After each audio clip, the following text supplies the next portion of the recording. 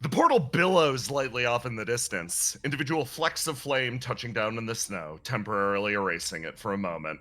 For all of you, you focus at that space ahead, but in the background, someone quietly watches this scene unfold. She feels a twitch travel up her arm. She stares straight ahead, trying to keep hold of exactly what's happening right now, trying to remain present in the moment. She grips Mike's hand, but feels time almost start to stretch away from her. A vision dances out in front of her the next day. She looks at the space around. She sees everyone around her. She inhales hard. All of her instincts start to scream. A vision. Yet another one. She tries to remain present, pull herself away from this place, focus on what's happening directly in front of her, and yet she's unable to. As something shifts in the air around her, the entire building careens to the side, followed by a heavy impact. This pressure begins to build in her chest, swimming its way to the front of her consciousness. She does her best to otherwise remain present. The moment flicks to a halt as Riddle continues to talk in the foreground, no indication from Ace. She speaks up. Okay, so we're going to go about this very simply.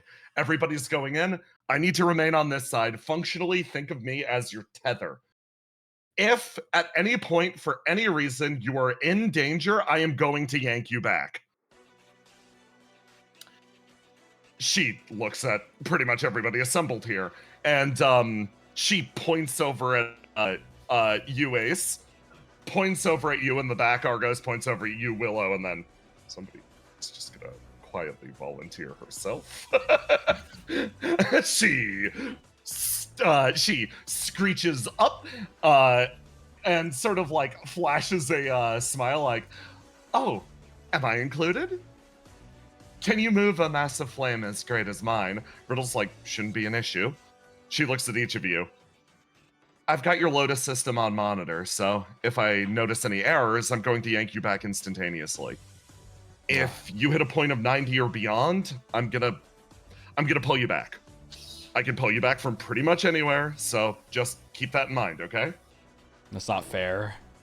Why? What? She looks over at you. I'm the only one who's not burn immune or resistant or anything. Well, if I get too much burn, I'm gonna explode. I mean, yeah, but you'll be fine afterwards, right?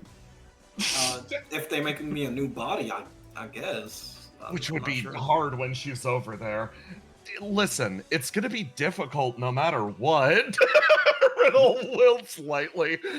I think ultimately, listen, it'd probably be more responsible of me to just say you shouldn't go at all, but it feels actually even crueler as your friend to deprive you of an opportunity to tip shit over. Yeah. How much danger are you expecting? She pauses. Huh. I don't actually know. We have no idea. 9 unexpectedly raises a hand. He looks lost, and Riddle, you realize something after working with 9 for a while. The guy's pretty good once you, like, set him on a task or when it's immediate go time. He's often a little lost about the specifics of things. Like, it just seems like he has trouble internalizing shit. Yeah. Wait, looking at the huge portal behind you, where does this go? We have no idea. It's from where the gods come from originally, so she like looks over. More or less, I've broken you down into 2 different squads or 2 different goals. There's no guarantee you'll even be together when you travel to the other side of the portal. So, very simply, She looks over at Willow, looks over at Argos. I'm counting on you guys to gather information, discover things, and make sure that we have a stable path back. I don't just count on you to run in and start slashing and burning. She closes her eyes, and then looks over at the Queen, and then looks over at Ace. And I'm counting on you guys to cause trouble and make them regret ever coming here. No. Don't get that on me twice. He starts pushing the wheelchair into the hole. Oh my god. Delighted. She's so happy about this. Come on, Argos. Riddle looks over at you, Nine. Nine, do you want to go with? He's already walking forward. Okay. He looks really uncertain in some ways, but also determined. I'll go with them. If there's not going to be flame, then I might be able to help keep people alive longer.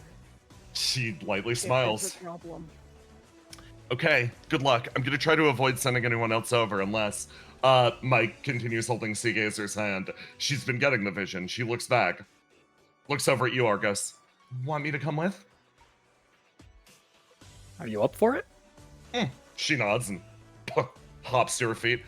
I'm technically flame isolated, so I'll be fine. Awesome. Great to have you. She moves her way over, and all of you make your way towards the yawning abyss. Meanwhile, This would make a great stream if the burn probably wouldn't literally kill everyone instantly? Yeah. Yeah. On a nearby hill.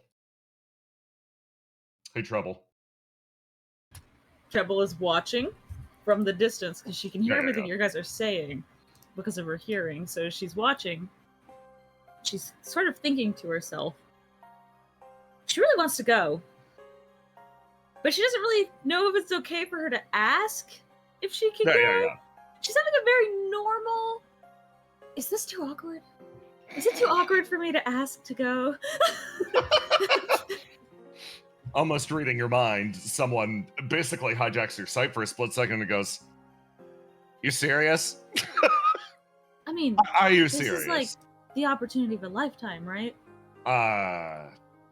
Yeah, an opportunity of a lifetime to... You don't know where you're jumping to, Trouble. No, You but have no I'm idea. sure- Yeah, but I'm sure Riddle would make it fine. She just like a hand waving gesture, like that's Make not a problem. it fine. Trouble, this is ridiculous. You're throwing yourself literally into the void. This is a massive risk not only to you, but to the rest of us. Listen, let's use common sense for a second, right? Eternity used to be our boss, right? Yeah. Eternity gets axed. Eternity's bosses, as the traitor tormented, are probably on the other side of that. You know what that makes us? A superfluous company or superfluous organization that likely existed under Eternity. I don't know if they know that we even still exist, so flying under the radar is probably the smartest thing for us to do at this point, because one of two things happens.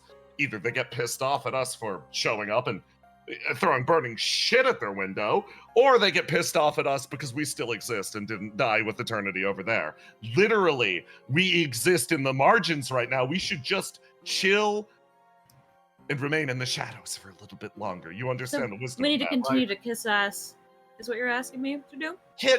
Not even kiss ass. Literally just sit here and do nothing. Kiss ass. Yeah, No. but- If you go over there, you're more likely to kiss ass. Just stand here. It's fine. Stand here mysteriously and sigh. But I kind of want to go. Oh. You hear, and then Trouble, your comms flare up as Riddle's like, "Oh, by the way, Trouble, over there on the hill. Come on, stop standing over there. Get over here." Okay. Tetra like, "Son of a bitch." Trouble like, oh, this is awkward. You find your way over to the front of the portal. Most everybody else has already departed. Riddle turns her way around and sort of looks at you. You want to go, right? Yeah, if it's not a problem. Riddle looks her way through the portal. Yeah, like, I can't see why it would be an issue. She sort of smiles Well, and the like big looks issue over. is it could make doing what you and the queen asked of me a little bit difficult. She shrugs. I I think was if actually you thinking, Hmm? do you think I could just lie about who I am if I went over there? Like, and they were like, "Who are you guys?" And I could just be like, "I'm with her," and then just shut the Queen of Flames. Oh yeah, you do look alike. Yeah, you know what? Sure, throw it on her. I think her plan is already to draw all the heat onto herself. Yeah, that's kind of what I was thinking.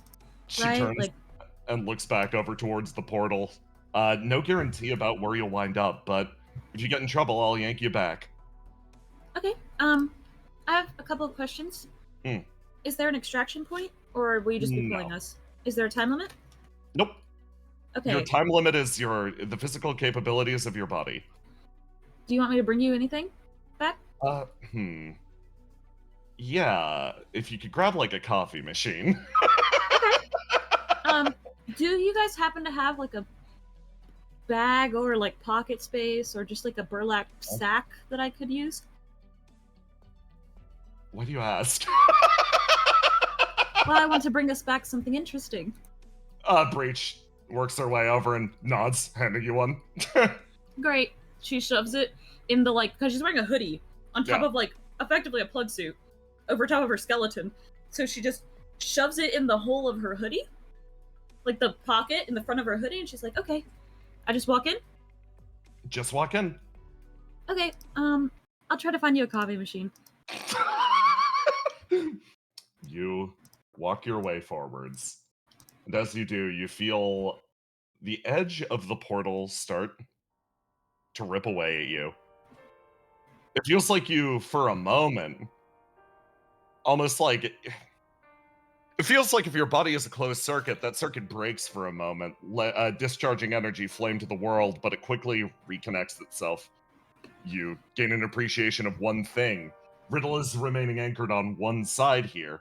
She is functionally holding all of your flame tethers in one hand, sending you through the portal, and she will quite literally yank you back. Any damage is something that requires her to not only sense, but be able to manipulate and just make sure you can return.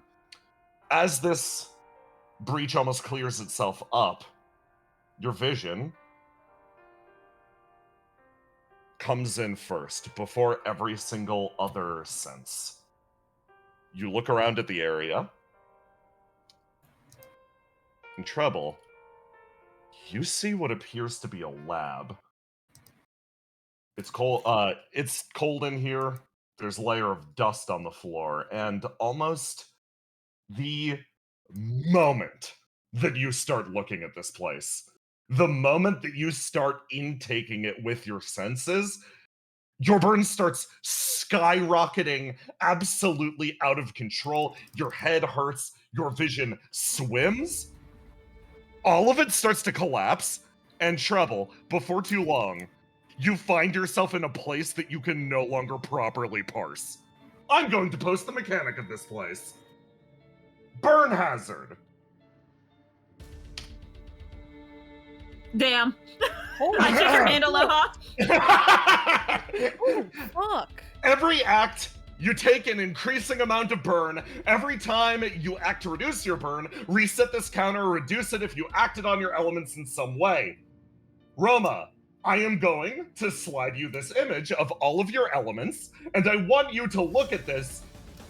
Look at the map around you, try to remember what's here, internalize it, and then come up with an idea for when I cycle around back to you next. You are on a tight timer as the world itself tries to kill you.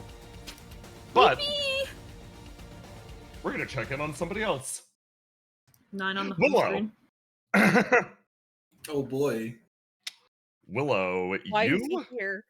Who? There, 9's on the reflection screen. Don't worry about him. Oh, God. This is where he got teleported to. Do me a favor, delete him. He has to go on his way. He has very important things to do. Okay. I have to find the screen. I'm on it. Find this.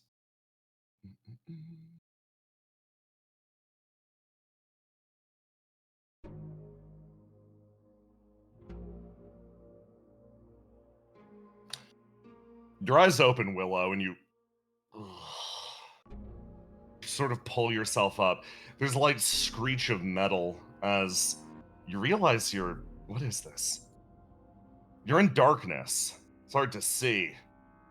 And you look around and you realize you're at the tail end of what appears to be a large dumpster. The door eases open at your touch and you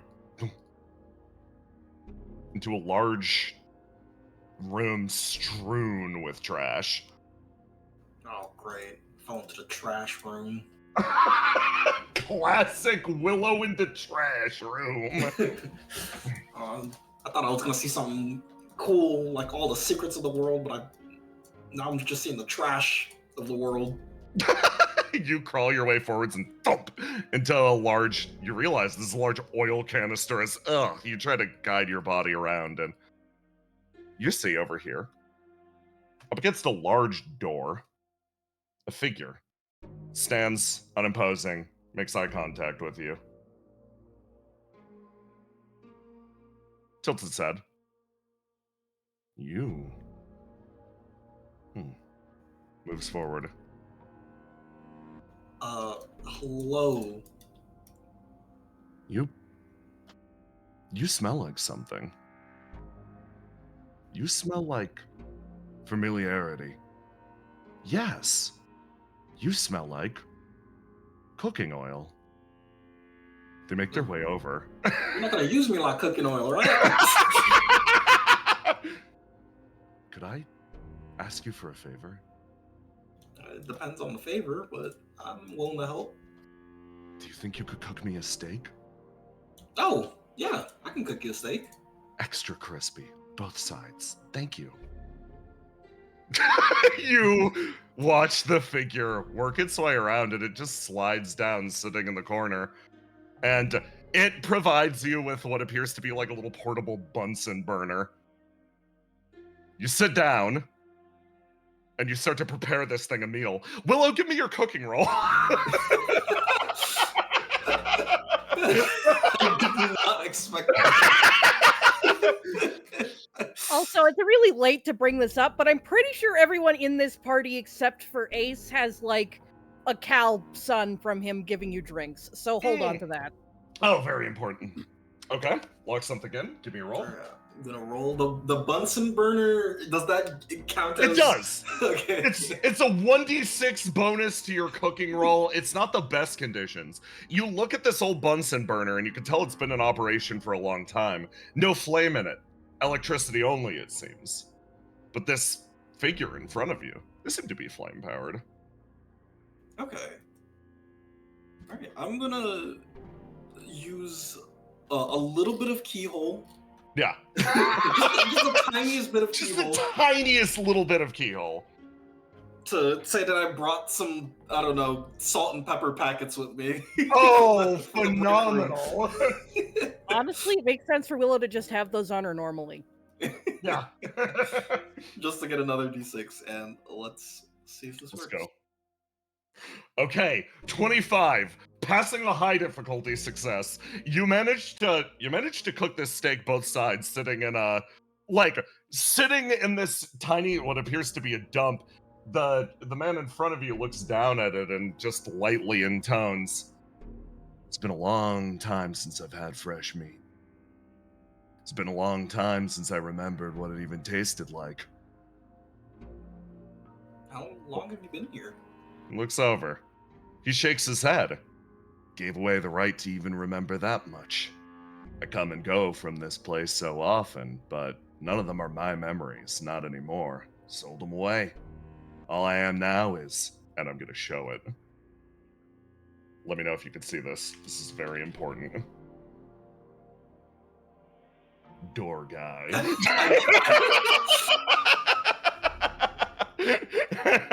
Well, door guy, I hope you enjoy your choice of profession, because I happen to be needing your help a little bit. He sort of looks over. "You've already helped me plenty, actually. Perfectly oiled, both sides. Delicious." The eye fixates on you again. I like you, door guy. Door guy walks over. Oh, right. The sacred duty. He unlocks the door for you. Thank you. He actually puts a hand on your shoulder. It's a large, like, almost mitted paw, and he makes eye contact with that one large eye. There's a lot of noise out there. A lot of people that want to talk to you. You don't have to talk to them if you don't want to. But just the same, I think they'd want to meet a chef of your caliber. Yeah. I expected, like, guards or people to come in and try and murder me, but if everybody here just wants to eat food, then I mean, yeah. You place your hand on the door, and now, at this point, the city opens up around you, and you find yourself not in that... no, we need a slightly different tune for this. You find yourself not in that miserable little trash pile. Instead, you find yourself in a sprawling expanse that pulls itself away on all sides. You stare straight ahead as you see more of those figures. One's over there, rooting around through the dumpsters. One's over here, seemingly attending to the streets. Slowly turns around. Oh, hey, you came out of there, right? Yeah. Cool. Whoa. Are you Huh. are you the street sweeper? Oh, you know me. Yeah, that's right. I'm street guy. Oh, street guy. So is that person trash guy? Looks over. Trash guy. No, of course not. I'm dumpster guy. Oh, sorry. Street guy makes his way over and he's like, you look like healthy. You look great. You look fucking ripped. I moisturize and eat 3 meals a day. Damn. Okay. Cool. Looks back around. What's your name? The name's Willow Wisp. They pause and look at each other. Oh wow, you got like a character. Okay. Come with me. Street guy starts to lead you off in this direction.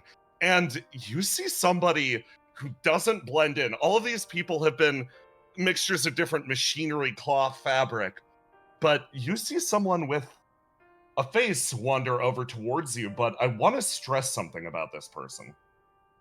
What you see, this icon is not an abstraction. This icon is literally exactly what you see. As this man stumbles over and he's like, hey, it's somebody new. He makes his way over to you. Look very different from the other little guys. Yeah, he like gestures to himself. One of the advantages of working for a benefactor, so I've actually been talking to my benefactor a lot, and he's hunting for like some real deeply fucked up experiences. Like he wants to blame a lot of his misfortunes on like deeply fucked up shit. So shit, I'm blowing my pitch. He puts his hands up to his head. Can I like murder you? Street guy punches him in the arm. Hey, cut it out. What? Okay, I need someone to explain to me what this place is about. Oh shit. You don't even know. Okay, this is further than I've gotten with anybody else. This man turns and I reveal his nameplate too. This is Exhausted Man. He turns his way and actually points over at, let me find it. He points over at a large sign off in the corner. It hangs over this this area in front of you. Let me grab the right thing.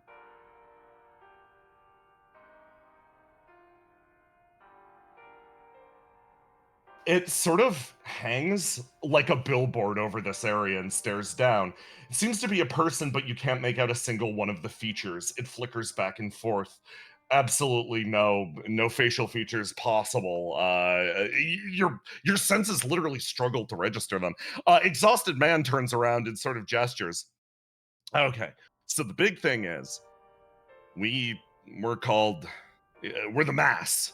And for some of us, we work for those guys over there, humans. We if we work for one directly, they're called a benefactor. We experience things. We go out in the world because they can't live out here anymore. It's like really dangerous to them and shit.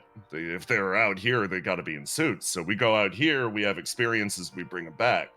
Usually, human has like a bunch of different members of the mass, constantly feeding them different experiences. And my guy just really wants to fucking kill someone. So like, if I do that, then he did that. He gets the experience and gets to look back on it. Do you think you might have misinterpreted what he said? Maybe he's like, you gotta kill it, like do something really well. Oh.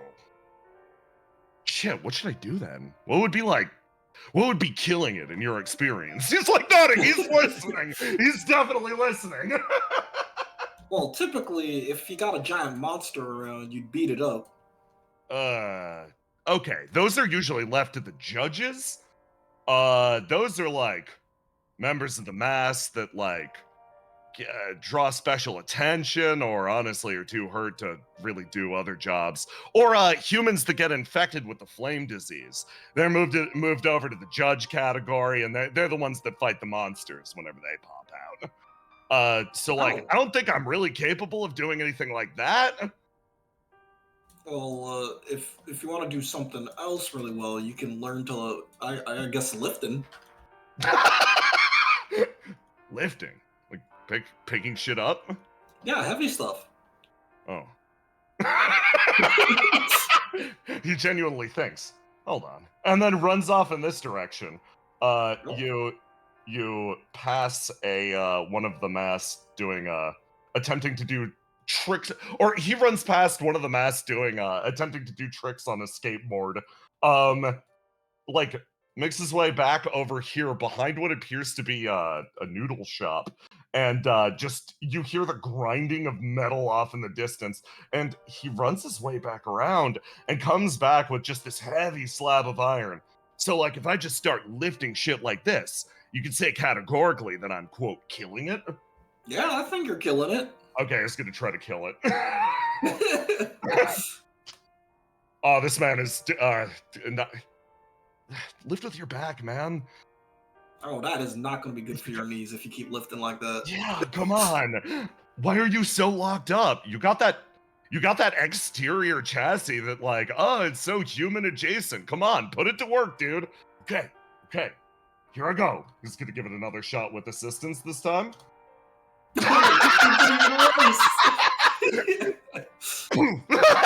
You watch as a crack rips its way sideways through the guy, and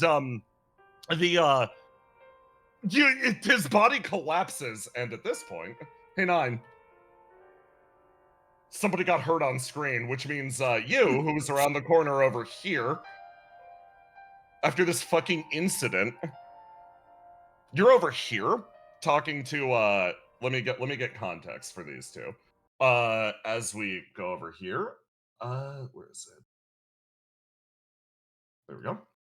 Nine, you've been talking to this individual up here whose name is former repair guy. An individual who once functioned as a repair guy for all the mass in the area, who traded those 50 years of experiences fixing shit away at the behest of a, quote, benefactor. As a result, nobody in this area has been able to get really fixed up. And then this is Donut Guy. Wait, you don't remember any of that time? Nope. It was mine once, and I still got the shop and everything, but yeah, traded it away. What could be worth that? Folds his arms, looks over at you. What do you mean? Why? What would be worth giving that up? There's a tone that goes out of this guy's voice. Donut guy looks over at him and is like, yeah, kind of got a good point there. Living, mostly. You mean you don't get a choice? Sort of takes a step forwards, looks around. This city in particular. Mass, we're down here working our asses off day in and day out, but as a reality, this place is mostly funded and fueled by us to begin with. Well, not funded. I mostly mean in terms of work. This entire place will come crashing down if nobody shows up, but there's a problem. He points over at the faintly flickering hologram off in the distance. People who sit on the tops of these companies are the ones that collect all of our experiences. So, yeah, you could probably find my human benefactor and ask them how to fix a member of the mask. Not that they'll ever fucking do it. But... Why would... But 9 is fucking stuck in a... Like, he just clearly doesn't even know how to internalize this. Well, I'm still alive, and I don't exactly remember, so good times, bad, they're all gone. Doesn't matter either direction. 9 is just standing with his jaw slightly open. And it's at exactly this point that you hear thunk off in the distance as a person got hurt behind you. Hey, thanks for fixing my arm, man. Former repair guy says as you tilt your head backwards in that direction. Yeah, of course. I think I need to go. I'm going to go see if everyone's okay. You run your way over there. Exhausted Really, man's on. Not used to running. Yeah. He doesn't know if he's supposed to like have his reflection out, so he's literally just running. And 9 isn't especially fast. He normally flies when he has to get somewhere quickly, and he can't do that. You run your way back over and look at this exhausted man who's on the ground, just like, hey, Willow, I think you killed it. No, the term is you bombed it. Street guy over next to you is like, trying to think about anybody that'd be interested in somebody bombing it. I bet there's some sick freak out there. 9 kneeling down next to this guy. I have medical training. I can help. Medical training? You mean repair work? Would it even function on somebody like me? Yes, I just helped someone nearby. So, do these guys run on flame? They do.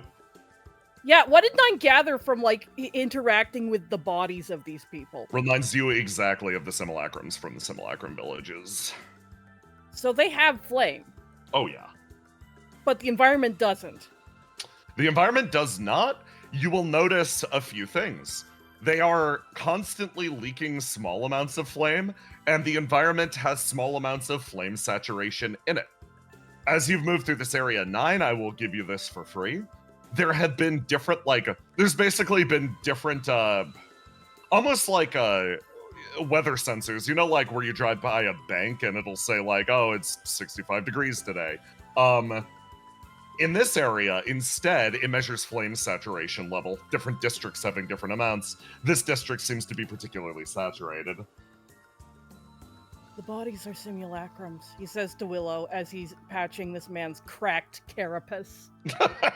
Thank you. Hey, my man.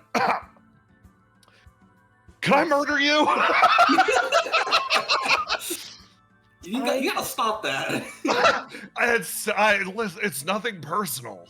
Is that your job? Right now it's what's been requested of me, and I haven't had any luck, so... Yeah, this might shock you. Everybody says no. What happens if you kill someone? Doesn't that... I bring it back to my benefactor. Why would... 9 is like... Does the person actually die when you kill him? Yeah, 9 puts a hand to his forehead. Are they gone for good if you kill someone? Looks around. We of the mask can kind of come back.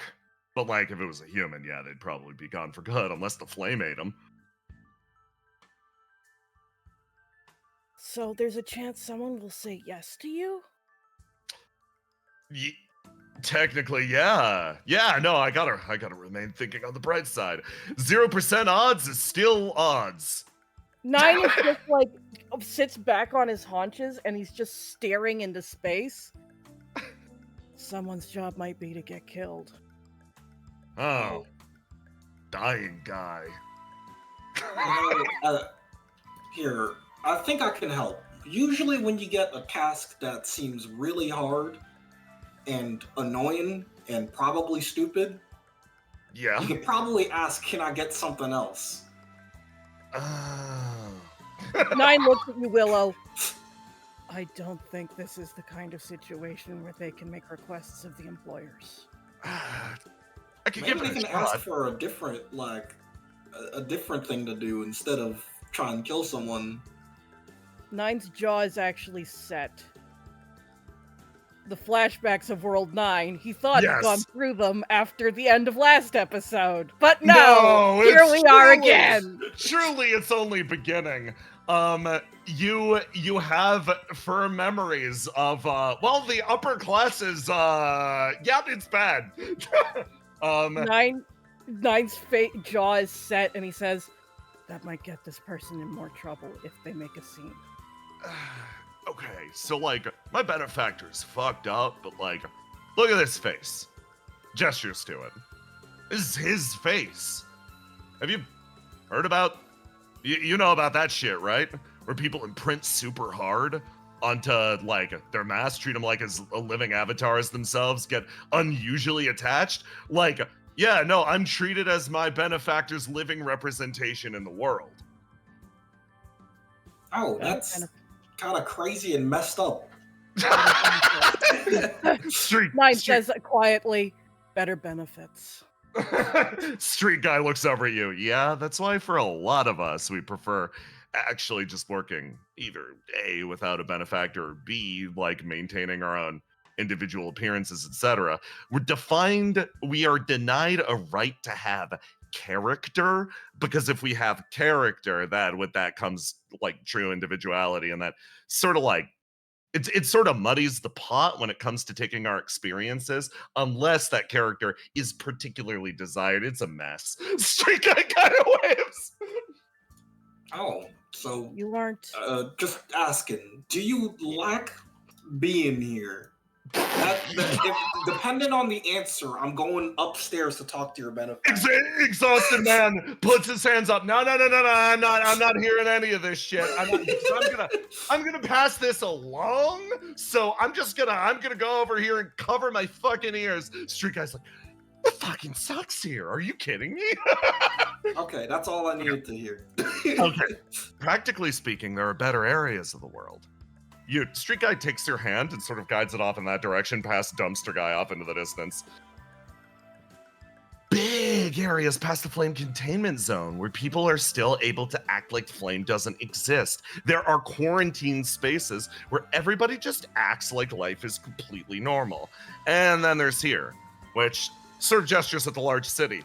You get a company city basically focused entirely on R&D and weapons development, and yeah, they kind of treat us like part of the weapons grade equipment. Yeah, it sucks. I'd rather literally be anywhere else. Willow, Yeah. be careful who you ask that question. If this situation is anything like the ones I've seen, 9 looks out at this fucking dumpster of a world, then people... He seems stuck for the words for a second, not uncommon for him, but this is the most aware you've ever seen 9. Wait, is this They're like aware- asking Geist goons if they like a Geist? While He they're nods. having company He time? nods! There's- Okay, sorry, street guy. there's ways that- If there's- anyone Fine. asks, I know you love it here. not just it's don't not have just that. It's not I just. don't have a fucking boss. I'm fine. You got to worry about guys like gestures with his head over to exhausted man, or like skateboard boy over there. those are people who are like trying to farm out experiences as some sort of an exchange, work their way up the ladder. I am fucking fine being street guy. It's not just a question of having to keep up appearances. Nine is again looking at you very seriously, Willow. You know how there are people who really think that Geist is a great company? Oh yeah. He rummages in his brain for thoughts that haven't circulated properly, but that he knows in his bones. In this situation, there's always ways of making the people at the bottom think they belong there. Street guy is actually gonna sort of make his way forwards. The big thing that you gotta look out for is if anyone belongs to, specifically in this city, this place here, if anyone belongs to any of the companies, do not fucking listen to a word they say. Most of the companies are broken down based on political allegiance. You gotta ask, are you a colonialist or not? It's fucked up. So like, first, just ask, you a company guy? And if the answer is yes, don't fucking trust him. Then you got independence, but we're all scrounging around to the dirt down here. Except for those freak independents at Company Zero. They consider themselves to be, and I quote, post-political. Yeah, they internalize every form of politic known to man and move beyond it. They have transcended to the next level. Don't fucking trust those guys. Insane. All of them. Yeah, Nye is just like shaking his head like... Man, this seems like a lot. So this guy here, does he just focus on murder? Is that his thing? Or is there other things he likes to experience? No, okay. Street guy's actually gonna walk forwards. Nine is looking at Street Guy for confirmation as he talks. You either have no benefactor, in which case you're not allowed a name or a face, or you have a benefactor who gives you theirs and requests more specific experiences to take from you. Sometimes you're assigned a character that just isn't even your own, too. Somebody that they think might be interesting to throw out there into the world into different experiences. It's not always their own. In fact, there was a huge rash of people bonding to the members of the mass, caused like some level of prolonged insanity from their POV, where they were like treating the members of the mass as like, you know, dead or missing loved ones. People taken away during the Great Calamity. So a lot of the time when you find a member of the mass with a face, you can make an assumption that it was given to them by someone. Question is, who or why? Nine's just... his eyes are pinched shut as he's just like actively psychologically wincing. And I'm guessing there's... and he says this like with caution, and he might fuck this up, but he's not sure about that. There's a reason, there's something to fight for that gives you all a reason to keep doing this, even no matter how bad it gets. You asking for my reason or the group stated reason? Common knowledge. The common knowledge reason about why we do this, about why we still try. You look out across the area, you look at this bar that's still in basic levels of functionality as, again, you watch one of these beings purvey noodles to the waiting customers. Main common knowledge reason that we're doing this is a pushback that someday, surely, everybody's going to have a nice place to live that isn't so fucking miserable. That humanity will be able to properly and fully return. That we'll all be able to live in our functional paradise, etc., etc. Just hold out a little while longer. He points over to the holographic figure off in the distance. It's why most people are thrown into long sleep. They're only given partial amounts of consciousness, mostly lived by members of the mass. They're waiting. All of them are waiting for an opportunity. Now, if you're asking me my own personal reason for why I fucking carry on, Street Guy looks over at you. It's because he like looks over at Exhausted Man. Not a guy like him. I'm not a guy that handed away my own autonomy. And believe it or not, I fucking like being alive. Simple as. Nine just actually is dead looking, meeting this guy's eyes, and he nods and says, "Good." He nods too. Man, Street Guy, you're pretty cool. I'm glad you're one of the first people I met.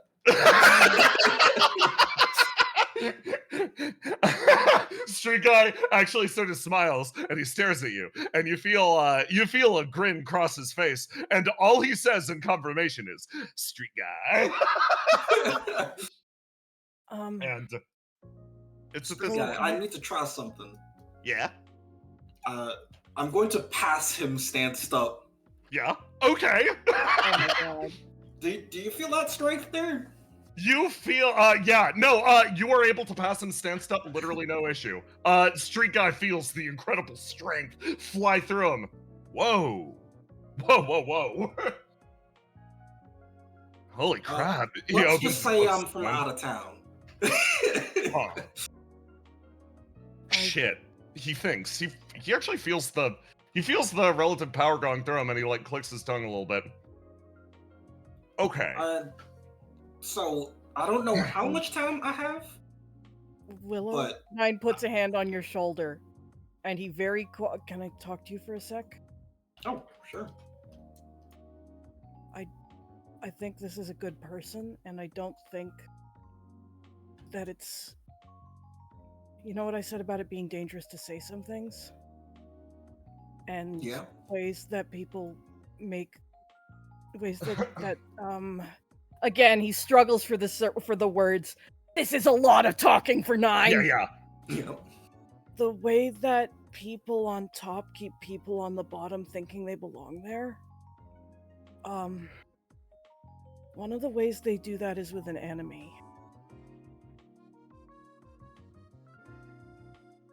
If there's a greater enemy for everyone to fight, then the ones who are suffering can feel proud and united, even if they're actually just being taken advantage of. Willow, we're the enemy. Huh. I guess that makes sense. I guess my reasoning to speaking with the street guy over there is I'm trying to be a little bit of a, I guess the what trouble kind of was for Opia.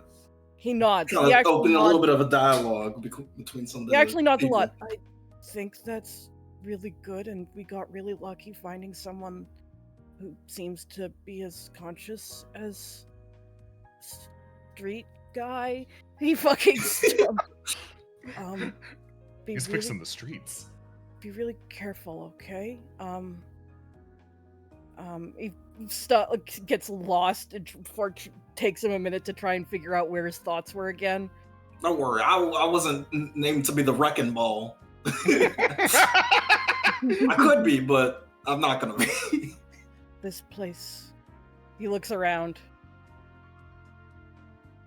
This isn't what I think any of us expected. This is really, really wrong, Willow. Yeah, this place is super messed up, and I thought it was bad in Dakota.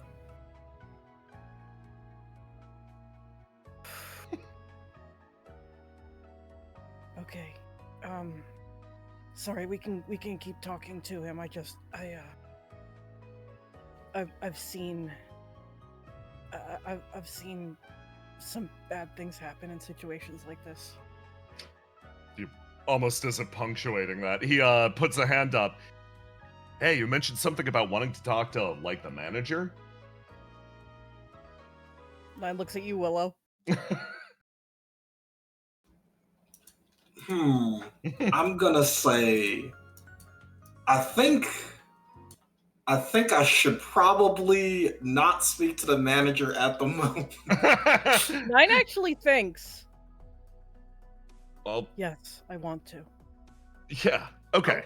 Well, yeah. I'll try to be straightforward about this. I don't. So there's a bunch of different companies, right? Companies 1 through 6, and then there's Company 0. Sits in the middle of the big hexagon. It's the big tower at center of town. You can't miss it. There's a guy on top, basically runs this entire facility. He's known as the operator. Secondarily speaking, though, nobody's really ever gotten a chance to talk to him. Runs things indirectly. Responsible for the mass, fighting off the tormented, all that business. But I can put you in touch with an intermediary. She's done right by us so far. An AI that they basically got running the system around these parts. That sounded all interesting? Yeah. 9 mods. Will that get you in trouble? He looks down, folds his hands, is like, I mean, okay, this is normally the part where I'd say something like, what are they gonna fucking take from me? But nah, I'll be fine. Genuinely, I don't think they have the people to spare. Most of the judges are disorganized at this point. This place is kind of falling apart at the seams. Oh wait, it's falling apart? Is that because of any recent events, or is it just over time? Mostly just personnel issues. Listen, if the operator isn't fixing things, mostly people are just too at each other's throats to solve it. As a result, reaches down and actually pulls out what appears to be like an old clunky walkie-talkie. People like this tend to come in the seams. Hands it over to you. Oh. 9 immediately looks. This is the technology level I am most comfortable with. That's a bit old-fashioned. You.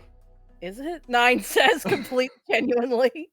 You look down at the walkie-talkie and you click it on, and for a moment, it's funny. It's flame-to-flame interface.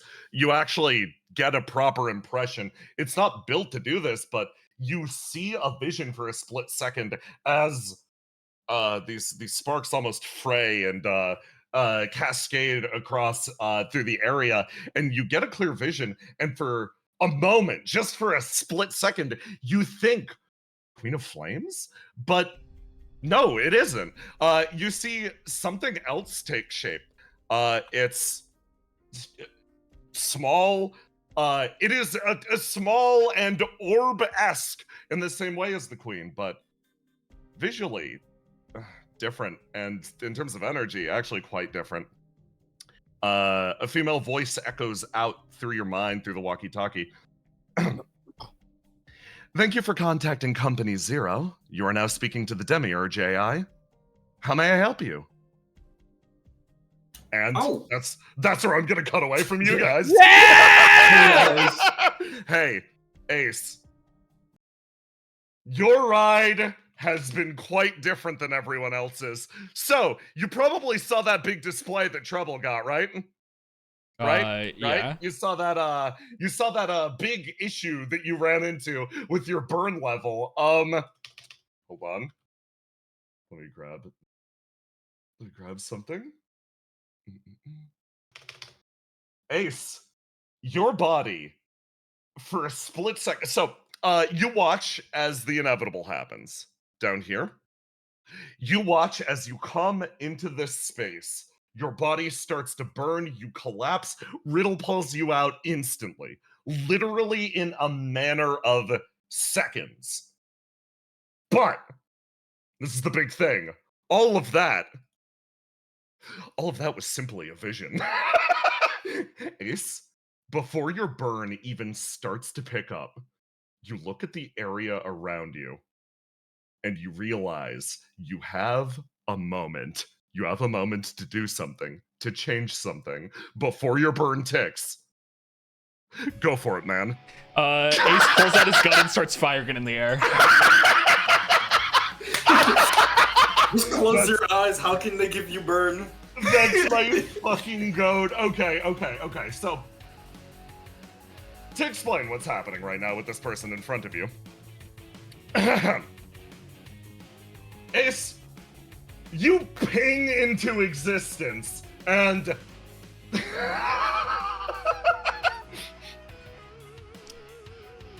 This voice echoes out from behind this podium. Hello and welcome to the funeral of Arturo, the brave pilot of the God of Frost, as you just unload and cause this body to fall back over sideways. These two members of the mass scream and throw their way over in this direction. The body hits the ground. I'm going to ping you for burn. Considering the fact that you shot first, no burn happens. You're good. A funeral for a judgment pilot, huh? You look at the area around. You don't know. You have no way of knowing. Every picture has a blank face, but you know deep in your heart of hearts, it's that motherfucker you speared yesterday. Well, it's nice that they rolled out the red carpet for me. You start to make your way down the hallway. Beautiful path of red roses as the various members of the mass scream around you. You hear an intoning call from the distance. As another one of those displays stands in front of a beautiful picture of the man. The call moves through the entire hall. Oh, brave Arturo, you who went out first, you who was always our vanguard, our shepherd in our time of need. Truly, you who sacrificed the most of us. We honor you here today with this delicious offering of cakes. And also a full buffet suite, your absolute favorite. Ace, you round the corner hearing this. Thank God, dude. So as he looks upon this entire thing and just sees this collection of people, he thinks to himself. He looks over at the group. Now, how sapient are these people? That's the big question. And so what he's going to do is he's going to pull out his gun again. The evil smile still equipped. And he's just going to walk over here and grab one of these guys by the collar. You reach over and you realize something as you throw your hand out. Ace, give me a roll to do. Okay. Let me drop something. Roll to do. Right, roll to die. Okay. Yeah. Roll to die first and then give me a roll to do. Yeah. Roll to do. All right, 28. Your hand flies through and you realize these are just projections. Functionally, you come to a realization. You're able to put two and two together. Those two people by the door, they were certainly here in physical body. Those machines seem to be tending to the area. The people around, as they all turn and start to yell, one of them yelling, "Yo!" You realize none of these people are here physically in person. It's only projections. This is a meeting of different individuals, and then you come to a secondary realization as the spark touches your skin. Just for such an occasion, you feel a connection to this room over here. You get the feeling there might actually be bodies in this room right now. Their projections sit over here, but they're cold sleep pods. They're right over there in the other room. Oh, well. Ace is just gonna... Is this an empty casket or is it just for flowers? Yeah, it's just for flowers. It's a beautiful... Ace, you know for a fact. You look over at the empty casket, and it's a cryptomnesic part of your brain speaks up. That's right, we used to have coffins, we used to have funerals. I remember the significance of this. You look over at the empty casket and come to a realization. When you hit that man with the spear, there was likely nothing capable of recovery. Nothing left? Literally nothing left. God damn, that sucks, because I was gonna open up the casket and see what was inside. You make your way forwards, and as you do, you give me a roll to die. Roll to die, okay. Yeah. Roll to die, 16. You feel the pressure of something as one of the mass runs forward, tackles you, and fucking throws you to the ground as all the humans turn and scream, letting out calls of glee. Yes, good, kill him! Hey, buddy. Ace points the gun at him. You're not like the rest of them here, are you? You see this figure up above you, basically with a pistol leveled at you, and they're like, no, I'm not. So, I'm going to give you a suggestion. You ever play in a movie before? Their body freezes. They look down at you. Never have, but I've seen a few of them. Why do you seem so familiar? That's fine. What I'm telling you is just play dead as he just unloads a few into the chest. Boom, boom, boom. Give me a roll to do. Roll to do. Okay. Yeah, that's gonna be a success, and she's gonna make a decision. Yep. Okay. You shoot a few rounds into her body, and she rolls backwards. You see flames start to hiss up through the area, and all of them start to scream at the emergence of flame. They're pointing. They're just like, no, no, no, no, no, no, no, no, no. We can't risk a breach here. And you hear a call from down here. Yeah, I'm fucking working on it. I'm fucking working on it. Maintenance guy gets to work. Maintenance man. That's fine. I don't think you can really stop a breach anyways. So what Ace is going to do is he's just going to grab a handful of these roses. Yeah. And simply run over to the bodies over here. Is anyone going to stop him? It seems like an empty... Actually, it's an empty passage. You just run your way over. The one guard was chilling in this side of the area. You run past the buffet table. Chef guy turns and watches you go. Ace enters this room of, I guess, new caskets are probably the best term for it. As he, takes one of his fingers of his blue clawed hand and simply cuts his palm. So flame starts leaking as he spreads it on all the roses and starts giving one to every single one of these caskets. The shrieks and screams from the other side continue, and then one by one they actually flicker out as it seems like they enter some sort of emergency recovery status. You notice you managed to shut up the crowd, but one person on the far side of the room is still yelling at you. Where? From the far end. They have not stopped speaking. It seems like their body isn't even here. It's the person at the podium? It's the person at the podium. Alright. So as Ace runs out and is going to approach the person at the podium. Hey there! They stare at you. You can't make eye contact with them, but you know that there are deep set eyes in there. You feel a connection deep to who this person is. They look at you. You've never lost a sibling, have you? Were you related to that fuck? That was my little brother. Well then. So, I don't know how your technology works. As Ace pulls out a reflection crystal. Yeah. Ace currently not bound to the spear, as that's currently elsewhere. He crushes the crystal, and instead, in its place, he binds the tail chaser. Oh, fuck! So I don't know how your stuff works, but this thing follows flame trails. You monsters took my only family from me. Do you know how valuable a human life is? You equipment! You machines! So, as Ace holds this almost like palm-sized, arrow-sized object in his hands, it's floating. It's fine. Hopefully I don't find you. And anyways, if you have any higher-ups, tell them I'm coming for them.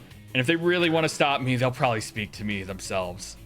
So, as he shoots Tail Chaser out to disrupt this hologram, hoping that it locks on to its flame trail if there is any. Give me a roll to do. Roll to do. Alright. You watch as the hologram disappears with a shriek. The man on the other side pulls it back, and you hear somebody sort of round the corner. Well, no way around it. We've already hit the saturation limit. This place is fucked. Maintenance guy looks at the room. Oh, shit, it's just you left. Hey, you're gonna probably want to run. Why that? Starts to hurry off in this direction. The judges are going to descend. Wipe the area. The judges are going to descend, you say? Yeah, a huge mass of them. They come from over at Building 0. He picks up guard lady and starts to run off in this direction. Could it's you a huge fucking... It's a huge fucking issue. Could you tell me where Building 0 is so I can run away from it, of course? Oh, yeah.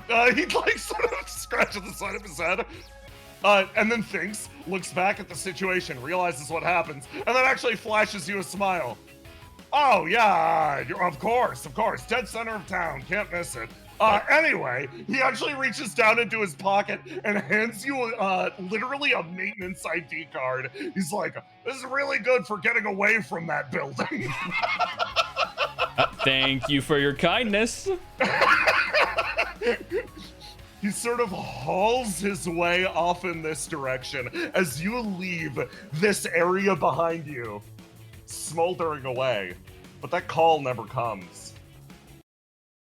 Because the judges are currently otherwise occupied deep at the at one of the side spokes of the large hexagon. One person makes their way forwards relatively slowly. This, for them, represents one of the largest flame breaches in their city's great history. Now, there are multiple errors as saturation level reaches different different focuses, manifestations of beings similar to demons, angels, the like, but nothing has ever equated to the disaster currently bearing down on them. Most of the judges, all deployed from Building 0, enter the area, a mixture of the mass and infected humans in suits. They travel towards the Queen of Flames, trying to get a reading of her. This one back here. All right, everyone. Based on saturation levels, we need to assume she's executor level or even something beyond. Be careful, and remember, focus on your ideals, draw out your other self, and take her down here. We cannot risk one of the companies falling. The Queen of Flames lightly smiles, a sense of delight traveling through her body at this exact moment. Being called a demon, weirdly, something about that doesn't sit right with her. Oh, you poor things. You think I'm just an incident?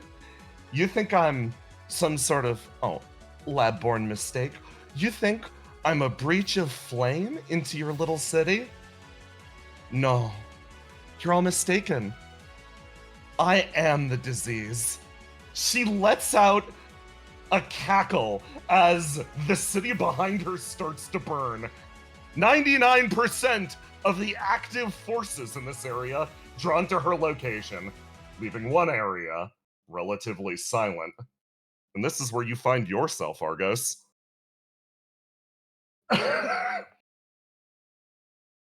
Okay. Over here.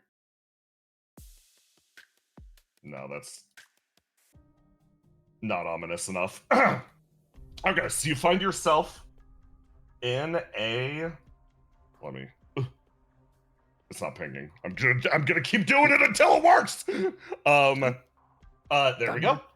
You find yourself in the middle of what appears to be a large pod, and an unexpected companion actually comes with you. She sort of holds onto your arm as to describe your surroundings. You're in a room, barely customized. Like basic like you got a desk, you got a lamp, you got a bed. Mike looks around. Okay, where exactly are we? It's Land of the Gods is kind of bland. Yeah, no, it's kind of like limited in its decor. I assume there's a door? Yeah, there seems to be a door on the long side of a hatch over here.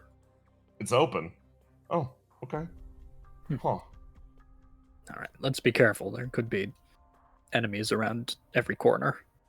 You make your way forwards, and as you open the door, you look at the large interior of this place. You find yourself at the center of an area known as the Judges' Chambers.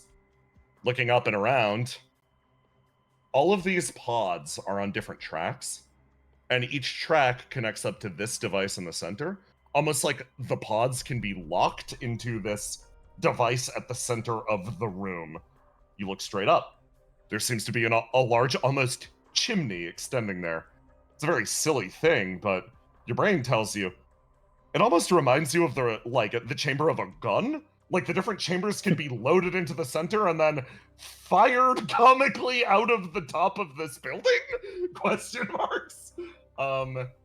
You look up at that, and Their method of fast travel, maybe.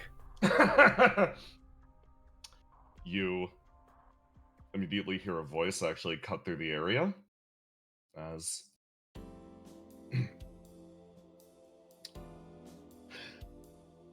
you think you see the Queen of Flames for 0.5 seconds. As your gaze twitches to the side, Mike's like, out of here. Get out of here. Wait. Dismiss. Looks over at this being. Hello and welcome to Company Zero. This is our main facility, and it seems you've found your way into the executive branch. Our various judges are currently all on deployment, as there has been an incursion on the far side of the city. If the flame saturation is not contained, unfortunately, we believe this locale might be entirely compromised. As such, I must ask, why are you currently within the judges' chambers? I have authorization. Don't worry. Let me double check this. What was your name? Oh, even better. You appear to be a flameborn being. Allow me to take a reading. You actually hear? You hear a distortion. It's a light shift in the air, and a grind. It's almost imperceptible. It's very archaic compared to the various ways that Riddle will randomly take flame samples from you, which has happened multiple times in the past. A slat in the wall actually opens up and you basically get hit by a dart. Oh, what the fuck? Mike's like, okay. Oh, I apologize. It does seem that you have authorization. Sorry to bother you. Oh wait, don't go.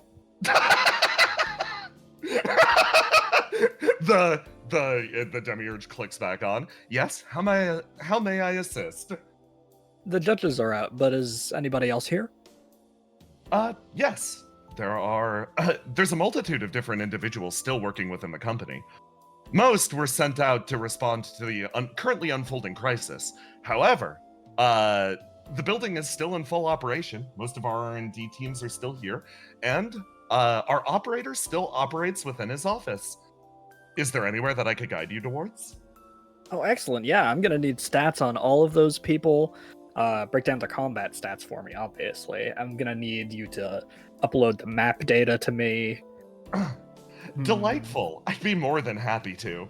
Oh, it seems like the lock on this floor is engaged. I'm sorry. I do have a higher level of access here, but I think it would be rather impolite if you didn't at least speak to the quartermaster here. It'll be fine. He is relatively nice. Okay. Well, that's She pings you off in this direction, and you follow the weird ghost. I just had a visceral reaction to that thing. It was just like she was in the room with us again. Yeah, I was not expecting it to be so helpful, that's for sure. Yeah. No, I'm used to other incidents. Mike mutters off to the side as you make your way forwards. You find yourself actually entering into what appears to be a relatively nice lounge area. Man behind the bar just gives you the nod. Follow right this way. The demiurge continues to hop in place and lead you. Yeah. No hostility so far. That's kind of I'm surprising. I'm gonna go ahead and scan this room for interesting lore tidbits, because that's the type of thing you always get. Yeah. Give me a roll to do for your lore tidbits. Oh my god, you were fucking showing the hell up today. You scan the far side of the room, and you feel single-handed safe. You're like, okay, doing my best to get a read on that. This is shockingly easy, actually. Okay. Guy on the far side of the room says his name's Gideon, and then... says he's got a reflection or something like it. Similar circuitry occupied. Could you figure out could you ask anyone what's up with that? What's up with the reflection? Mm-hmm. Yeah. Hey, excuse me. She turns, and the guy on the first one, welcome. You are one of the judges that remained behind when the red alarm went out. That's good. Who are you? Why are you not in my systems? Oh, she hops back and forth. Don't worry, he has authorization. Oh, interesting. Like, sort of looks over at you, squints. Step onto my pad. Step onto my pad. He gestures over to the pad right here. Sure. You know what? Yeah. I don't think I've seen a judge like you before. Okay. He flicks through his book as different rivulets of flame run across it, rewriting all of the language. Yes, I've never seen a judge like you before. Which And what? How do you mean that? Well, okay. Please exposit. He creaks his chair over to exposit at you. Well, each judge is bound to an ideal. It is a focus of the mind. It draws out the other, focuses the self. Each ideal it functions as a mirror of the soul. They can be broken down into different categories, historical figures, different fictional events, just a vibe. He continues to flip through his pages again. He's like, says you already have one, but at the same time, where I'd consider you for Apocalypse Seed implantation, you would... He turns over the top of the book and squints at you.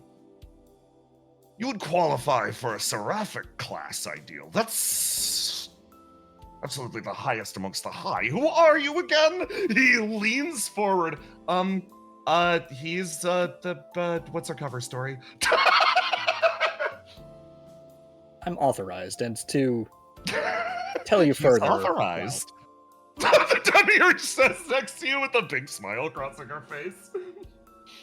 I don't like to throw my weight around, but obviously, Seraphic class ranking. It's a need to know basis. That does make sense. Okay. He goes back and is like, sorry for locking you in here. I just got some strange readings. He hits a button and you're free to go. Literally whenever. It's no big deal. Actually, I've got a few questions. Oh, yeah, yes, of course. You scanned me, I scan you. That's just fair. I'm gonna go ahead and get a reading of this guy's defection type. Okay, deal, so yeah, this guy in front of you is Recorder Guy. His own role seems to be he is not unlike unlike that guy over there who is equipped with something called an ideal. This guy does not have one. It seems like he is a clerk, literally here to observe others. He just observed you, and you sort of see. You got a description of what an ideal even was, and you sort of look over at that guy on the far corner of the bar, and you squint, and you're like, oh, okay. Yeah, you note down this ideal, and you're like, cool. As the door cracks open. Let me just pop that in Deepel. Mike, if you would be so kind. Yeah, no problem. Two people actually walk into the room. The guy up front looks exactly like his pog. Again, it's deeply unnerving. You're like, Waves, oh, new guy. Wow, okay. You fallen back from the red alarm too. Kinda shocking. You scan him with a 19? I'm gonna just pop that up. You look at this person in front of you, lightly Waves. And the guy in back looks like this. Same missing face as before. That you match from the pilot of the God of Frost. Let me reveal the name. And they all wave and sort of enter the area and sit down. There we go. Recorder guy looks back over to you and is like, yes, I'm a recorder guy. I'm technically an adjutant. In the event of, say, a mass judge extinction, I would take my role as one of the judges as well. Be implanted with an apocalypse seed, told to embrace an ideal, and I would join their ranks. You Is that all it look up. takes to be a judge? An apocalypse seed, an ideal? Oh, well, you have to survive the process too, of course. It is a good way to use the highest of the high of the mass and the lowest of the low of humanity, those infected with the flame-borne illness. You look over at this guy over here, Arturo, and you come to the realization that he's in a big suit. It reminds you of the pyromancer suits. There is an open area where the face should be, but you cannot properly comprehend it. You realize this guy's sick too. Same as everybody you've met. That is a human with the flame-borne illness, and Barnabas across the way continues to talk to him. That is a machine with flame piping around inside of it. I'm kind of a machine with flame piping around inside of me now that I think about it.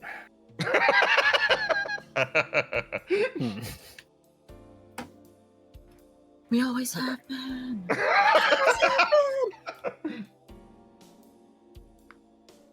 Well, what is this disaster that's going on Oh, that has all the judges occupied? I can provide active monitoring. Sharing it now, before you expect Riddle Arendite level. Oh, here's just a hologram of it. Instead, a literal hatch opens in the wall, and you see a fucking TV screen sort of extend out as Retro. hold on.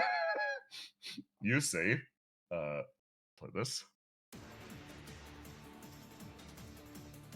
The cataclysm that's currently unfolding as the Queen of Flames has set fire to most of the district around, and many of these individuals have worked their way forwards and have combusted on their way over to her. She raises one hand delightfully intoning, "Anyone that throws down their weapons may leave.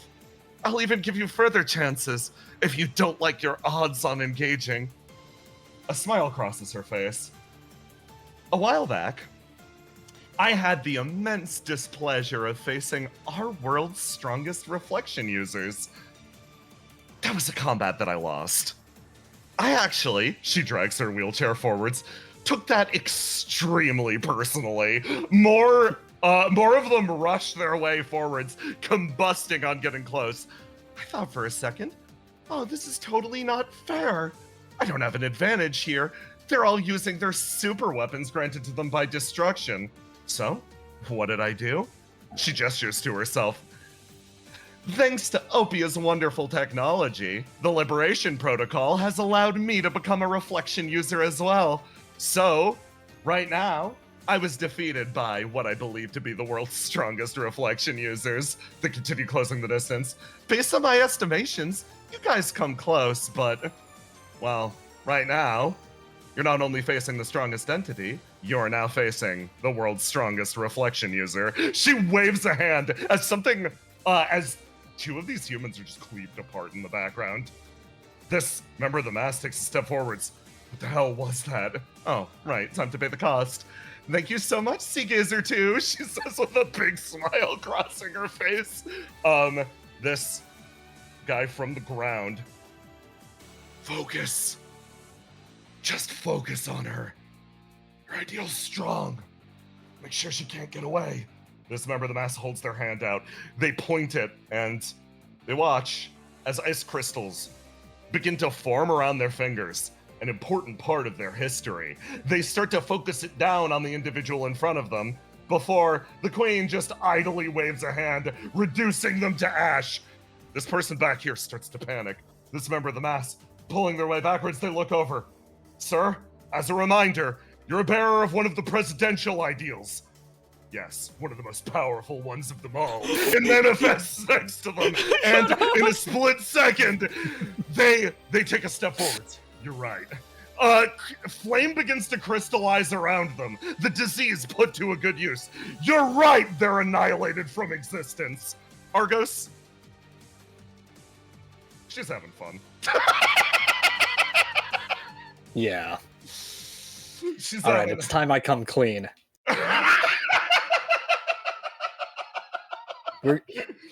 That threat is obviously apocalyptic. We're gathering some of the most powerful Seraphim level users to combat her. Yeah. So right now, to stop, Yeah, she's real nasty. to stop, we basically need everybody to cease combat to get out of our way, while us, the Dream Team, goes forward to take her down. These guys over here. Shit. They like sort of make eye contact. Poor Arturo over here. This guy has the unfortunate affliction of sharing a name with that pilot who just got pasted. So everybody's been going, man, I thought you were dead all day. He has used this as an excuse to not go into that meat grinder. They both hear you say that. Barnabas like looks down at his drink. He's like, fucking dipping. Me too. And they just start sneaking their way out through the back. Recorder guys. Like, I turned towards the small. the little AI creature. The little AI creature. Not Mike, but yes. I need you to put out the call for everyone to disengage. Oh, I see. To preserve the quality of the Dream Team. Understood.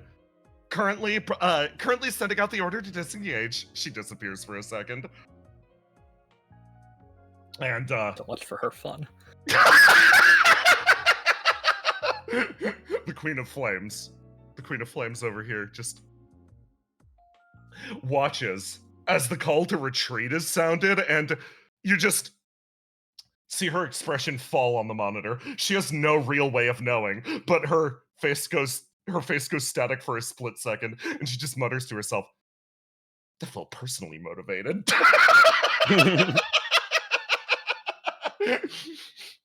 Back over here. All right, the call has been distributed. Thank you very much. Now, Now, is there any other area that you might be interested in exploring today? She says, tilting her head to the side. You were given some very simple objectives by Riddle: to discover and try to find a way back? Question marks. I have no idea how you're gonna do that, but yeah, no, up to you, man. I've got this very helpful little AI. That's a good thing. I'm actually going to close my eyes and try to reach out with my mind to Riddle. Like, she said she can pull us back in some way. Yes. Wondering what the nature of that connection is. It is a line of flame, simply put. Riddle is waiting on the other side, staring deep into the portal. You get the feeling if you wanted to, you could probably fire a Fate Weaver line back to her. Yeah, I'm gonna do that. From the portal. Riddle. Oh, it sticks into her side. Ow! Hey, what's up? Ring ring. Hey, it's Argos. Yeah. I've kind of got the situation handled around here. It's it's Handled? not as it's not that chaotic for me right now, and I kind of tones down the chaos for the Queen because I just want to double check what kind of info are you trying to get? Ooh, well, and functionally you catch Riddle up to date on everything that you've got so far, and she's like, fascinating. So they have their own reflection class, basically warrior class. That's something. Oh, okay. So if you're in a building, try to find whatever the core of its infrastructure is. Like if you could find a large data bank, server, terminal, or anything like it. Based on your descriptions, the technology sounds kind of primitive. So if it's anything that we could hijack to basically give ourselves a backdoor in the future... She smiles. Okay, sounds good. Do you want the Queen of Flames to keep wiping the floor with these guys, or? I'll leave that up to her in your judgment. I feel like we can be more strategic about that. Yeah, based on descriptions. Oh, she's gonna be so upset. Oh well. I wonder how Ace is doing. Ace is shooting up a funeral parlor right now. Okay, well, keep up the good work, Riddle says with a big smile on her face. See you later. And go back over here. And I'm gonna call our first break, actually. Whoa. And when we come back, we will do Roma and our good friend Brennan. Cool Brennan's boys. here. He's finally here. I'm about to do the funniest thing ever. Guys, chat, I want to say a few things. This session is going to be a lore pinata. They're going to get whatever info they get. It may not make sense at the moment. You may still be fitting things together. Someday it will be. We are just going wherever they find interest, and we're just gonna follow that thread. So if it happens out of order, if you're confused at all, good. We love the Lord Pinata. That makes perfect sense to me right now. Okay. We're good then. We're good. I have one regret. Oh? I have one regret. I should have brought Ruth. Should have brought Ruth. Oh my god. Ruth's What would that even CSP look would be like? so useful right now. Ooh. Hi, Chad. How's it going? Here's a YouTube question for you for the YouTube comments section. What would your job be in the Hell World where identities aren't allowed? Also, what would your ideal be? Yeah, what would your ideal be? Would you be President I Chad? want to provide some Please context. say no. What's Just that? really fast. Your ideal would be it is your equal and absolute opposite, meant to draw the most out of your potential. So you'll see characters with shit like The Void or like Twin Peaks, and just assume that their personality-wise is the exact opposite of whatever that vibe Of the is. show Twin Peaks. Yeah, of the show Twin Peaks, yeah. Did I am I wrong, or did I pull that out of my ass a year ago? So I'm like, Brennan, you are about to be the most vindicated any of my players has ever been. You do not understand. Basilisk Ideal is from this place. I get it now. I understand. Basil was her ideal, bro. Your brain is massive. Oh my god. I'm about to lose my damn mind. Dude, I am so delighted to finally share this shit. I wouldn't mind being maintenance guy, I think. I think that's Damn. good Simple good life. job to get. Alive.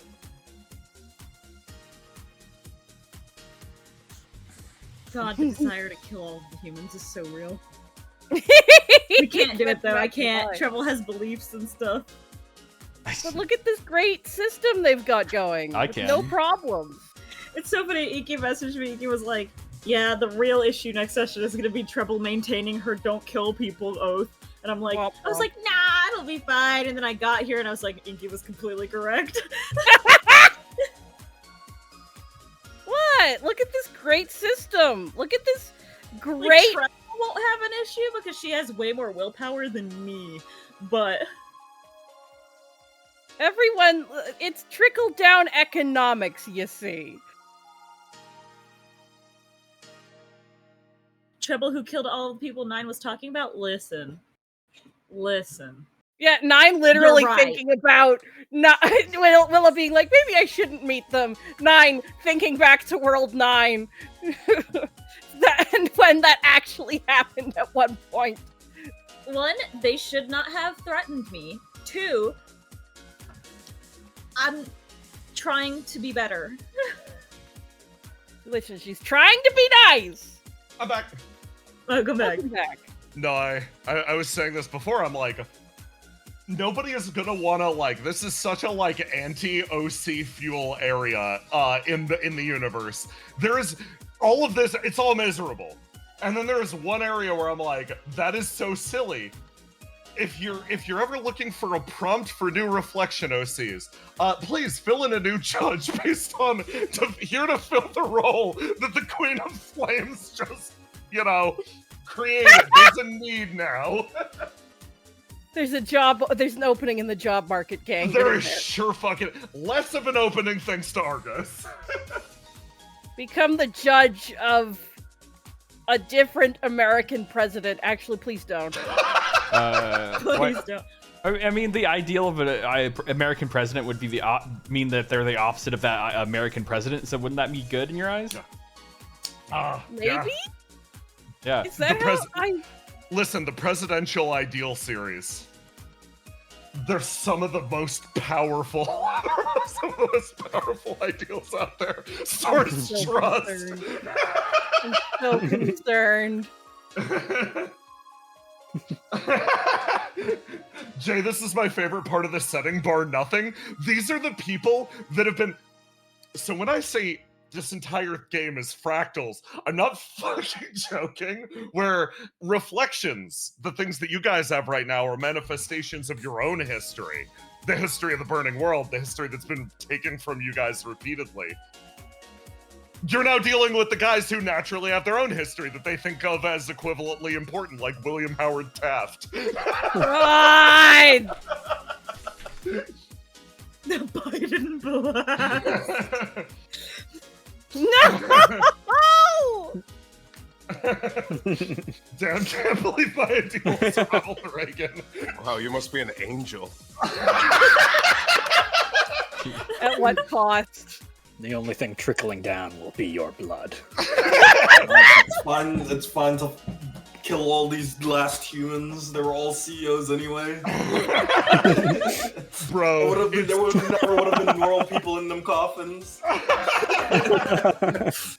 Bro, but you can also see it how an ideal is meant to be your equal and opposite, but you are meant to grow as a person by this contrast. So, I'm again gonna gesture as at Basil and Basilisk Ideal as the go-to for this, where Ideal occupied that slot in Basil's brain for so long as her opposite, but they actually grew together.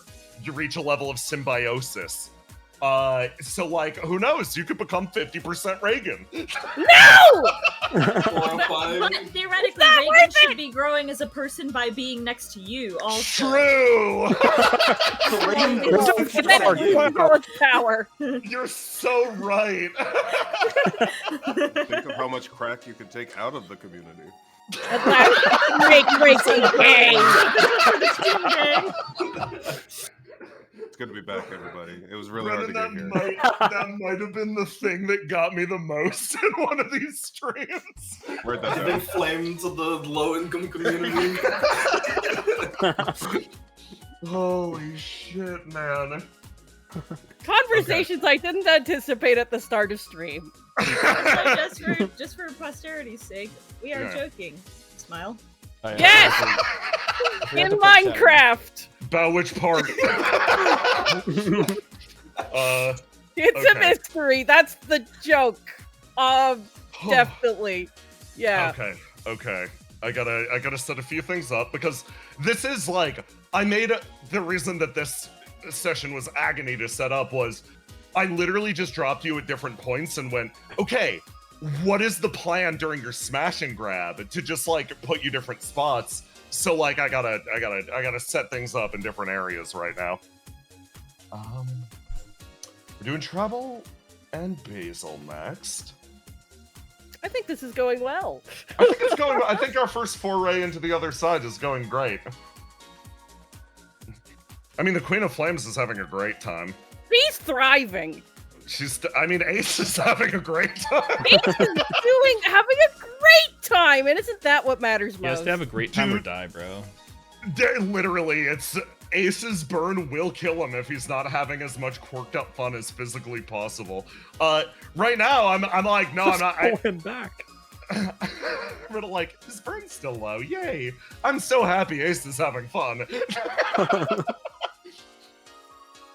God, that reminds me. I don't actually remember what World 9 elements are. I can.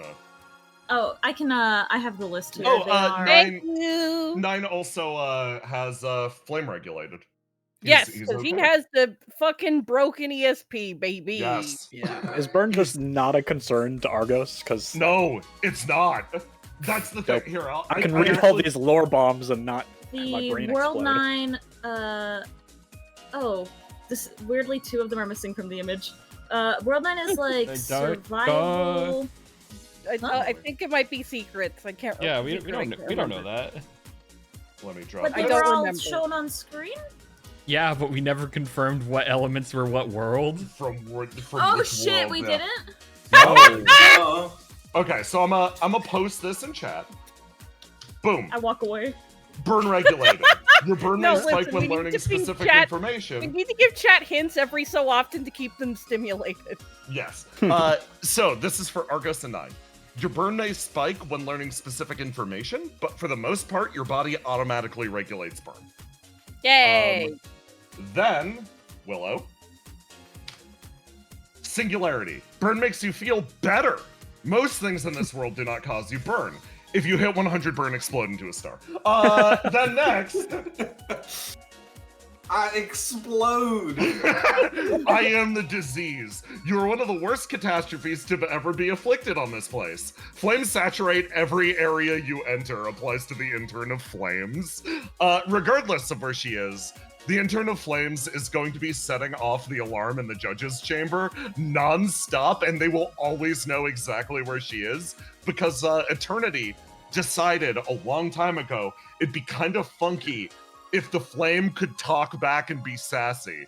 So here she is, and this is So just gay of him. yeah.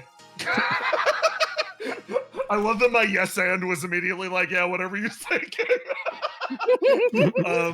My man She, actually made the demons he was fighting real. A little bit, yeah. Was tired of arguing against a disease.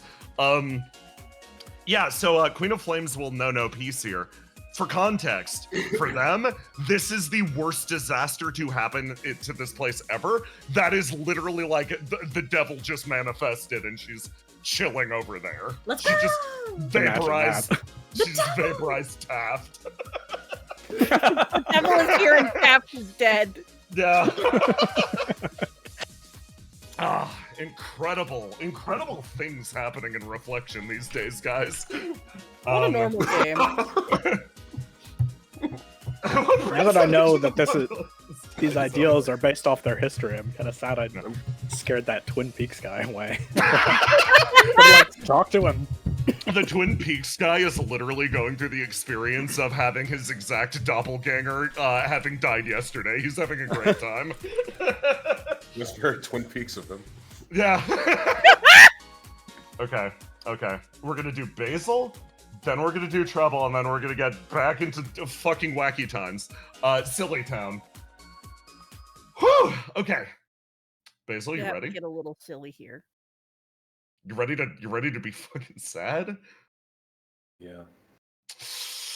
Gotta let all the joy out of my heart. Okay. This. Nah. Too much. This. Well, this nonsense is happening. Basil. You've been sitting on this park bench, staring out into the growing blizzard. Do you want to run me through the exact thought process on the why you pulled away from Seagazer? Oh, why I pulled away from Yeah. Seagazer, right. Yeah. Well, I started to feel that I was becoming a burden on the relationship of Seagazer and Mike. Yeah. And by letting out my emotions near Seagazer, Mike would get hit with it again.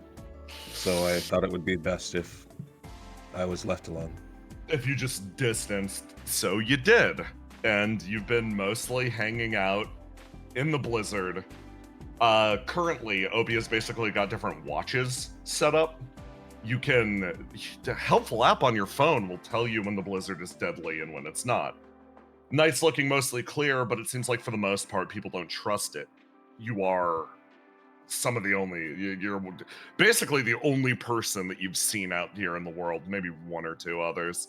It's been very, very quiet wandering. It feels And- like everybody's gone. Yeah. And it's here that she finds you. Hey, Basil! Thanks for agreeing to meet me. Oh, yeah. Is everything all right? Can I help with anything? No, I mean, I guess, yeah, you can come with me right now. We're gonna go grab drinks. Come on, stand up.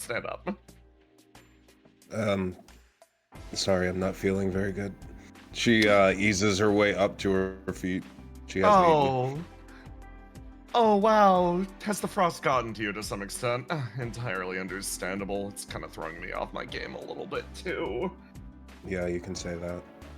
She sort of makes her way forwards and she's like, so, how you liking the new skyline? She gestures out to the growing blizzard. It's certainly different. I can't say I've experienced winter before. Do you like the experience? It's suiting your fancy. Most people don't exactly experience winter around Fuse City based on my understanding. This place is so hot, it's in the middle of that big desert that the God of Flames caused. Then I guess I'm glad that you could find some joy in it. Oh, of course. It's one of the most important parts in all of this, right? Finding joy where you can take it. It's the end of the world, right? Kind of miserable. So, you gotta have fun, even in the miserable weather. Think about all the things you could do in the snow. Build snow angels, throw snowballs. She gestures behind her. Or find places that are normally covered up. It's kind of cool. Snow has this sort of passing quality to things. Feels like places that are normally tucked away, space expands, you know? You can just hide stuff wherever. She takes your arm and takes a step forwards, and you find your way to an area that doesn't feel real, is the best way to put it. It doesn't feel like it belongs here. In this underpass, you found a large, expansive bar spreading out in front of you. There's no way. Not only were there not people here, people out here in the world, there shouldn't be people here right now. It's insane. You're literally under an overpass right now, but the power flickers on just the same, and it's funny. There's so many bars in this city. Yeah. You almost feel like you could hear the whisper of ghosts around you. She turns and sort of smiles. She's like, yeah, I considered bringing you to any of the other ones, but I didn't exactly want to talk to any of the customers, or I guess the bar owners, so here we are at my own little personal place. Come on, sit down. She sits down next to her. Yeah, I could get where you're coming from. The guy kind of nods at you. I'm just gonna passively reveal that this is his name. It doesn't matter. She sits on the stool and sort of turns towards you, and she's like, "So, all of this is thanks for me for returning that orb to you and making sure that Cam worked out okay. How is he, by the way?" I haven't heard from him since the big fight. Right. Am I mistaken? You wanted to take me out to a bar as thanks for you helping me? She nods. Mostly, I was just looking for an additional chance to pick your brain. She looks down and sort of points to the device on your arm. About that. Oh, right. Yeah. See, it's actually a rarity that people figure out any effective method of summoning demons. Usually it's just take a bunch of resources, throw it at the problem, and hope it solves itself. I guess I've got a question then. Did you make that yourself? No, I had help. Hmm. I wouldn't say that building machines is my expertise. Do you understand how Riddle, it works? yes, kind of intuitively. I think my Interesting. understanding of how it works is why it works. She turns and looks. Well, then, I guess I've got the question. The same question that every demonologist wants to ask every other demonologist. What's a demon? Oh, I. You're so capable. I just assumed that you already knew. I'm curious what your answer is. From what I understand, a demon is anything with the additional element of the unknown. So for Oh. me, it's easier to bring forth things that conjure fear. Hmm. That's the emotion that I most associate with the unknown.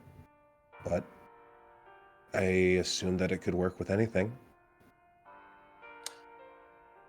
A demon is, to you, fundamentally, a little packet of the unknown wrapped up in a delicious bouquet of fear, then. She smiles. Fascinating. And your little machine is built off of that principle? Yes, at its very core, that's the point of it. It also allows me to do it without any additional materials. That's the shocking part. Again, normally. The massive amount of sacrifice required to summon a demon is, well, prohibitive. Stops you from summoning something really problematic. Stops you from summoning something really big. Like an ocean. Like an ocean. Or she actually grabs your arm and tilts it backwards. Whatever you must have pulled out from the other side with this, you reached outside the world and burned half this thing's circuits, didn't you? Yeah. Um, I guess we went a little too far. What are you drinking, by the way? Oh, this? She sort of like reaches out. Absolutely horrid beer. Terrible. Makes you feel bad.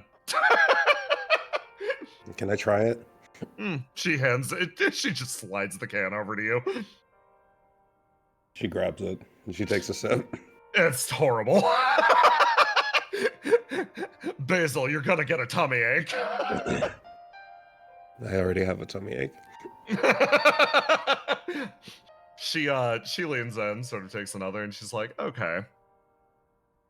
She looks. It's been a long, long, long, long time for me since I've seen anyone even try to summon anything half worth its salt. Most people just settle for the most effective demon, a weapon, or some variety of weapon. But you use that little machine of yours to call to something greater. Mind running me through what happened? I guess it's that rare for people to summon something like that. Well,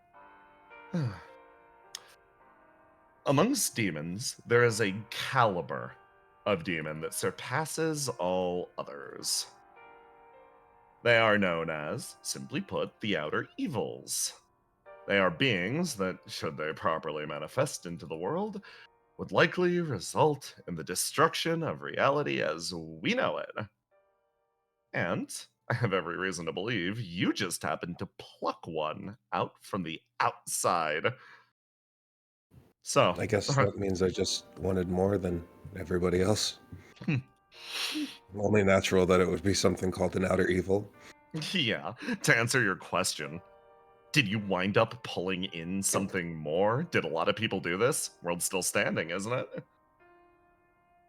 I don't know if she stayed. I think it was No. described to me as a window being opened for a second, somebody reaching out, somebody who was looking for an opening, and she took it before being yanked back out. You recall the scenario. You and Riddle perfecting this device and summoning something. your memory is one of the very few things that can contain a memory of this being. For you, all of the recording software in the area was deeply damaged from the projection of this being. Every individual in the room, other than yourself, has otherwise forgotten. With Argos's assistance, you're able to recreate a part of this. But that's a little too much. But for the most part, it now exists in the unknown, a secret shared between you and the other person who came into the room afterwards. To describe the situation, as you remember it, you and Riddle worked together to perfect a digital devil summoning device. Something that used allocated resources in cyberspace rather than allocated resources in the real world, functionally using digital effigies as proxies instead of the physical thing. The idea was radical, seemed impossible, and yet, just the same, you cannot deny the results. The two of you functionally used this device to wish for something. And in wishing for it, you called it into being. Basil, do you remember your wish? Do you remember what you called into the unknown for? Yeah. I wish for something warm, like a hug. You felt that sensation. You wanted something warm. You wanted a hug. You called something from the abyss, and your mind went blank instantaneously. You saw her only for a moment, but the feeling still remains with you, even as cold as you've gotten.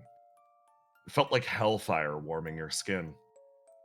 You felt yourself supported, a gentle touch upon your brow that brought you a small amount of peace that you haven't known in your entire life.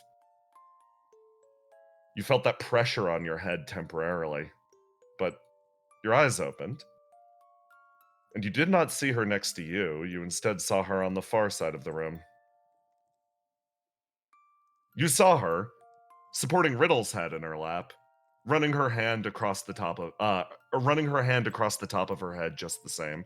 The sensation was not identical. Something was different about it. Somebody else entered the room. An exchange was made. She made her way over to you quietly and supported you once more.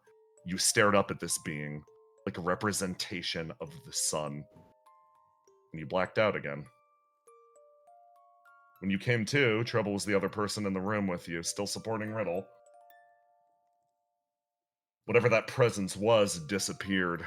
Your burn still skyrocketed, though. Your head still swam.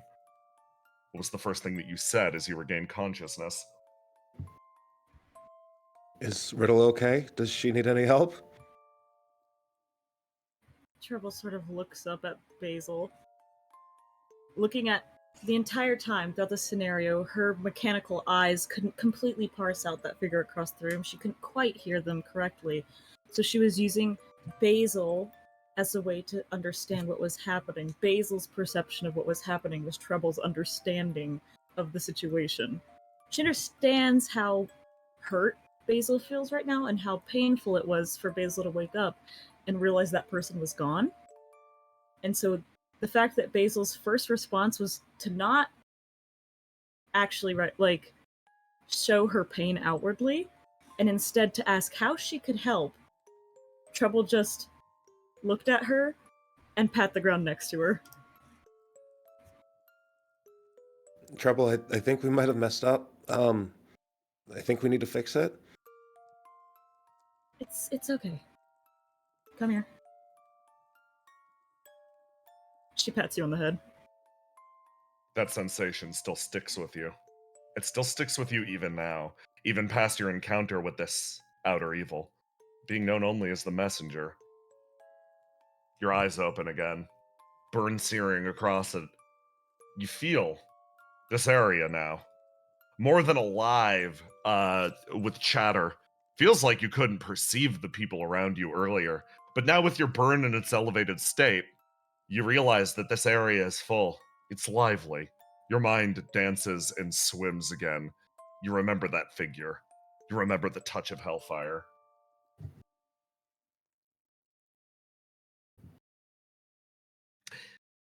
Now that is a fun story. Alioth turns to you and smiles, raises a glass. Well, to new contacts. Right. To new contacts. You raise a glass, click it together with hers, and the merriment continues on all sides around you, yet not reaching you. Trouble. Yes. Have you thought about what your first step is? Trouble's extremely fortunate. She's made out of all of the Burning World elements, and Yep. those I'm include, about to display your bar. Hold on. Let me go like this. You are right now. Hold on. Let me go. Visible bar. You are at 70 out of 100. Let me know if you can see it. Can everybody see that? Okay. yes. Um, Trouble's elements include wonderful things like discovery and survival. So I think on some level I should get points just for being here. yes. How do you act on them? How do I act on them? Well, Trouble needs to do a couple of things very immediately. Well, I can't really see very well. Is my listen acting up right now? So, the way this works, if you manage to get your burn back down below 50, I remove the ASCII filter. Okay. Allowing you to see or more clearly perceive the map. Listen, does it work? Yes. Does flooding your brain with that information also incur massive amounts of burn? Yes. Yes. Okay, just making sure. Can she use her ESP? Yes.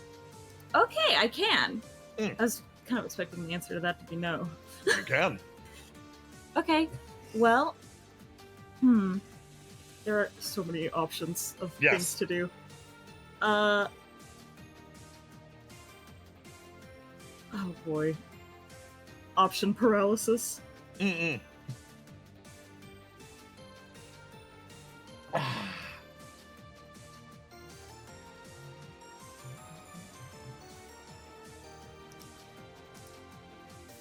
I mean, to be honest, she could probably just look around, like wander around. It's like difficult because in this space, it's like some kind of lab? Question mark. Yes. It's not like she could really like.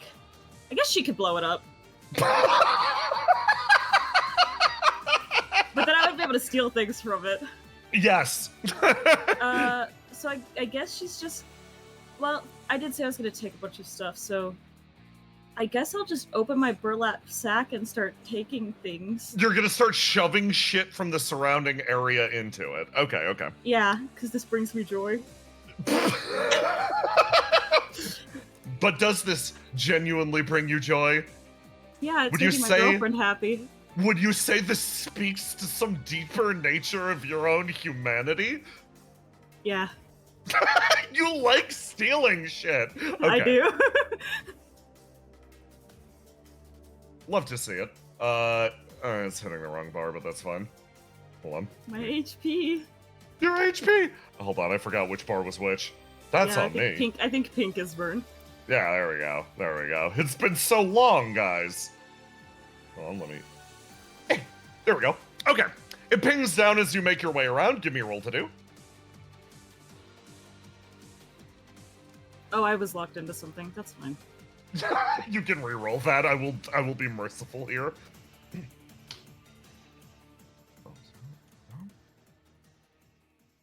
Okay. And then give me a roll to do. Okay. You managed to actually pull away one of these consoles over here, literally stuff it in the sack, and then you start to make your way over in this direction. You feel your senses ping up on what appears to be a portal on the Big far side portal, of the room. Yeah, I've seen something like this Door down before. here. You have, yes. This looks like the big portal that Deca made, right? Yeah.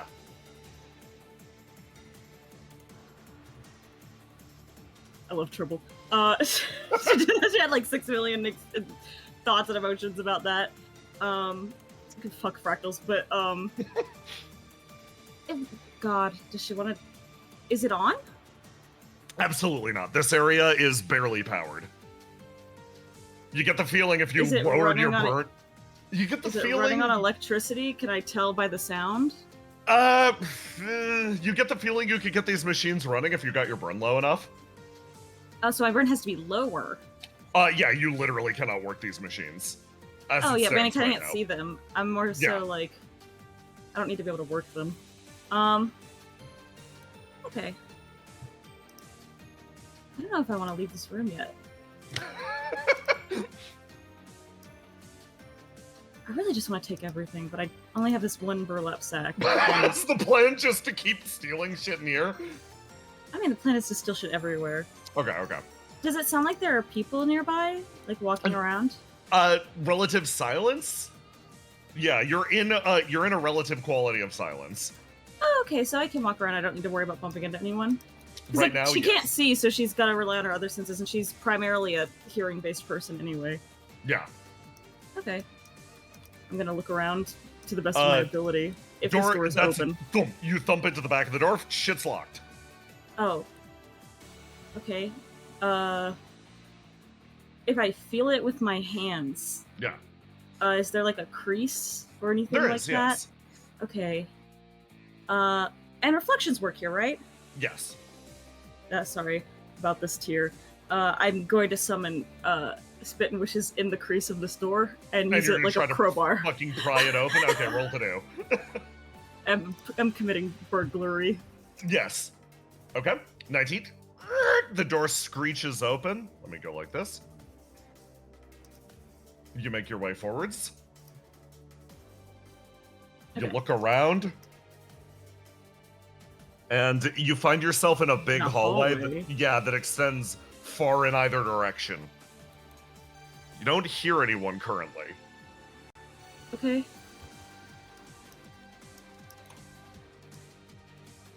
The goal Straight is to down look into these around, rooms? ping Okay. up a bunch of, because it's like, Gonna try to Ping rip up- this door off the hinges? yes. Okay, roll to do.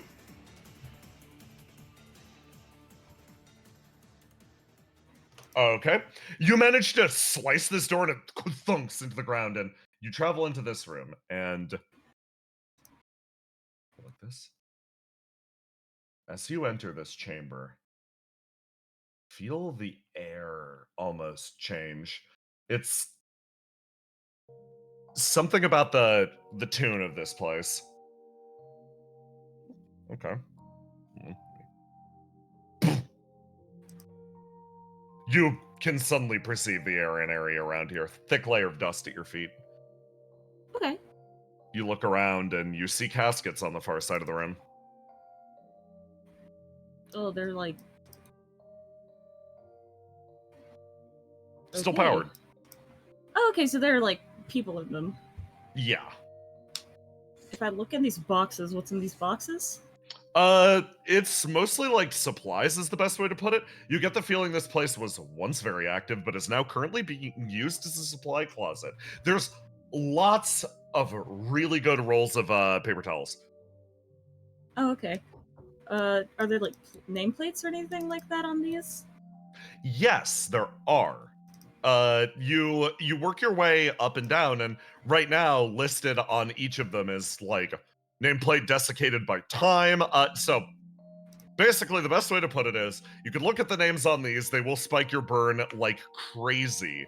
And right now they are listed as subjects under intensive care and investigation. And then you look at the area around it. This place is fucking whatever it is. It's been abandoned. Oh, okay, so these people were just left here to die. Yeah, or it seems like they've been left in deep sleep until a cure can be found. Okay. Is this bolted to the ground? These machines? No. Okay, so I could just like pick this up. Yeah. How heavy is this? You could carry it with your body. Are you just going to take this with you? This definitely won't fit in the sack. No, it's not going to fit in the sack. You're going to need to carry it over your head. Yeah, over like prop on her shoulder, I assume. Yeah. Okay.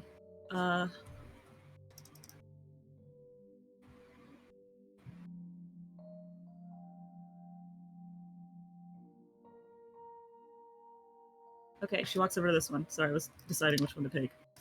Yeah, this one specifically? Okay, hold on.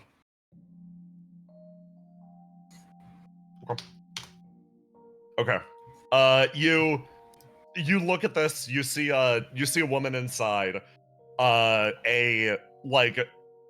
Your expectation is like, huh.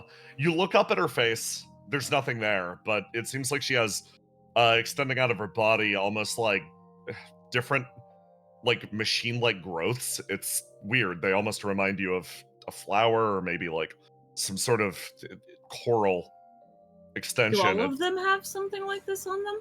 Do you investigate each of them? Yeah, I'll look at each of the people. If their Okay. names spike my brain, I'm assuming they will. It's but... gonna spike your brain like crazy, but I will let you investigate each of these. You work your way through each of the containers, eventually, and each of them are basically, the best way to describe it is they're all heavily mutated.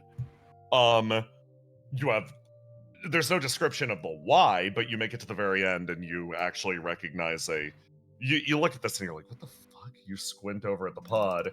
You're like, huh, lean in. And there isn't a person inside of it. No, there's not. For some reason, the pod still says it's active. But you squint at it and there clearly isn't a person inside of it. Instead, it's something far, far, far more simple, pathetic, a trick that you've seen 100,000 times during your long life. This entire thing has been stuffed head to toe in pillows. And you look down and you're like, what the fuck? You double check the name at the end of the pod, and of course, you recognize a very specific name. Oscar. This is Oscar's pod. Oh, you fuck. You get the feeling the director snuck out of whatever this containment facility was. Okay. I don't need to steal any of these then. If we needed them, we would have them. Anyway, I gotta pick your burn big time. Oh, yeah. Hold on, let me... Yep, and then we are back to hell. That's fine. Trouble's feeling less bad about it. About what's happening suddenly. Yeah. Okay. I love Trouble because she's like, well, I wonder if there's a coffee machine around here. Are you just gonna work your way down the hallway? What are you looking for in... Are you gonna, like, leave this area? And if so, what are you looking for in leaving? Trouble is trying to find a couple things. Well, obviously a coffee machine. And she assumes where she finds a coffee machine, she will also find a coffee mug, because that's also on her list. She is looking for technology that she can carry and people to take.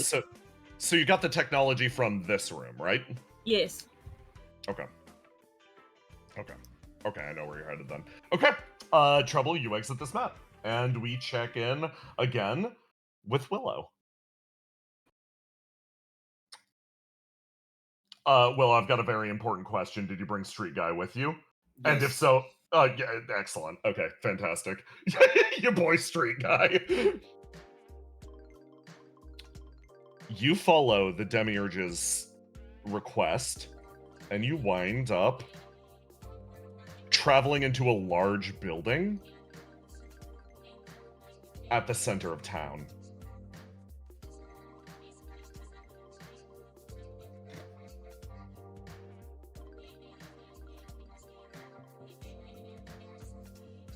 Street Guy sort of travels behind you as the Demiurge is the one who speaks up first, and she's just bouncing there, and she's like, for the record, right now, your presence has been requested by one very interested individual. He wishes to speak to you directly, which is Slightly frustrating, as I do not like him very much. Oh, well, I'll see if I can make this as tedious as possible for them. Thank you. Well, more likely, he will make it very tedious for you. Once he is done triangling out about whatever he talks about, I will do my best to translate it into relatable language. Thank you. She bounces and she's like, of course, I am more than happy to assist those that have assisted the mass. Looking over at Street Guy, Street Guy's like, gotta admit, first time in this building proper, it's kind of nice. You spend every day in here like this? I am literally built into the wiring. I do not have a choice, she says, with a barely, like, the most forced smile you've ever felt. Yeah, okay. Willow, 9 still looks determined, but as soon as you got close to nice building and inside nice building, he is very much like shrunken in on himself and looks very nervous. The walls. You make your way. It's just like, you can tell, like, you've been around 9 long enough, he is not comfortable around people, and he is determined to do this, but he is also very, very, very uncertain about what he's about to do. You make your way forwards, and you find your way into an area of the lab which seems to be overgrown with almost hydroponic stations. And there's just a crackle over the intercom. Excuse me, is this them? Yes, it is. This is Will-O-Wisp. This is the one who killed Eternity. There's a crackle, and you hear somebody shifting around in a lab back there, and they thump, and you see a shadow pressed up against the glass of the wall. Excuse me, come closer. It's difficult to see you. Oh, you're over here? Talking to me. Street Guy comes over. Yes. Well, it's a pleasure to make your acquaintance. Thank you for coming here. Thank you for coming to my lab. My name is Innocence. I'm the third tormented. It's stated so bluntly to your face. Literally, this scientist is pressed up against the glass. You see a large, long, spindly finger. Figure. Likely long, spindly fingers as well. As they sort of watch you through the glass, and they're like, "You're the one that actually managed to kill Eternity, correct?" Yes, and depending on how you react, sorry or you're welcome. He was... I'm still attempting to sort my feelings on this, but it is nice to meet the person in question. I'm happy to meet individuals from the burning world. Is everything going okay out there? How does the Tree of Life fare? They never tell me about that. The tree of life is Wait, no, you tell them. The Demiurge says. Well, it was gone, and then we brought it back, and I think it's gone again. Wilt. Oh. Sad visibly. I see. Well, okay. To some extent, I have been orchestrating or constructing many of the afflictions that have placed themselves upon the burning world. I'm sure you don't have very much time, but if you have any questions for me, I'm more than happy to answer. Again, I will do my best to translate. Man, all you tormented are super nice and polite. I find that categorically untrue. Well, I guess. Well, when I first met Eternity, he was kind of nice until he figured out I was flame touched. I guess also in my own personal case, the reason that I am named Innocence and the reason that I maintain this persona is the fact that if at any point I feel any sort of wicked desire in my heart, my mind fractures. It creates a new copy of me. Those have been mostly disposed of or otherwise scattered to the winds. But the one that you meet now is 100% and truly innocent. Oh, God! That's not in character. I'm just having a quiet crisis in the background. I guess there's a reason why they call you all tormented. Well, on answers or questions, what do you do around here? My own role. Well, I'm currently being kept against my will. So, I mostly stew in this little prison of mine. The only company that I have is the Demiurge AI over there, and we get along. We hate each other. She intones lightly from the side. I see. If you We weren't hate each held up other's in guts. if you weren't held up in there, what would you be doing? They fold their arms. I would likely be doing whatever I could for the state of the burning world, scientifically speaking, of course. It's a fascinating project Destruction's worked on. The current shape of the burning world and its own self-perpetuation is something that I've been fascinated in for a very long time. If this was indeed her answer for the question, why and how do we stop people from annihilating themselves? We give them the opportunity, the option, and then create a state where it resets itself. I'm curious about it, particularly the ethical quandaries. You know, I feel like you'd have a really good conversation with Riddle. The figure again gently on the other side is like, yes, I haven't had a chance to see it with my own eyes, though. I've been contained here for a very, very long time. Is it, like, illegal to let you out? 9 standing behind you in a cold, silent sweat, Willow. Well, the Demiurge speaks up. Most of these facilities are under lock and key, managed by the operator. If you wanted to let them out, I think you would need to access the operator's office directly. Oh, okay. Alright, that's another stop we can head to. You actually hear Innocence laugh on the other side. I see. You're still trying to find individuals. You're still trying to find people to go off and kill him, are you? I can neither confirm nor deny that that is my stated purpose at this point. The AI speaks up very placidly. Well, I guess another question is, how do you feel about destruction? Pauses. The other tormented, not the act of. She is one of my dearest friends. It's a shame about what happened to her. I haven't seen her in quite some time. I find her to be probably the most clever of us. She has worked very hard to repurpose many of the systems utilized in this locale for her own ends. Why? Well, I guess I was just curious how you thought. She is trying to she tried to fix things in her own way. Made, the whole cycle and all that, and I'm gonna be honest, a lot of people are not happy about this. And we're trying to get some things done. We're trying to fix some things for our own world. Oh, yes, understandable. I mean, she engineered the cycle, but us over here, we had our own goals.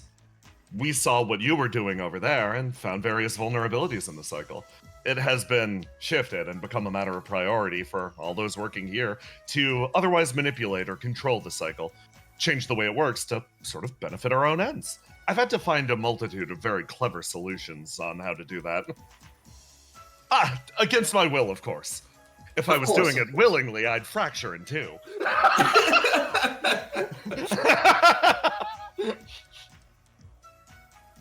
Okay, this sounds pretty good. This sounds really productive. So, just asking, how do you feel about flame-born people? Do you like us, or? Oh, there is a degree of silence. As Innocence actually stops and thinks and shifts over. No, come over here. And they reappear over at a different segment of the of this facility. Street guy travels with you. 9 just walks in a daze. Conspiratorially, they actually pull you inwards, and you find your way over here as they actually whisper over to you. When we assume, a long, long time ago, we dealt with all of the... we waged a war against the humans of old Earth. Afterwards, we were left with a large population of people, not only human, infected human, and mass. Over time, all of them became indistinguishable from one another. They were my charges. I hold no ill will towards any of them.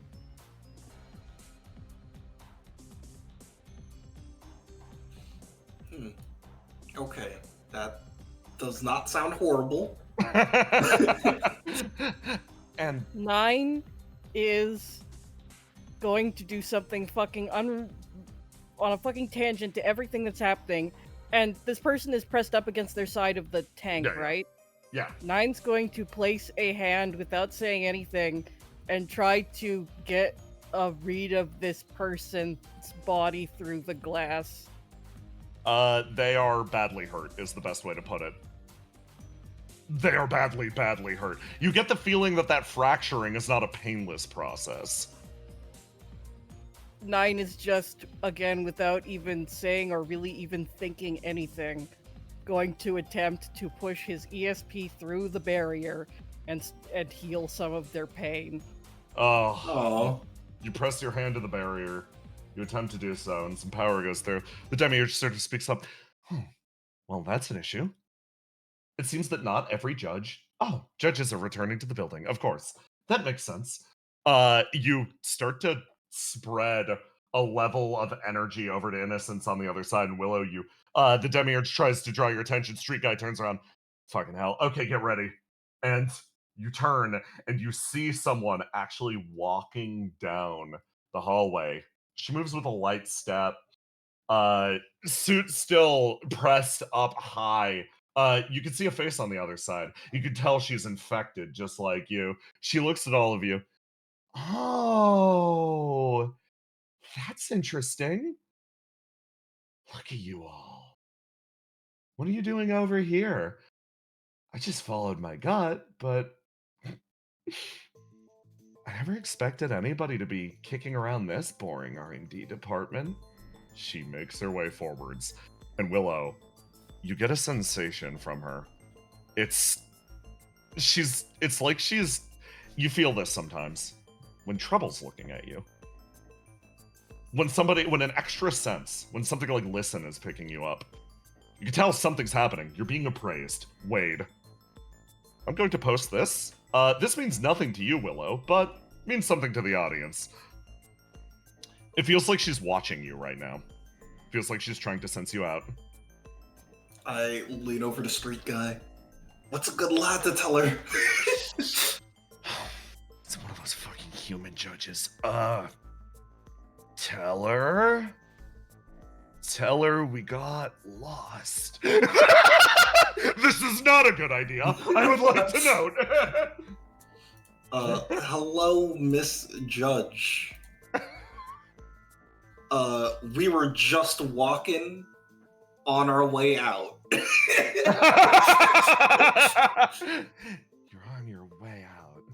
Wait a second. You guys. I thought...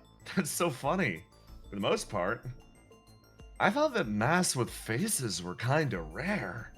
Yeah, unless you'd work as a judge or something. For the most part, you guys don't really have faces or character, right? So, what are you guys? I'm Street Guy. He says, nodding, trying to cover for you. The demiurge actually moves forward. I'm Bug Gal.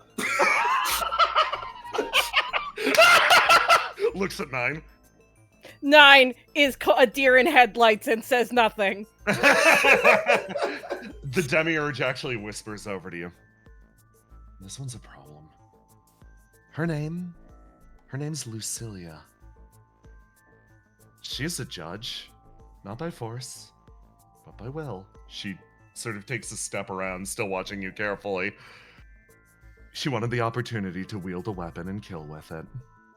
She takes another step over, still watching you. Pug gal. Yep. Okay. She claps her hands together and actually stops. It's nice to meet all you guys. Sorry about that. I won't get in your way anymore. She walks off in this direction in dead silence. And sort of air returns to the area. Yeah, I thought I was gonna fucking die. I don't know what those judges do, but if they do anything that Eternity does, I don't want you dying. Mostly, they can just manifest real gross-ass weapons with a part of their body. And, yeah, they tend to go to town on members of the mass, particularly, like, guys like me, you know? So Wait, they just kill you for sport? Yeah, fucking freaks. Oh my god. Well, Willow looks left, looks right. Alright, I'm gonna pass this to you. He looks down. Think of it as a method of communication between your place and my place. He looks down, and in his hands, he holds a reflection crystal. Now, it's time for the goat. I've looked into the situation. If people know you're causing problems, they're going to try and kill you. But what if it wasn't you that was causing the problems? What do you mean? What if it was some sort of monster? Right there is a reflection called egg.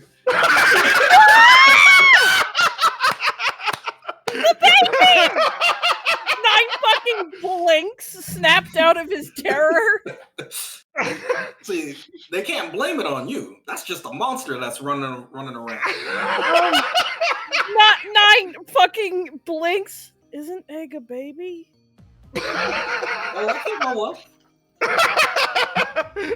He takes Egg. What happens right away? He takes Egg and holds it close to himself. Thank you for this, bug gal. You're welcome, street guy. I'll never forget this. Die now. Street guy takes Egg, thinks hard, nods, and then he's gonna run off back to safety, back to the streets. All right, it's time to free a tormented. Nine just looks back at the glass to see what the reaction of the person was to all that. You see Innocence watching all of you with a light smile on his lips as you all walk into the distance. And I'm gonna move over here.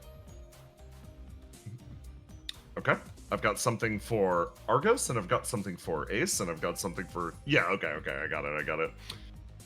Oh boy, okay, if this goes the way that I think it's gonna go, this shit's about to be hysterical. Okay.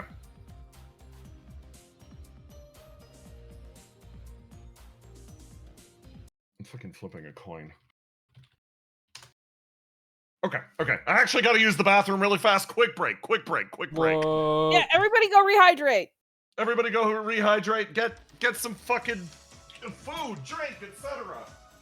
Yeah, get food. We've been playing for a bit. Hi, chat. Hello, chat. Man, guys, my ass after working for all those hours and being tired and my brain being fried. Jay, think of a clever way to use your elements in an empty room. Me. Crime! We You will die in steal 2 turns. Think of a way to live. This is like fucking the most brain fried I've been in my life. Like, yes, sir. I still think so. Thank God. Just gotta lock in. I've been locked in. I've been locked in all week. I don't know if I can keep doing this. You did so good, Roma. You're doing so good. God, I love the fact that Nine was there because Nine is like the least helpful member of Exulantis to be handed the lore character. I love it because way long time ago, Jay was like, yeah, Jay was like talking to me. He's like, yeah, I did not think any of the tormented would be like romanceable. The only one I thought you guys might have a chance with was the third tormented. And I was like, oh, really? This is after I, like, started kissing Isa. And I was like, oh, really? And I was like, that makes sense. We weren't even supposed to know Isa existed. And I accidentally glitch stepped into meeting her first. Hee-hoo. And now I'm looking at the third tormented, like, fascinating. Oh my god! This is Treble. fascinating. Treble! Okay, I'm back. We're back. Trevor's allowed to like people. Yes, she is. Will I ask the most important questions? Do you hate the flame-born illness? Yeah! No? Okay, I'm saving you.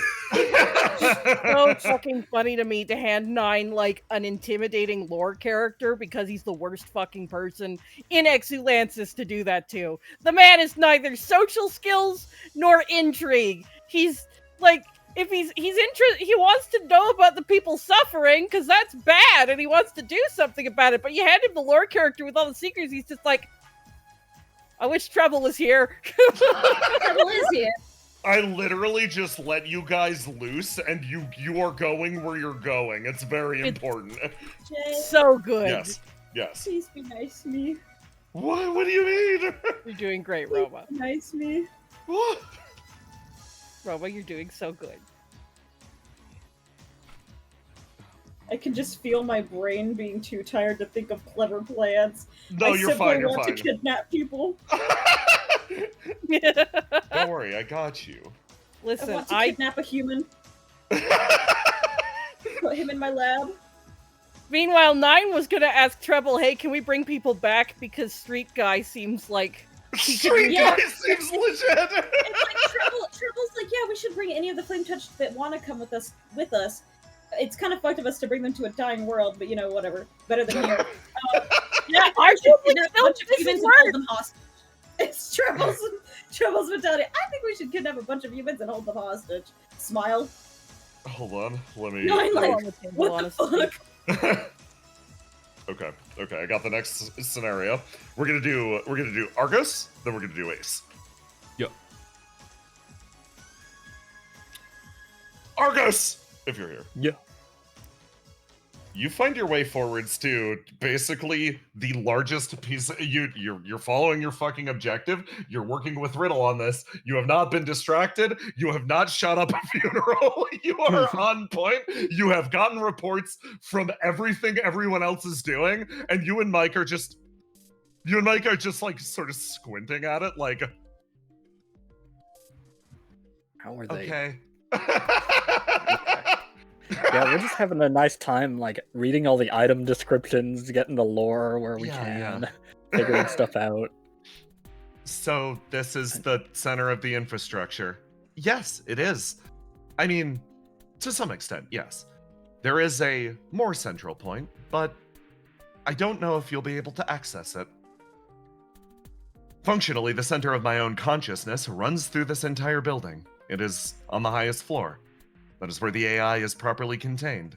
That is the true point of all of this infrastructure. But you asked for something slightly outdated, something like a server room. That is where we are headed. She bounces her way forwards. And that should be fine. We don't need to access your self directly, right? She turns and stares at you for 0.5 seconds. Her mouth opens, and then she almost catches herself saying this, and she goes, I really wish you would. And then it stops, and she's like, yes, that would be against company policy. Did both those voice lines play simultaneously? Makes sense, as you make your way over here, and Maybe this that's is a side quest. You look up at a big door in front of you, and Treble, this is where you found yourself. Oh, nice. Your hand is pressed up against the door. For context, I am not putting us on the ASCII version of the map, because Argos is here. Treble, you put your hand on the door. It isn't opening. No matter what you try, this one is not opening. She hears Argos walk up. Oh, hey, Argos. Oh, hey, Oh. Tribble. Treble. Hey. Mike's expression lights up. Do you? Okay. Squints at this being. Her vision is fucked, and she's like, "Oh, you found the queen?" Well, in a way. That's nice. She's off probably pretty frustrated right now, but she's keeping busy. Do you know where we are? I look into the little AI. demiurge. Yeah. How far What's have I the walked from where I map woke name? up? You walked your way up from the basement. Where you were was basically an old and abandoned area of the building.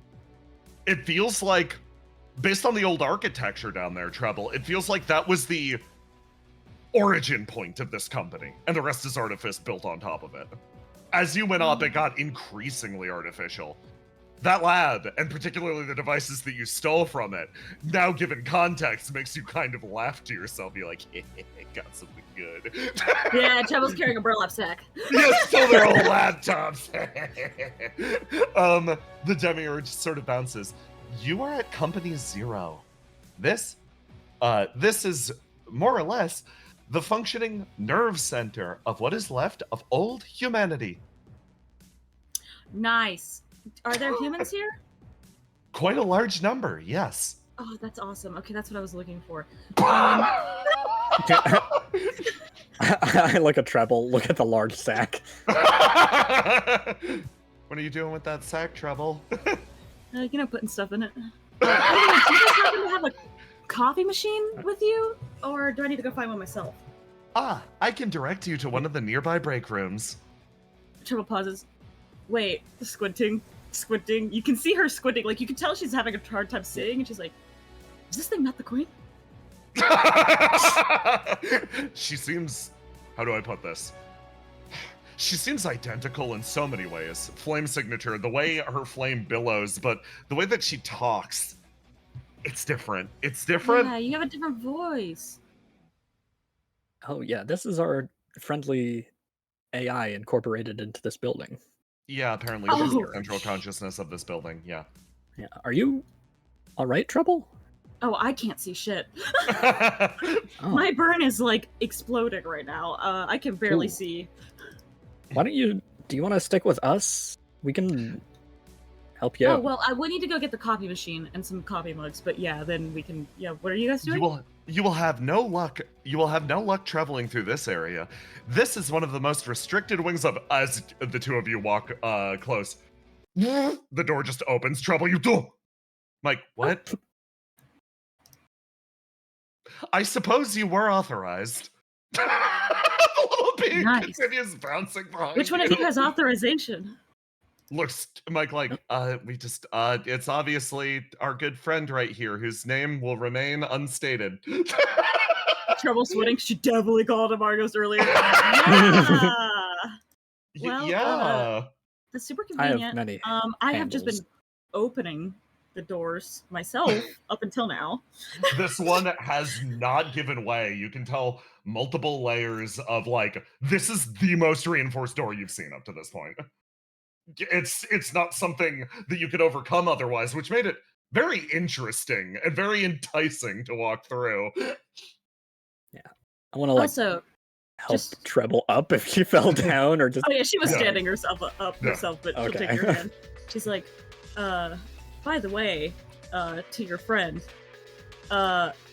super nice to meet you. I'm the Queen of Flames.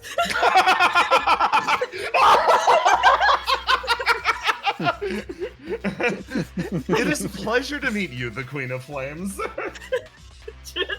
Like, yep. All right, let's go. So how's how's life as an intern treating you, Queen of Flames? Pretty good. Found the best break room in the building pretty immediately, and we should head back there once we find a human. Yeah. About that. Are your mission parameters the same as ours?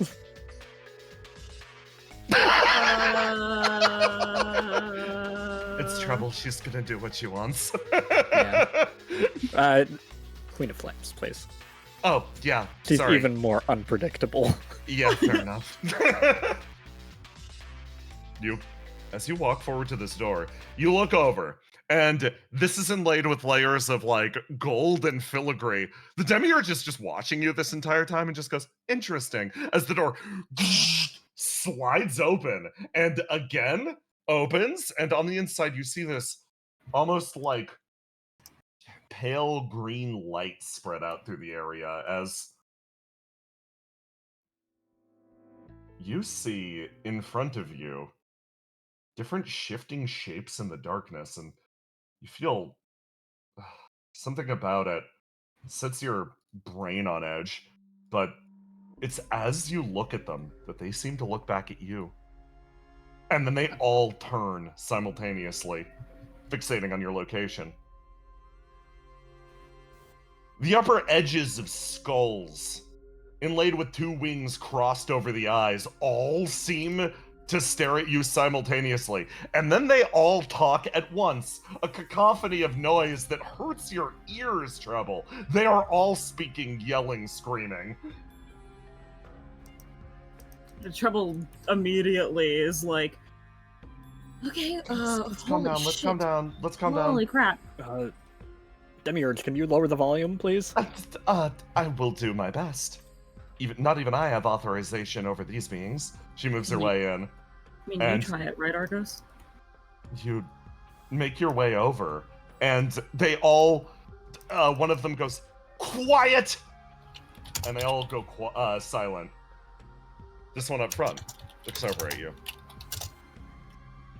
So, are you here to give us our new bodies? Sick of throwing us away, huh? Finally, you're in deep enough shit to rip us out of the closet. You guys want to leave this place? There's a silence? As, like, they're all confused and they're like, hold on a second. Who are you? What are you doing here? I assure you, we are authorized. The demiurge bounces and nods. They all look over at you and sort of they stare. Leave this place.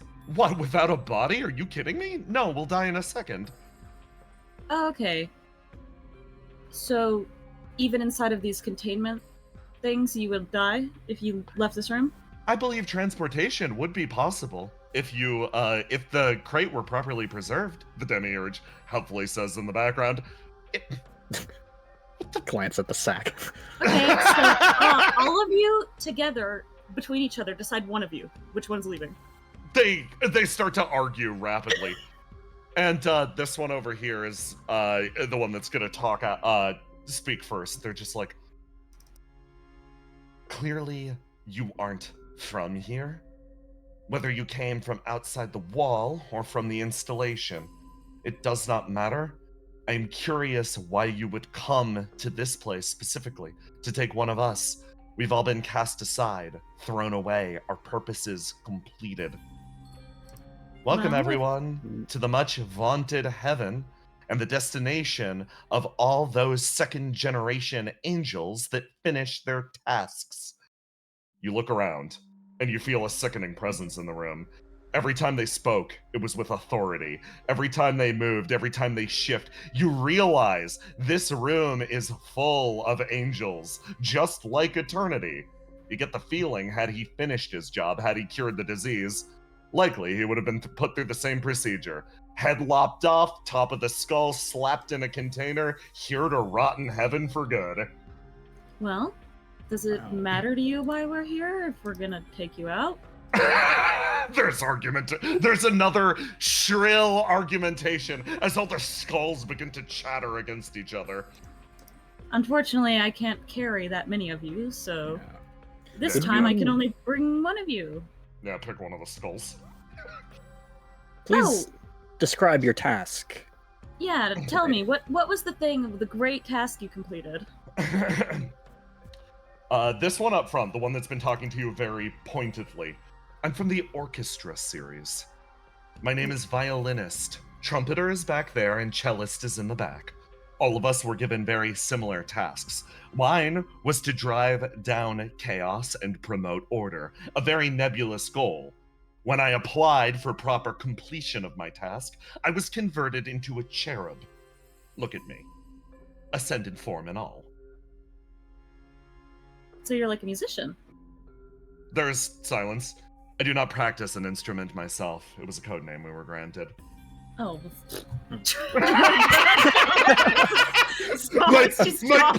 Mike punches you in your arm.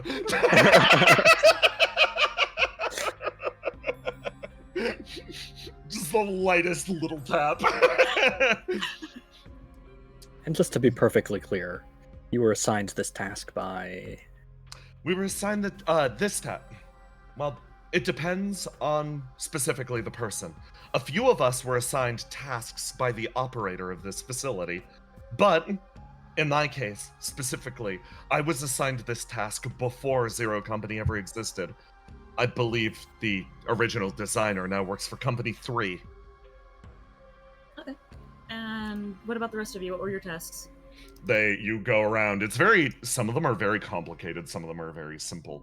For example, this one was clean up pollution. This one, which, good fucking job. Look at the outside. This one over here was given the task to restore a specific extinct type of bird back to existence.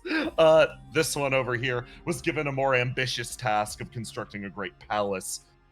This one over here is functionally the architect of this city. Your tasks, did they all take place in this, I guess, plane of reality, this world? Many of them did. Many of them have extended into the installation, or I suppose what is now called the burning world. Okay, so you guys are doing tasks that extend over to the burning world. Some of us, yes. Our goals were myriad. The rewards uniform, however. What is so those of you who have the cool instrument code names, you were all given the objective to reinstate order? No, Cellist in the back is the one who designed the city. For the most part, it seems like they were given civic tasks. Okay. One was just promote order ambiguously. That's Violinist. She's the one that's been the most vocal, and is also clearly the most pissed off. Are you mad at the people who put you here, or are you just mad in general? I was so upset.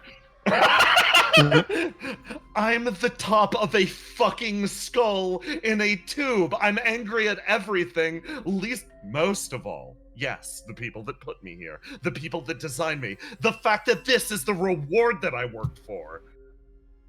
Is this not what they promised you?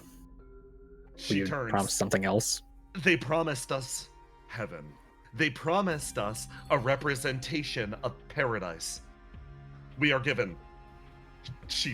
one of the wings flaps. We are given 2 greenhouses overgrown with mold. And we are each given a tube. That is it. We cannot even go to the greenhouses. Well, since your heaven isn't working out, I'm gonna take you with me back to hell. Oh, you're grabbing the angriest of them. I mean... But they might have the most to reveal about this place. You know what? Okay. Fair point. I know you're really angry. But once I put you in this bag, you need to be really quiet, okay? You pick up Violinist and you put her in the bag.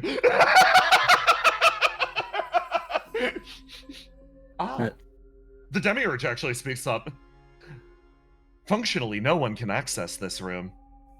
Only the higher tier angels have access to begin with. If you were looking for a breach point, or otherwise, I believe this locale would function wonderfully. Oh, yeah, because She bounces off in this direction. All of the skulls start screaming at you because they were not the ones chosen. Demiurge, Hey. Yes. you described this as a server room. Yes. Yeah. This isn't exactly what I was expecting. I these- apologize. I was taking you to a proper server room, and we got waylaid. Oh, okay. However, this will function just the same. Oh, because I'm definitely looking for some more data on some of the things discussed here. Ooh. Oh, you're saying this to the jumping cat creature? She's like, Yes. delightful. I would be more than happy to share. This way. She bounces her way into one of the greenhouses. Do you guys, can you guys, like, see inside the greenhouses? She says, looking at all these angels. Yes, of course we can see into the greenhouses. We can count the mold as it grows. Would it be more interesting for you if new plants showed up? There's an uproarious call, yes. Okay. Yeah. I'll see what I can do about that. You make your way into an overgrown, desiccated greenhouse. And the demiurge actually bounces her way over. This place hasn't been tended to in years. It's in such an advanced layer of decay, you could tell not a single person mines this heaven. But she leads you over to a fucking server box over in the corner! Demiurge, just really quick, I have one question. Yes? If, like, you know, I'm the Queen of Flames, so if I used flames in this room, would it cause problems? It would increase the flame saturation of the locale. However, I don't believe anyone cares about this space. Cool. Trevor's just gonna start growing plants and tending this garden in the background, just with her ESP. Angels That's nice of you, Treble. Angels are immune to it, so it should be fine. Michael That's what I looks thought. around. Yeah, I'm kind of feel bad for all the... We're coming back, right? Oh, yeah. Okay, so this isn't a forever thing. You, Arga, she literally grabs your hand and just squeezes it. She's just like, I don't like leaving all the skulls here. I don't like leaving all the skulls Treble here. is like, I can't carry that many skulls in my bag. Yeah.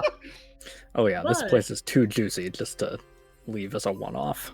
If Okay. Riddle really wanted be you to have a location that she could jump you to, this is a pretty good one since, you know, only you can really come in and out, or only you will Oh, like, be coming in and out. right. Mobile checkpoint. And Can set it here. Riddle, similarly, on the other side, is babbles your ear off about, okay, so here's how we're gonna do things. Basically, use Fate Weaver, blah blah blah blah blah blah blah blah blah, and like she gives you a full set of instructions, and that stops happening and being relevant about 5 minutes in as she starts just openly gushing about the scientific possibilities of the thing. And she is now chattering your ear off as you properly set a connection point up to this room. And- Yeah, she's gonna love when I start reading the wiki that I'm downloading off this thing. Mike sort of sits there and she's like, yeah, okay. So, we managed to set up our checkpoint. Are we gonna download the wiki here? Or she like looks back over to you, Trouble. Oh, Treble, who was about to walk over to the other greenhouse, like, huh, what? Are we still going back to that location that you found? Yeah, Demiurge, Yes. cover your ears. Okay. Yeah, so there's a bunch of flame, like, there's a bunch of cryopods down there, right? That Oh, they're you putting found- people in. You found your human. Okay. Well, no. I haven't found my human yet. I found an empty cryopod to shove them in, Mike holds so your that hand when we again, bring them, Argos. so that when we bring them back over to the burning world, they won't just get flame infected instantaneously. Oh, okay. And Okay. it's sounding like kidnapping. That is exactly what I'm doing. Yeah. Hear me out, Argos. I know this is. She puts her hands up. Hear me out. No, it's not great, but Okay. they are attacking our world, right? Taking a hostage Yeah. might buy us some time. Yeah, I'm... This whole, I really want more information on the relationship between this place and our world, because Yeah. they had to they guess, view our we're- world as an installation that Yeah, if I had to guess, is we're being probably like affected. the islands. What? I just... Mike closes her eyes, and she just keeps holding Argos' hand. You know what? If you're gonna do that, just do it somewhere I can't see. Oh, damn it. But you guys can actually see what we're looking at. I need to be your eyes so you can kidnap people.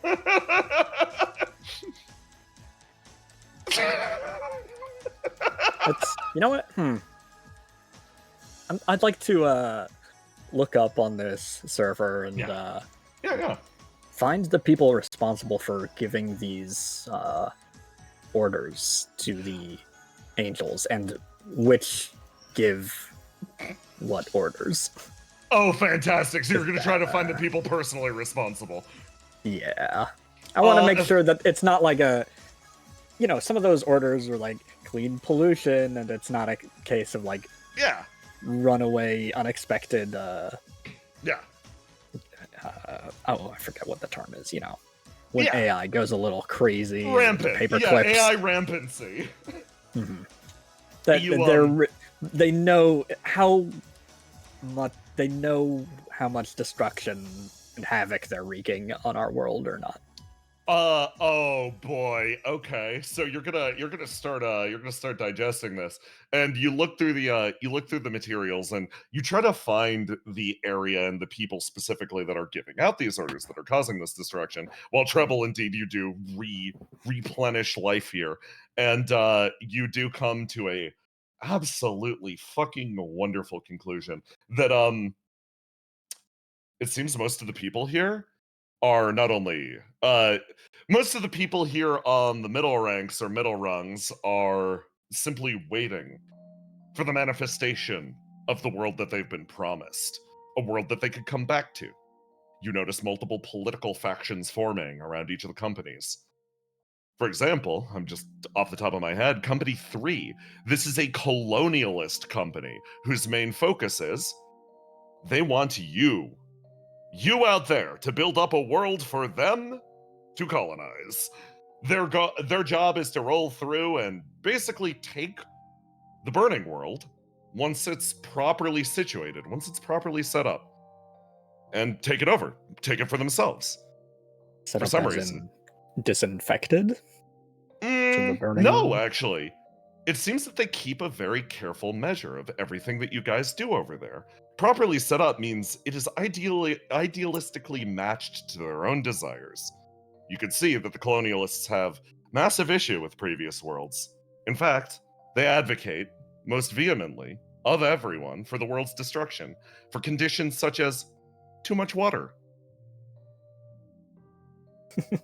You read this, and your heart sinks. Treble walks over, and she's like, "Oh, let me read what their reasons for destroying every single one of our worlds were. Let me read these. I've re-rolled a few, No, let me just read these. A few bad spawns in my time, but it seems, wonderfully speaking, every 4,500 years into a burning world, a grand vote is held about whether or not the world should be destroyed or claimed. Without fail, every single world has been voted for destruction. The reasons, again, are myriad, but so fucking petty. Too much water, too much sand. Did not properly adhere to the gender binary. All of these reasons are why your world's fucking burned. Hey, what was the reason World 3 burned? Just to the side, just like... Too rich. Okay. How do we feel about World 12? So, here's the best part. It's not just one reason. Every single political faction has their own reason for why they hate your world specifically. World 12 has so many wonderful reasons about why it isn't representative. The biggest problem, the big fucking desert in the middle of it. It's not good. It doesn't work. No real estate. At least part of that is ocean now, right? Yeah, but do you want... Hear me out. Do you want them to want to take over your world? Like, why make it more appealing to them? I'm gonna shift what I'm researching to their methods of connection and travel to our world. Oh, now that is a delightful topic. How do they connect? It seems that most most everything that they've found, that they've discovered, most every way that they get from here to where you're at is due to the discoveries and the work of the R&D department of this very building. All of this is Company Zero's work. The post-political company, they have evolved beyond. They work as an intermediary between all different points. This company has somebody working at it named Innocence, one of the Tormented, who has found various means and methods to connect this world to yours. It seems a variety of different things have been tried. They can't simply walk over to your side, not right now. It seems if they enter the burning world, something will happen. Some sort of disaster. Something prevents them from doing it. So they need to find indirect or more subtle ways to influence things. Apparently, after a large amount of trial and error, manifestation of the gods, that has become the primary means of interfering with your world. An apocalypse seed is planted in one individual, and eventually it germinates. It's used to pull in one of the machines specified in one of the 6 other companies into reality, and it lays waste to the area. Yeah, this means right.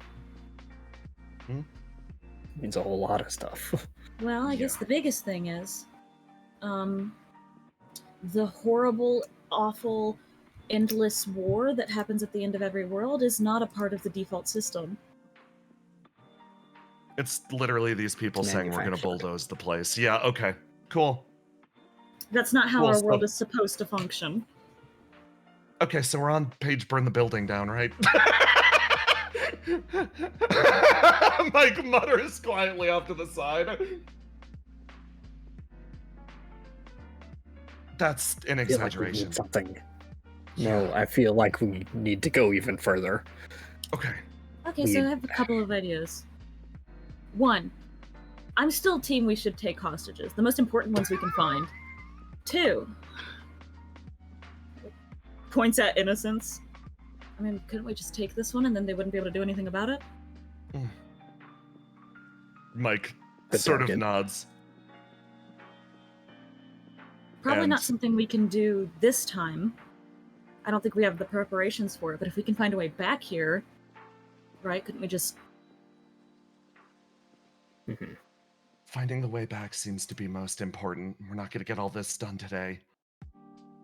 She looks away. Obviously, and we'll actually, have more time to formulate a plan now that we even have this information to Yeah. begin with. Oh, And go some other routes. I'd like to take this information on apocalypse seeds and see if we can come up with any better countermeasures for them, Well, since that actually- seems like their main way to. yeah. Actually, Yeah. me and Riddle spent a lot of time, before Wave 1 even finished their training, removing apocalypse seeds from people all over the planet. There's a bunch of them in the so R&D. there's a Well, lot, and there were about 52 of them in the R&D lab until recently. is it that just some of them slipped past and eventually the- became The best what way we're to fighting put it against? is... Well, actually, I can say, oh my god! Oh my god! You see Trouble, like, light up as she realizes something? Oh my god, I can tell you anything I want.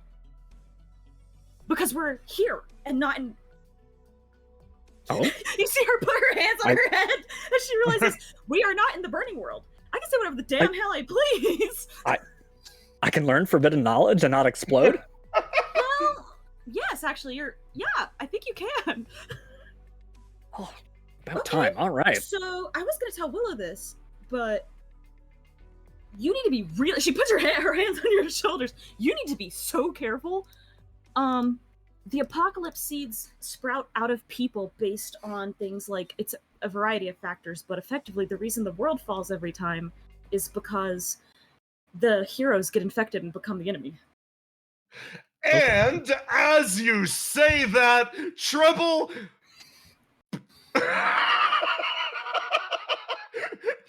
You were yanked back. Argos, you get the info, you stare at your hands, and you just feel it set in. What? Hey, Riddle. Riddle, like, Yeah, Trouble's burn just skyrocketed. But why? She was telling me things. Yeah, I don't know. It capped. Sorry, I had to grab her. What did she say? She all right? Riddle, Well, Trouble. I don't think back I over can here. say. Treble is throwing an absolute tantrum. Yeah, no, Riddle pulled you back, and you're like, "Ah!" She's like, Such I a was dang tease. dang it. She was like, I was so close. Can you Over as soon here. as until she can come back, can you No, Start I can't. kissing? That's it. That's it. We've got to pull out soon. Mike, like, no, let's take what she said. Mike sort of looks over at you. You become the enemy. Let's Right. double check. You look on the server. Everything Trouble said. It's the truth.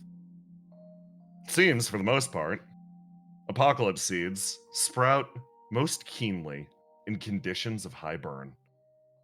Who has higher burn than the heroes fighting to save the end of the world? Your want heart to look- sinks. Hmm? Your heart sinks. Mike grips your hand again. I want to look for any logs of who's been implanted with apocalypse seeds. I want to look at any sort of tracking of how the apocalypse seeds are doing, what sort of factors specifically set them off. I want all the information on these things possible. You sit down, and this becomes your sole focus. You no longer look at the area around, you focus on the new storm that's coming, the new reality that's coming. And Trouble, you get the feeling at the very least your message was heard as you sit in the snow and sort of stare out as you feel Argos sorting through all this data, trying to find the truth about what's coming. She sort of pouts. She's like, well, I'm mad I didn't get to steal more stuff. I didn't even find a human, so... But I think Yeah. I got across something very important. Riddle nodding repeatedly. And you've got a skull in a bag, right? I do. Also, I did not tell Argos to get the coffee machine. I was going. Please, I got distracted. Argos. I love this because it's Argos literally staring into the horror of his own future. Oh god, my friends becoming enemies. No, not like this, not like... Yeah, I could get a fucking... I could get the coffee machine. Yeah, I'll check it out. Also, I stole a bunch of their old laptops and, yeah, this skull. Hey, Ace. Yeah. You find your way. I know where you're headed. Oh my god.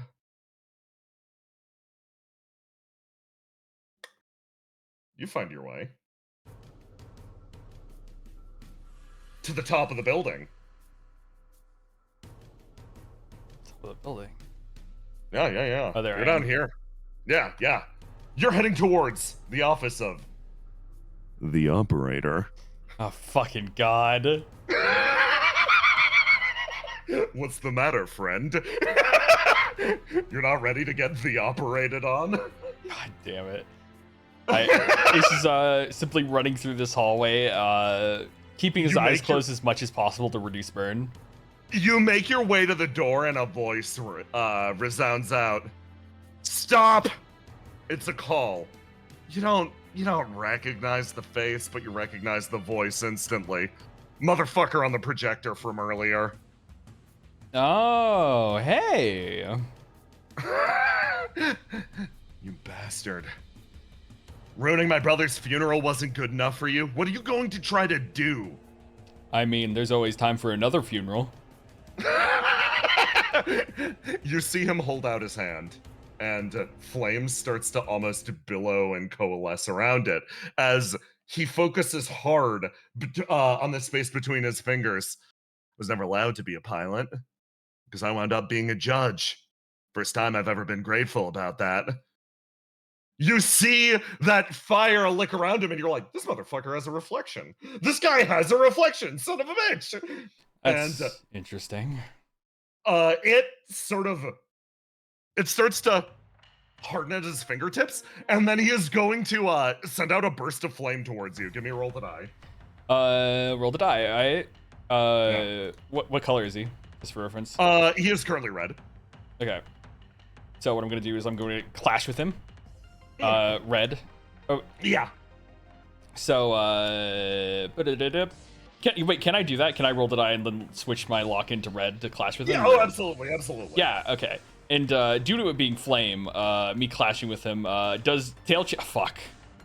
Yes. Never mind. I was gonna ask if Tail Chaser did anything special, but no. It's Oh yeah, you look at his body, and this man is actually already he's got basically a patch on his shoulder that is clearly bleeding visibly, and he has a tourniquet around his gut. You got him good earlier. With the crit 1, you clash with him, and my man is gonna roll versus you. You feel the heat of the sun rip around your body as this giant blob of energy flies its way out, and you are thrown physically backwards, and you go sliding. That is 45 damage, my man. Ooh, 45 damage. This guy actually, you look at him, he's a reflection user, certainly. He's not actually that bad. Well, you certainly hit harder than your brother, that's for sure. He is growing incandescently angry. Give me, it's your go, So, want to know how your brother died? You used one of our repurposed machines to get him. It's a lot more complicated than that. What's that thing you're holding in your hand? This? You look at the blob of flame that again, lava lamps its way out. This is my ideal. It's the other half of myself. Ideal, huh? Huh. Kind of like a reflection. Don't call your cheap fucking knockoffs the same as this. This is something true. Listen, he points. What you're celebrating right there, it's your own joke of a history.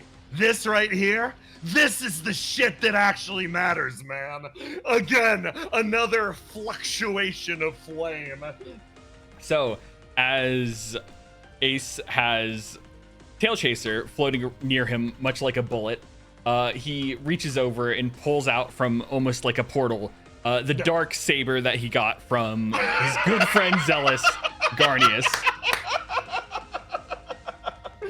My goat. Yes, you pull fallen Garnius out and it manifests in your palm. So, I'm gonna give you two options. We can fight here right now, or you let me through to see where the fuck the operator is. Oh my god. Okay. That's your ultimatum, boy. He takes one step forwards. I would rather die than lose to a machine. Well, that's my favorite option. As give me that roll to do twice. Yeah, roll to do as he fires Tail Chaser at him, and then goes up close and tries to swing Garnius at him. So you notice something about this guy's body. I love this. Okay. So what the fuck? First one's gonna be a hit. Second one's gonna be a dodge. You look at his body. It seems like he needs to keep his upper body upright, and he almost straightens himself up as he it seems like he can't let go of his ideal even for a split second. He needs to retain focus on it. The first attack actually strikes him and it dissipates for a split second. You feel whatever he was charging up disappear, and then instead of doing anything else on the one, you actually managed to get him good with that 19. He instead turns and just dives on you. Weapon cast aside, he throws his body on top of you, shoving Garnius to the side. He's just gonna reel back his fist and try to punch you. Roll to die. Well, did I 18. Okay, Mhm. can he beat it? Is he locked into red? He is. Actually. If it is, then that would be clash. Yeah, let's clash. Clash with me. 27. Tell me how you get this guy off your ass. So as he reels back for the punch, Ace just uses his free hand that isn't holding the sword to pull out the SMG and just unloads into the guy's chest. You realize something. Something horrific happens as you unload this SMG in this guy. For you, the SMG is just a normal weapon, a normal everyday part of life. But you remember the customizations Riddle has put inside of this thing. You know this thing contains bullets of hyper-concentrated flame meant to spread out through the body to elementally destroy demons. In this instance, it does not destroy a demon. Instead, it simply worsens this man's infection. He throws himself backwards and starts to shriek, rolling around on the ground, flame bursting from his skin. He is simply screaming. Well,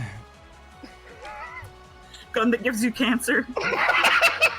look, I'm not gonna kill you, because I think this is way, way worse. So let me ask you something. When all the people you love, when everything you're trying to protect turns its back on you just for one tiny little thing, when at the end of it all, you're not any different, what are you gonna do?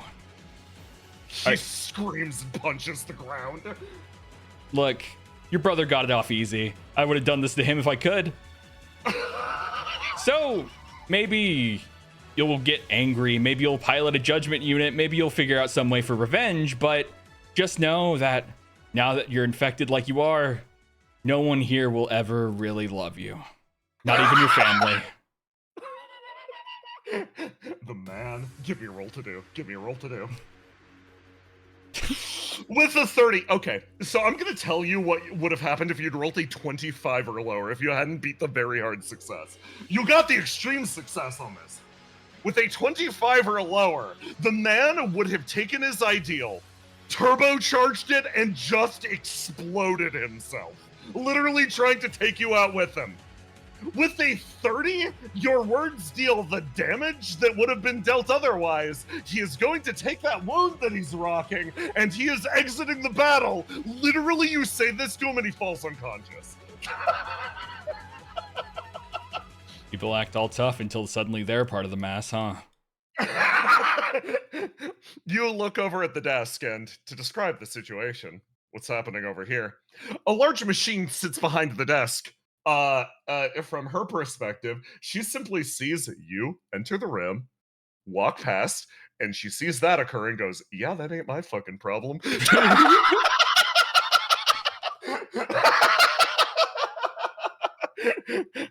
You start to walk off in that direction as Tiny up here. Tiny 9.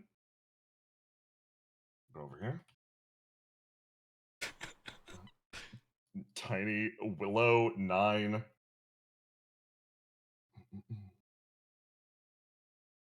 Our funky little AI. Yeah, your funky little AI leads you back over here, and you just hear her voice lightly intoned behind you. Ahead is the operator's room. Oh, perfect. 9 looks incredibly nervous. What are we actually going to say? He says. Wait, say. You Willow. What do you mean, say? We ain't gonna be speaking to nobody. We're just taking the key and we're leaving. Okay. He seems more relieved at the prospect of not having to have a conversation. You place your hand on the door as Ace rounds the corner. Oh, hey! Oh, Hi. nice. Man, you guys hear that screaming over there? That's crazy. You sure did. So you guys here? You here to see the operator? Yeah, we're here to steal a key. Okay. Don't worry, I got a maintenance card. As he just comes up and tries to swipe the card. You swipe the card and you see the demiurge behind you for a moment just be like, all right, finally after... What? She seems almost disappointed. Door's locked. Shit's locked. What the fuck? She seems upset. She makes her way forwards. Hold on, I'll try to grant you access. She pulls her way backwards. And then you watch her take this tiny little form in. No! She starts slamming her head down repeatedly on the key lock. We were so close. I am not allowed to have an outburst of emotion that strong. I apologize for any inconvenience that just caused. Yeah, it's fine. Nine just Don't worry, I think I got another key for this one. Yeah, Willow's pretty good at this. Willow puts her hands in the door and just pulls them open. Give me a roll to do. Okay. You put your hands on the door. Struggle up against it. Nine is going to look at what you're doing. He got really distracted when Ace came in the room. Ace, the look he gives you is not gentle, and he hasn't said really a word to you ever at all since you know the incident. Willow, you start opening the door. Nine thinks for a second and summons Triumvirate, and he summons two of them, the third standing at his side, and bends with his hands outstretched, places the two of them into a combined tool for something that he has both seen before and knows and feels right shaping. They form the Jaws of Life. Oh, and to try to rip this fucking thing open. And they will join you in prying this door open.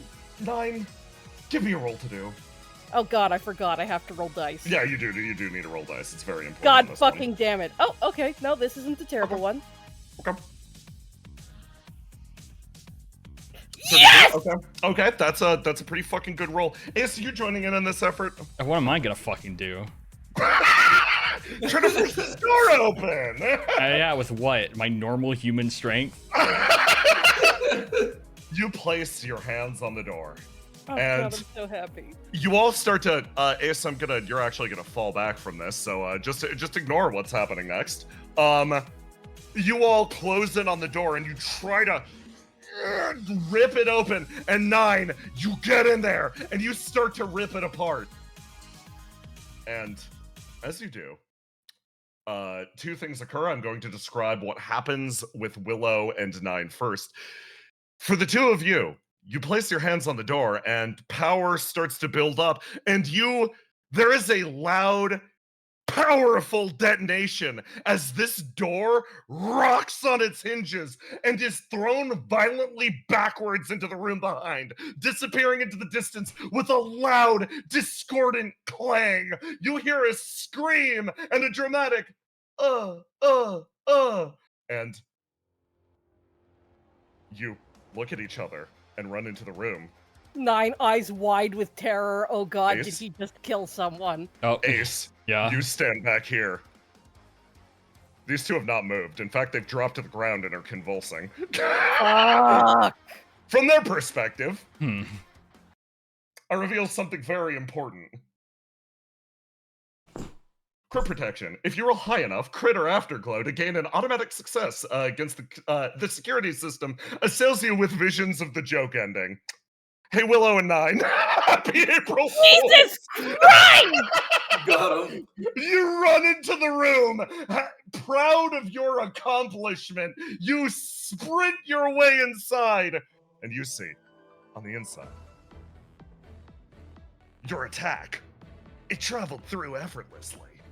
It flew into the chamber and struck the operator dead directly in front of you.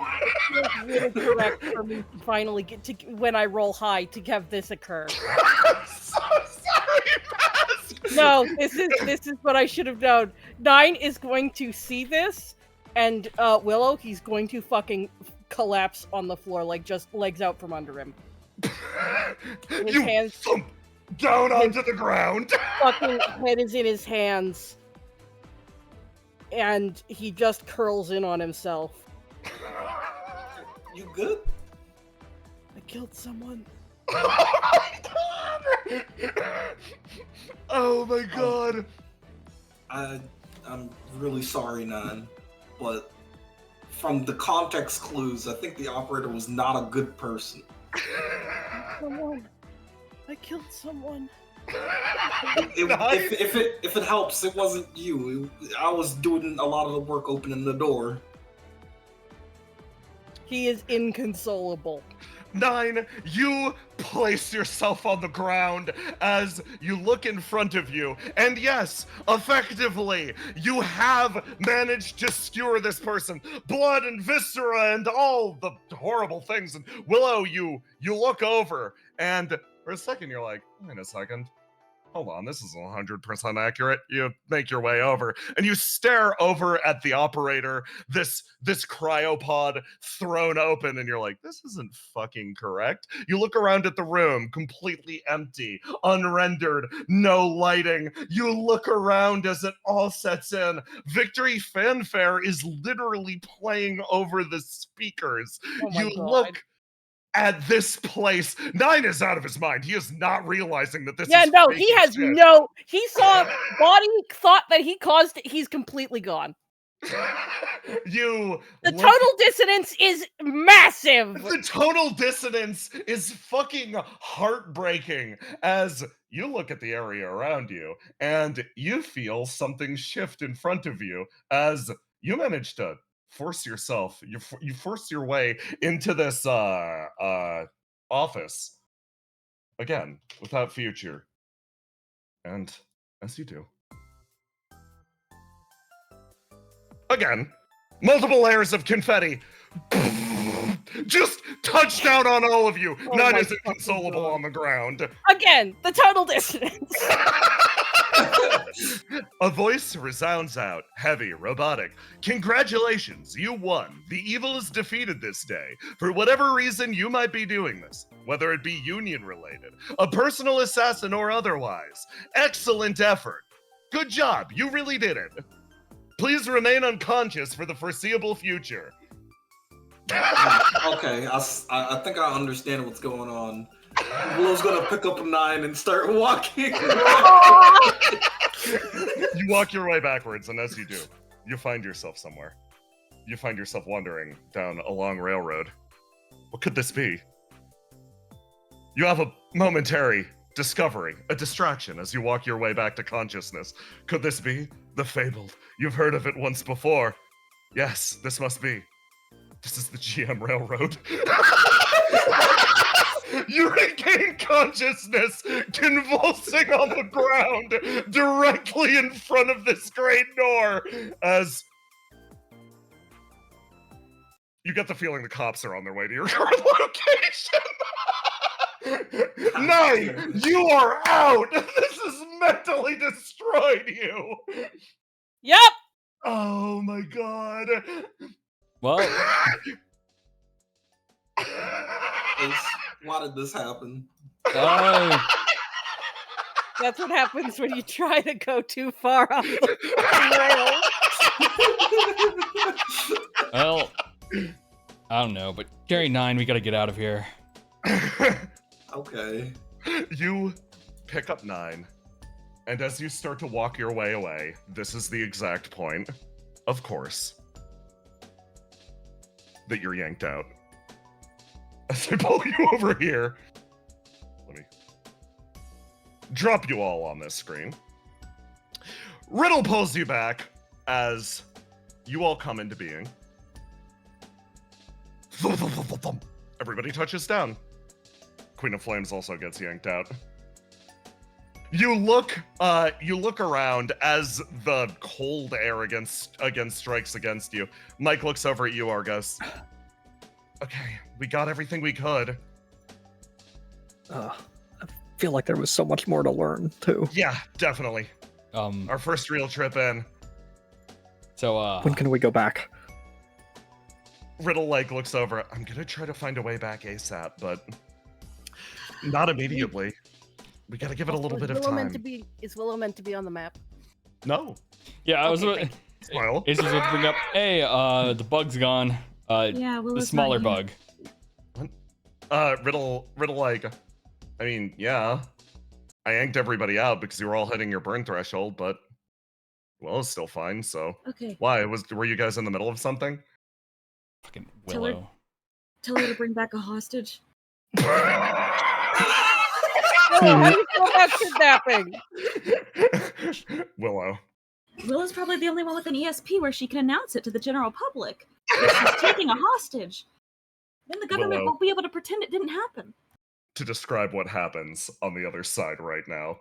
From your perspective, everyone just out of existence. You knew that this was going to happen eventually, but for you specifically, this is how it happened.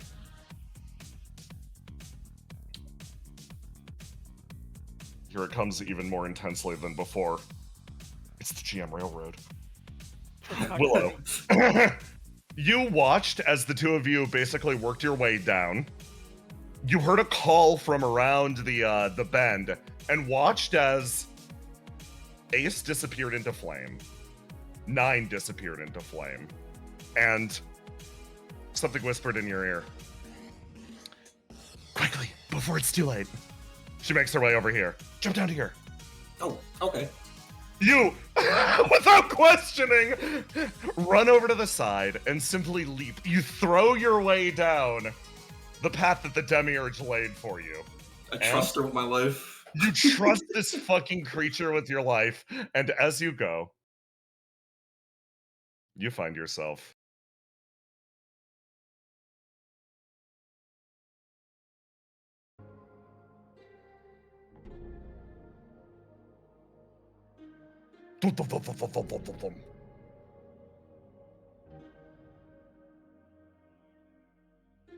boom!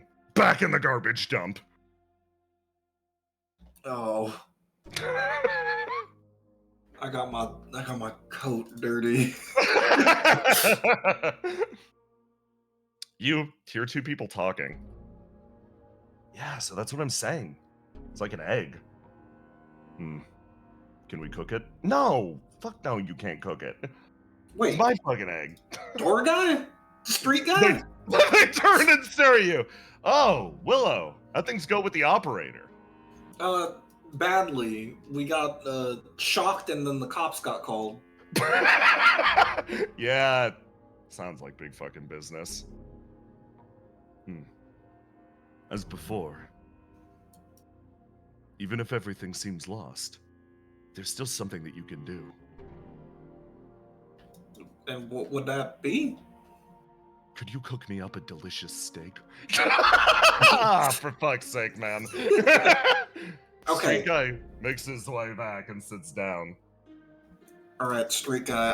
I need your help for a couple things. I Yeah? need you to find the most competent people in your district Okay. and keep that secret of the egg for next time we talk. Okay. I can do that. And the other thing is, do you think you can? I guess I kind of want to free innocence. Do you think you can get me back over there, or think it's too dangerous? He looks over to door guy. Huh. I mean, he is kind of a door guy. He Like, looks can at you door open any guy. door? It is my responsibility to open doors. He looks over at you, sort of stares. I feel something familiar from you. Said It's it like a was- memory of a distant childhood, a summer spent together. I don't think we went to camp together, but my senses tell me we did. What a funny thing. Yeah, he talks like that. I see. He sort of tilts his head. It was in the way that you grilled that steak. Spoke to me. Told me things. You've got a steady hand.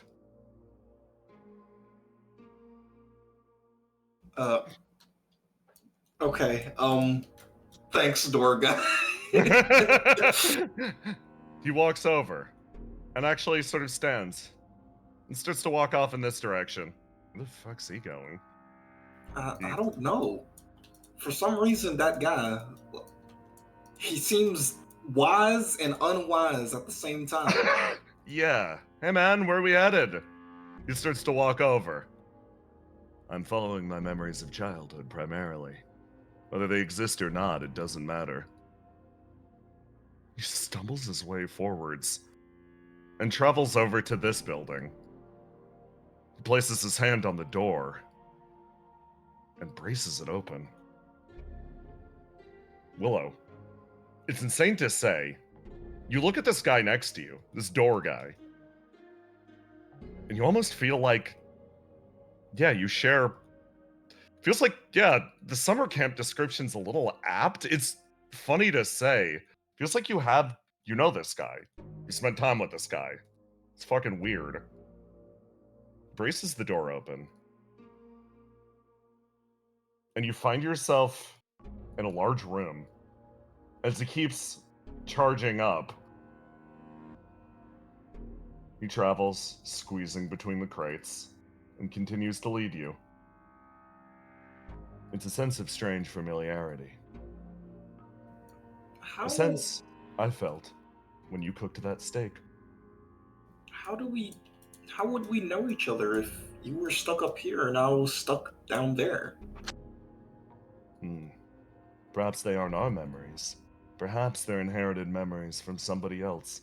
Perhaps we are sharing, vicariously, an experience from others. Regardless, he puts his hand on the door, and it fucking opens. Oh my gosh. So strong. He is door guy. Continues to walk his way forwards. Even if the memories are not mine, even if they are not yours, do they need to be your memories to empathize with them? Can't you see somebody else's story and feel something? I guess you're right, door guy. Even if I didn't meet you in those memories, it was you in those memories. And He nods, and the door opens. He makes his way inside, and Willow, you look inside the chamber, and this man has been speaking nothing but nonsense up to this point. But, well, one of your senses picks up as you look at the room, and for the first time, you actually understand what he was on about. You cooked him that steak. He ate it. Flame to flame communication. He saw some of your memories. Perhaps you did share a time at summer camp, but those feelings that you passed to him, he's been acting on them, almost as if they were as important as his own. He walks his way into the chamber, and he presses a button over here as you see something suspended in the middle of this chamber. It's something that you almost forgot. Something that sparked up only for a moment. An experience from the side of your mind, but equally important. It's a feeling that stuck with you, not your own, but that you inherited. A sensation of a world watched from the outside. You look in front of you, and you see a figure suspended in the center of what appears to be a gravity well. A machine, taken away from its partner a long time ago. Door guy turns and stares at you. Again, these are not my memories, and I do not believe that they are yours. However, just the same, they found their way to me. I wonder what the significance of it is. door guy, I will never doubt you again.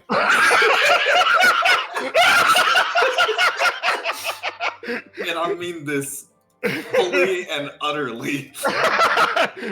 He places his hand, and the door opens. You look at the machine in front of you. Wow, that's like old tech. How do you know this guy? It's like the door guy said, it's an old friend. From a distant fucking summer camp, man. Distant summer camp. You make your way forwards and you manage to unhook the robot from the machine.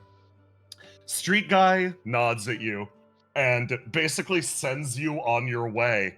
You spend some time preparing, get a full promise that when this time comes again, they'll be ready.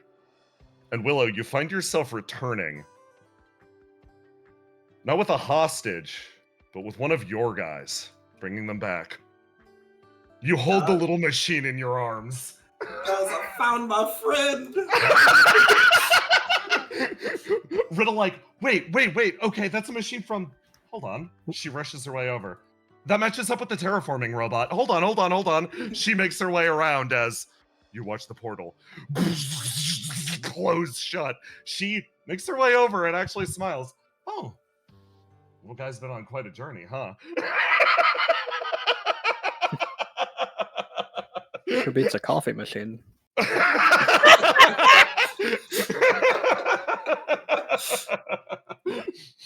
And with that, I bring us to our final break.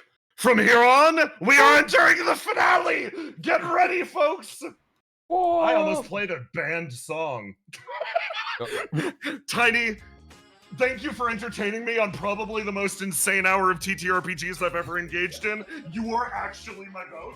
That was so funny. Hostage cooked! We got something better. I can't believe I was too nice and told Argos the information that no one could tell anyone up until now, and I got hostage cooked. I can't believe that no good deed goes unpunished. I got little Bleepo. Mm-hmm. Look. Old Bleepo's here, though. Dude, fucking Wait, door hold- guy. Yo, door guy was goated. Door guy, he was spitting some hot wisdom, bro. The little at the end of that was like, you know what, door guy, you're actually spitting fire. I was not believing you for a second. Door guy and street guy fucking based? No, when they say they got a guy for everything, I guess they fucking mean it, man. True. Door guy, you're real as fuck. That's why I fuck with you. That's why I fuck with you. Should have give him a reflection. Honestly, I mean, Brian! We still can't. We Still still get it time. again. that's why I gave one of them a reflection so we could have a flame tunnel that connects there. That's I love so it so smart. much. Yeah! Wait, that's so smart. What the hell? Yeah! Wow. I'm back. I just didn't have many options from the reflections I took. Wait, did you hear Tiny's genius maneuver? No. Tiny gave Street Guy egg so Yeah. that we would have a flame connection back to there. Oh, so we got one in the angel room thanks to Argos and one with Street Guy. Okay, y'all are smart. Also, check your DMs. I don't know if it's relevant, but I'm Let me see, making let an me see, let me attempt. see. So you're gonna let me take hostages next time, right, Jay? Look, Jay is letting you do anything you want. Yeah, you're free. You're free to cause whatever You're trouble free. you want. You're free to do whatever you want. You're not free of the consequences. Yeah. Listen, my favorite thing is that Argos has now perceived the horrors. Thanks to Trouble like, oh, I can finally tell you. Argos the horrors, Mike and Argos like, haha, holds hands, stares into the abyss. Haha. Can you tell that to Triple anyone was else? so No. excited the second she realized she could actually say shit she was restricted from. Because it's been like worlds, right? It's been worlds. She has not been able to tell anyone what was coming before it happened, right? Like, she has not ever been able to warn anyone ever. And then she was like, I can just say it. Oh my god. And got overexcited and just said it. I gotta set up the Fucking peak, consequences of your honestly. actions. Oh man, the world's most diseased man now. Are you guys happy that I brought back the angriest angel I could find? I'm so happy. I Literally, love that we she's have- Good pick. made of fucking piss. Yeah. Angry Angel Skull Hello. is Now we have to build her a body. All of our angels, angry, Gonna call her mischievous, granola. pissing.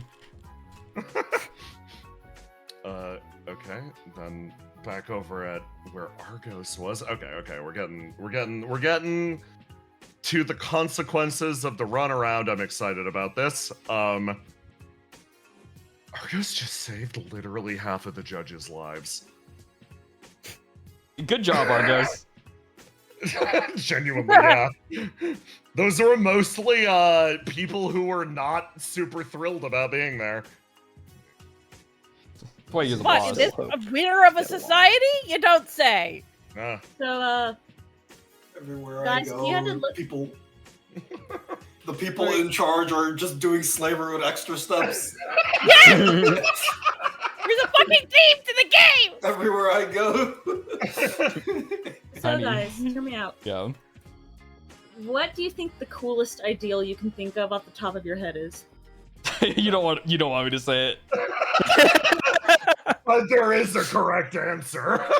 Russell. About your grustling. Oh my god. Okay. Minecraft is a good one. Minecraft is dope! Limp Bizkit? I wish it was Limp Bizkit. Oh my god.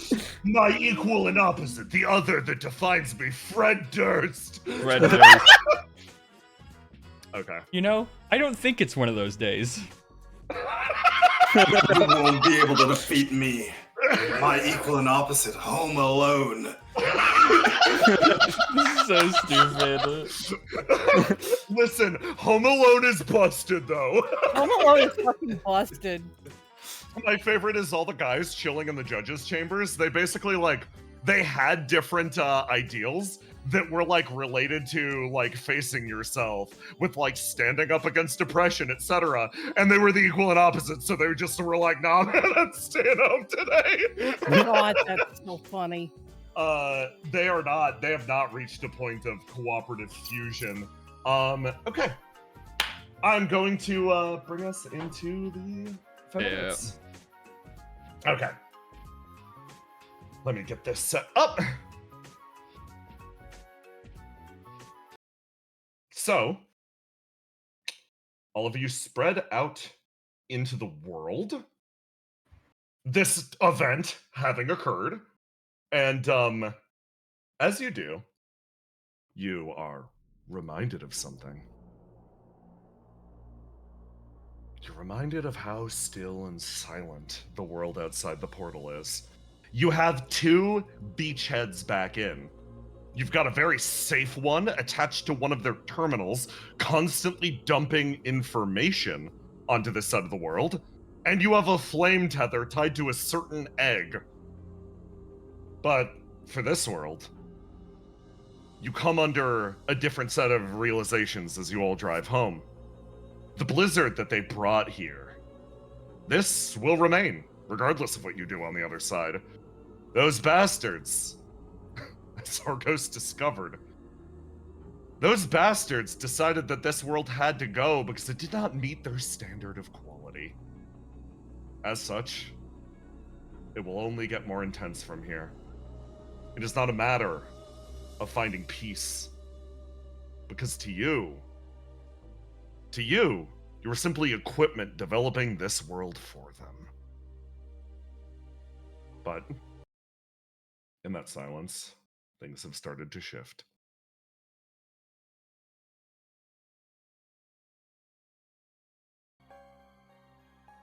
Trouble, you find your way back to the Lunar Gate. You walk your way in, with Dekka staring deeply into the flame. Did I give this angry angel to Opia? Or am I carrying it? Let's decide that later, actually. Okay, so either way, I'm not carrying it right now. Yeah, it's not gonna be I won't fuck you over for going, didn't take proper precautions, die. As much as Tetra's like, I'll even spawn him. Trouble the proper precautions! She shoves him away. Dekka stares into the flame in front of him, genuinely lost in thought. Graham turns around and actually shushes you. He's I don't know, gaining consciousness. I think his soul is growing in. Oh, it's finally coming in? You both sit down. Is it his soul or is it his consciousness coming in? Both, either. And Finally gaining morality? from around the corner, somebody else runs up behind. Yo! Hey! Hey, Danger, how are you doing? You got a pang of confused emotions? He has not been down to World in a little bit? The kissing basil thing, that is scrambling his brain a little bit. Yeah, I think Triple tried to talk to him about it. It went kind of mid, and then she's just been very like, every time he comes by, she's like, "How are you? Hey. Are you feeling any better?" Yeah, no, I'm doing great. Now that you're back, he says, looking over to Trouble, and then looks back over to Dekka. So we got a god, right? Oh, yeah, we did take the God of Dreams. Let me pilot it, he says, looking over at Dekka. Dekka's expression shifts back over. Why? I wanna like protect the world. I wanna save people. And like that's what I've been training for. So yeah, yeah. Dekka looks over at Danger.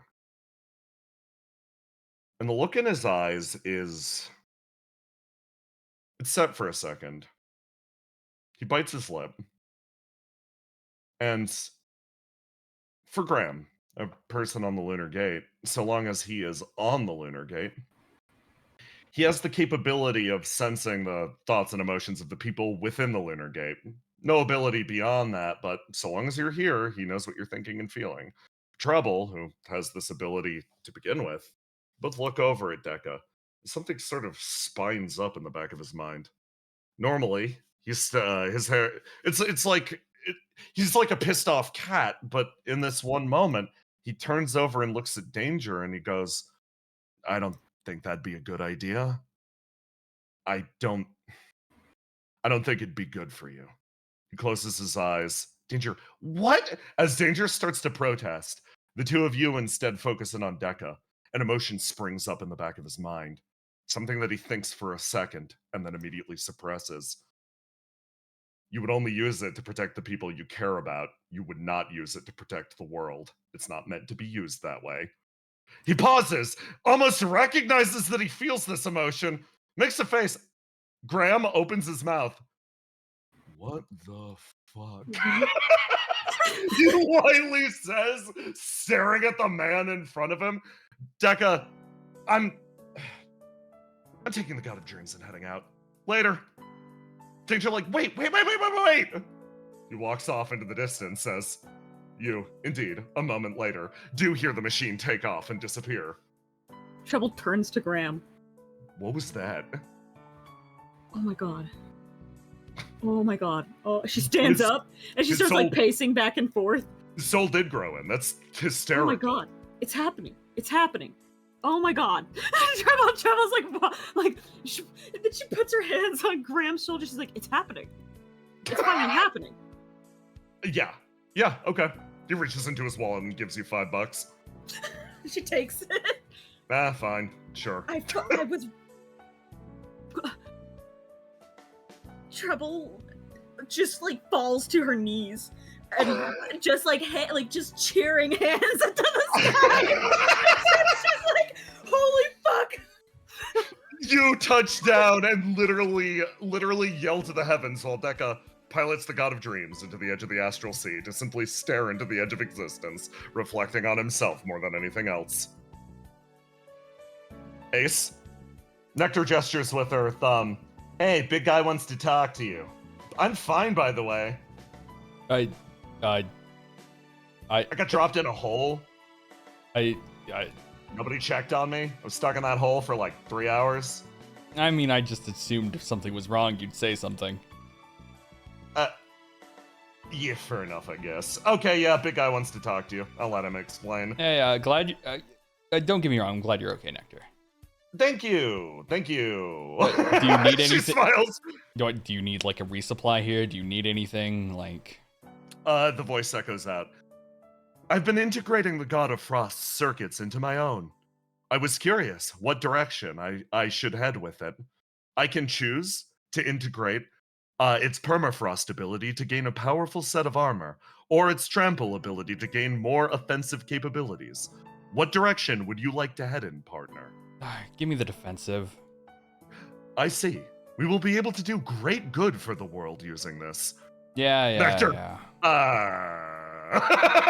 Does this guy talk to you all the time? He's Vocal? Yeah, that's a good way to put it. Cool. I mean, The head sort of turns and stares at you. I will begin integrating these upgrades immediately. Thank you for your input. You watch the robot power down, and you watch its form actually start to change, heading for a more heavily armored appearance. yeah, is there a way to turn that off, or is it like... No, I think that's the actual personality of the planned obsolescence unit that's still rocking around inside that thing. She, like, looks over. Okay. So, based on what you discovered on the other side of the portal, those people seem to work in opposites. Yeah. So, yeah. That means I'm sure you can guess what I'm thinking. this guy is the opposite of the original God of Flames pilot. Uh-huh. So that means that the God of Flames pilot was an Real asshole. piece of work. Yeah. Yep. Well, I'm sure you would have gotten along with Dreams better, but she shrugs. Hard to say this, especially after all this time. I find people like this easier to work with. She gestures with her head. I mean, at least Yeah. at least we don't have to worry about any like secret scheming or anything. Yeah, at the very least. Well, happy to be working with you, and I like this hangar just a little bit better than the other one. Yeah, and hey, at least you won't get lonely. You have a friend to talk to.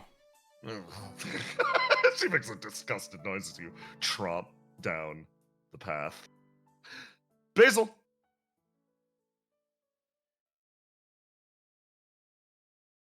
You have a very distinctive answer to the storm. After finding your way home, you find your way over to a large tower, a place that's familiar to you. Basil, why did you pick this location? It's a big question. If you're there and unmuted, Brennan. Can you hear me? Yeah, I can now. Okay. Yep. Well, out of all the places that I could stay, there's Opia, which is a bit crowded for me right now. And there's the Derelict. That's a little too close to Aura for me. So I felt like this place would be best. If that's okay with you, Gene? Yes, of course. He smiles. There's something familiar about Gene. Something very comforting. Reminds you of that touch of hellfire for a split second. As he sort of leads his way away. Shouldn't be an issue, right, Cam? No. No, I'm just glad you're here. Are you feeling alright? Yeah, I can't complain. Don't worry about me, I'll stay out of your hair. You don't have to. He sort of sighs. Gene feels he feels the weight of the situation, but also recognizes what's happening. There's very few areas out in Ciala that have a functional heater. Well, with the way that the world's changing, more and more people are gathering together, so... Yeah, no, this is a good spot. I'm happy to have you in line of sight, Basil, he says, with a smile on his face. Your room is mostly still set up. Any of the things you brought over, we're happy to help you get in there, though. I don't think there's really anything that I need. Okay. Do you have... We still have a little bit of time till dinner. Do you want anything in particular? I'm not hungry. Okay. You walk your way forwards, following behind the man in front of you. The sensation, the normally familiar sensation, now simply dully impacts against the back of your mind. It's like an ache. You see the person in front of you, and Ideal doesn't even speak up, saying that you should devour anymore. You just watch him go. And as they walk across the room, and the door opens and shuts, that rattle almost seems to carry itself forwards. Forever. You open your eyes, and you find yourself standing at the edge of a train platform. You can tell the place that you want to go is back in that direction. It's the GM Railroad. Let's get on the railroad. No, you must walk. Basilisk Kid, walk away from the railroad, please. No, it's okay. She does roads. Oh. Listen, you got one rule when you're dealing with Basilisk Kid. You put her on the bottom side of the fucking map and you make her walk to the top of that map. She walks to the top. That's what she does. No matter what. She will find her way. You look at this train station, you throw yourself over the side and touch down, and you look at this boundless flower field around you. Again, it sprawls out to such a degree you can barely parse its edges. A road extends its way. You know where you're going. So this is where it was. You see something on the hill. It was half finished before, but now, Basil, it looks like it's been worked on, particularly lately. And the road, incomplete as it is, still shows signs of care. This is like a copied place, half finished. A recollection of someone manifested on the skin of the world. You can tell this place is both real and is not real in the same way that you understand it. This place is somebody's vision, their paradise. The flowers are nice. She's actually gonna walk over to one of them and pick one. Give me a roll to die, Basil, and you must lock in your highest result. Oh, fuck! Oh, yeah. Yeah. Hold on, let me fix some of those wounds, Queen. That's on me. You're dead. Who could forget?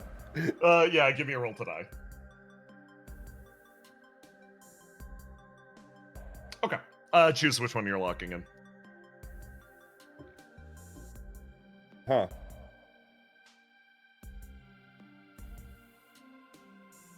Okay. You touch the flower and it shifts to a brilliant shade of pink. It almost reflects your inner self. It's funny. You come to a realization. This place is somebody's paradise. There isn't a single soul around, only these flowers. You feel the presence or the shadow of someone occasionally, but for the most part, it feels like it's only you here, really. And Basil, you come to a realization on your lonesome that in this place, in this paradise, that screens out all others, it seems your presence is welcome. You are a part of this person's paradise. Better keep walking down this road. Uh-huh. Hide the pink stat result. I would have given you something terrible for all the other ones. You trudge your way up to the large device in the distance.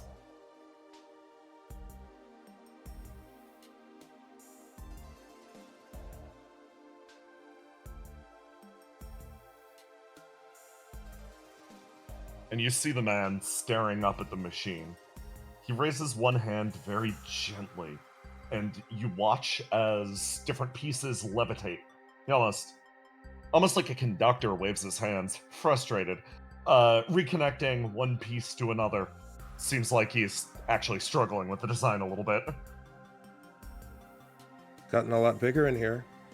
You say that, and for a second he lets out a and then whirls around. Oh, you found your way here on your own. Sorry, am I interrupting? No, absolutely not. I'm actually very happy to see you. He looks at the flower you hold in your hand. I see. To think you're able to cradle it without destroying it. He says with a big smile. Your touch has grown significantly gentler. Has it? It's... She thinks back to the last thing she touched. Hey, Basil. She throws up. Yeah! Oh, I'm so sorry. He moves his way over and actually brushes against you and notices. This isn't the only flower you have on your person, right? No. Hey, Basil, where is it? Where is it, Basil? It's in her back pocket. Yeah. So sorry. I didn't mean to dredge up poor memories. No, it's okay. I'm the only one. I'm afraid that after the big fight, they called everybody. They were having a get-together. I don't know what they went on to do, but I'm sure it was useful. That's why they're heroes. They can move on from something like that so quickly. Oh.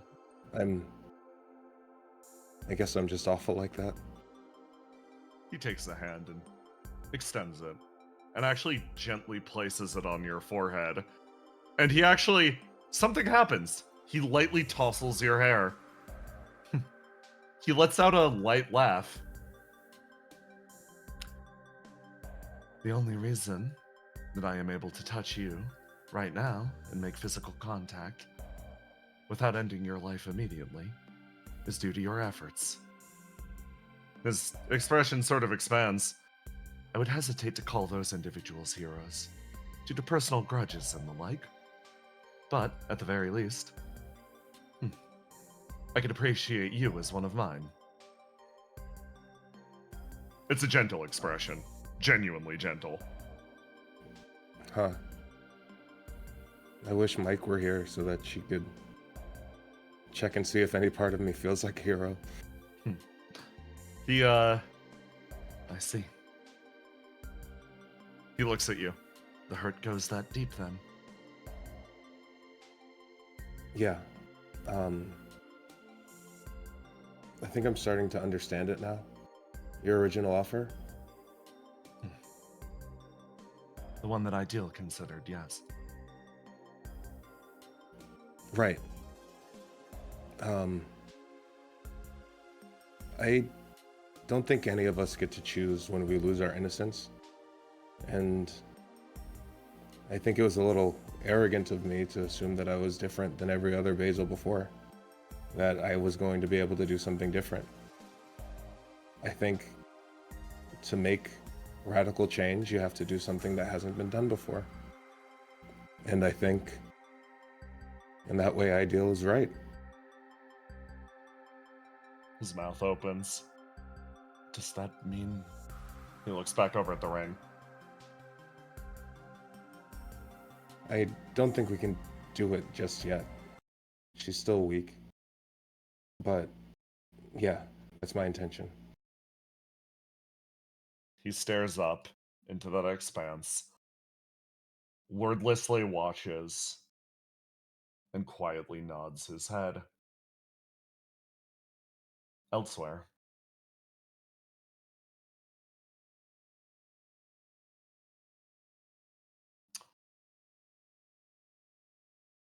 High tonal dissonance. Here we go again! Elsewhere. Everyone's fucking favorite. Oh man, God, Act 3 is such a roller coaster. Okay. Beloved ESP Lab, let's go! Someone woke up in the middle of his bunk in Skypoint to find a set of directions wedged via knife into the wall. He followed those directions to check on one of his dear friends, and he now finds himself with a sense of growing dread as he knocks on the door of a place that, honestly, if she just said the fucking name of it, he probably wouldn't have come to begin with. Knock, knock, knock, knock, knock. The door cracks open. Riddle and Argos simultaneously fight for dominance of who gets to the door first. Fuck. Hey. Hi. Oh, visionary. Yeah, cool. Good to see you. Yeah, I was here to check on... I was checking on 8 to make sure she was okay. He rubs his forehead. What's the password? She waves. She waves in the background. What do you mean? Go hide. You're supposed to be dead. Yeah. I mean, it like mysterious, no. unnamed. Come in. Goes back around the corner. He sort of steps in. He's like, "Thank you for Thanks for letting me in. Again, he is normally cool and composed, paralytically anxious around Argos specifically. He sort of like looks over. Can I, any chance I could borrow my very dead comrade for a second? Yep. Okay. Hey, 8 walks in like, oh wow, so shocked. Good to see you here, visionary. He like makes his way over. He's like, why didn't you just say you were staying at the Opia building? She looks over, because you're an old man and you won't just use a GPS. You follow actual written directions. If you just said I was at the building, I would have not come. You see him grit his teeth as he looks over at 8. He pulls his hat down.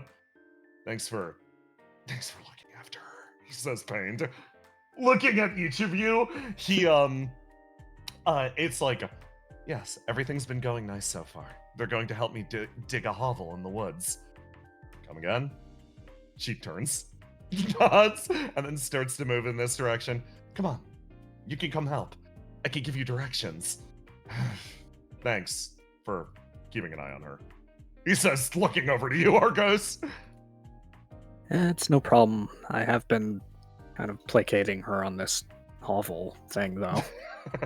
I guess that comes to an end. As you start to head towards helping 8 with her hovel, Argos, the door opens and the two walk outside, and you similarly hear somebody call, Argos, are you headed out? Yeah, it looks like it. Cast sort of like turns their way around the couch. They're like, it's fine if you want to go dig your hovel. It's completely Oh okay. no, if you need me here, I'm happy to dig a hole in the ground. Yeah, it seems pretty important. I'll catch up with you later, you guys. You, for a split second, see 8 walk outside, and she gives you a disappointed look, but slowly leaves while my eyes, your eyes. You make your way over. Mike has been, how do I put this? Ever since the incident with Basil and the things you discovered at the tail end of your trip into the portal, Mike has been, it's only really been around you, Cast, Riddle. She has, she's shrunk again. She's tiny. Yeah. Thank you. I really appreciate it. I'm just hoping we could hang out, spend some time together. Yeah. Yeah, it feels like we rarely get to do that these days, so yeah, so this gotta is take nice. the time when we can. Yeah. She says with I a pat big her smile. head, which has become a habit these days. Cast sort of like sits down, visibly relieved a little bit, as Riddle sits back down at her chair and continues working elsewhere. Camera following these guys. Post hovel work.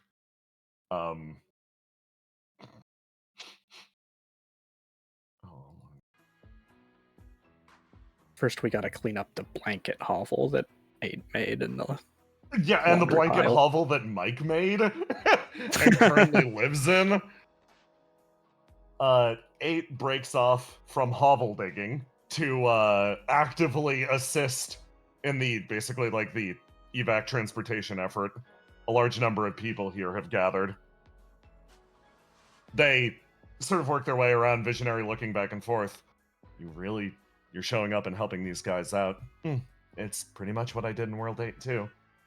You guys didn't survive the God of Frost. We didn't. She walks her way over.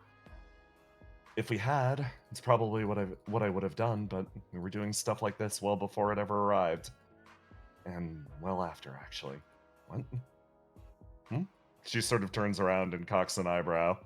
And at this point, someone stumbles his way forwards. He makes his way over, citing 8 first. He makes his way over to her like, 8. She pauses, turns, glares at the man, and shoves him backwards. Oh. Zealous. Hi. Visionary turns, looking at him. Oh, hey. There's a freeze as they sort of stare at each other.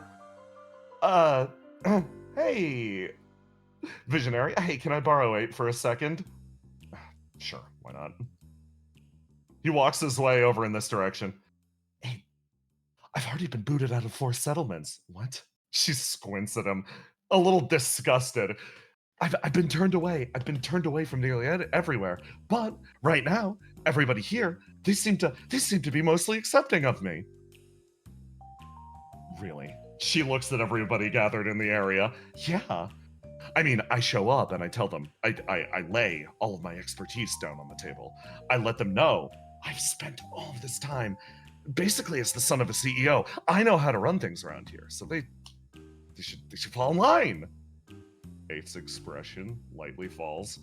That's so. Yeah, I mean, but most people don't seem to like that. But I've come to realize something, 8. Yeah? The pores. The what? They're poor people. It was always in the name all along. 8, they're people. He moves his way forwards, entering her personal space lightly. And she just sinks a fist into his gut. And the man doubles over. Look, I'm genuinely happy that you're growing. I'm happy that you're realizing these things. But right now, at the very least, you need to wise up fast. Because people, especially right now, aren't going to take kindly to an attitude of you showing up and telling them how to live. So let me help you get this straight. You are relying on them to survive. It is not the other way around. She turns and leaves him doubled over on the ground. Pick yourself up off the ground if you want to mean anything. She walks her way away, looks over at Visionary. You got a problem with that? No. Just won't kill the guy today, I guess. He sort of sighs. Really? Throwing hands, huh? She reaches down into her pocket and actually produces the man's wallet. It was a discreet way to take this. She sort of turns and looks over. Visionary like, CEO's credit card goes a long way. I hear there's people hoarding supplies over in Goldenrod. What do you say we wipe the place out? She says with a big smile crossing her face. Visionary turns, sort of salutes the man who is lying on the ground, slumped against the heater, and walks off. Somebody, in a distant location, taps her foot on the ground, picks up a phone, and calls back to the consultant's office. Argos, your phone goes off. Business call! Yeah, hello? A voice chimes in on the other side. This one, calm and cool. Let me grab her token. Greetings. This is Enoch Apocrypha, representative of Geist. Over in the Geist district. You are Argos, famous streamer, correct? Yes. With this, with the complete severance of Geist into 2 separate factions, I have been left as a representative down here on the surface. I was told by an invested individual that you wish to renegotiate your contract.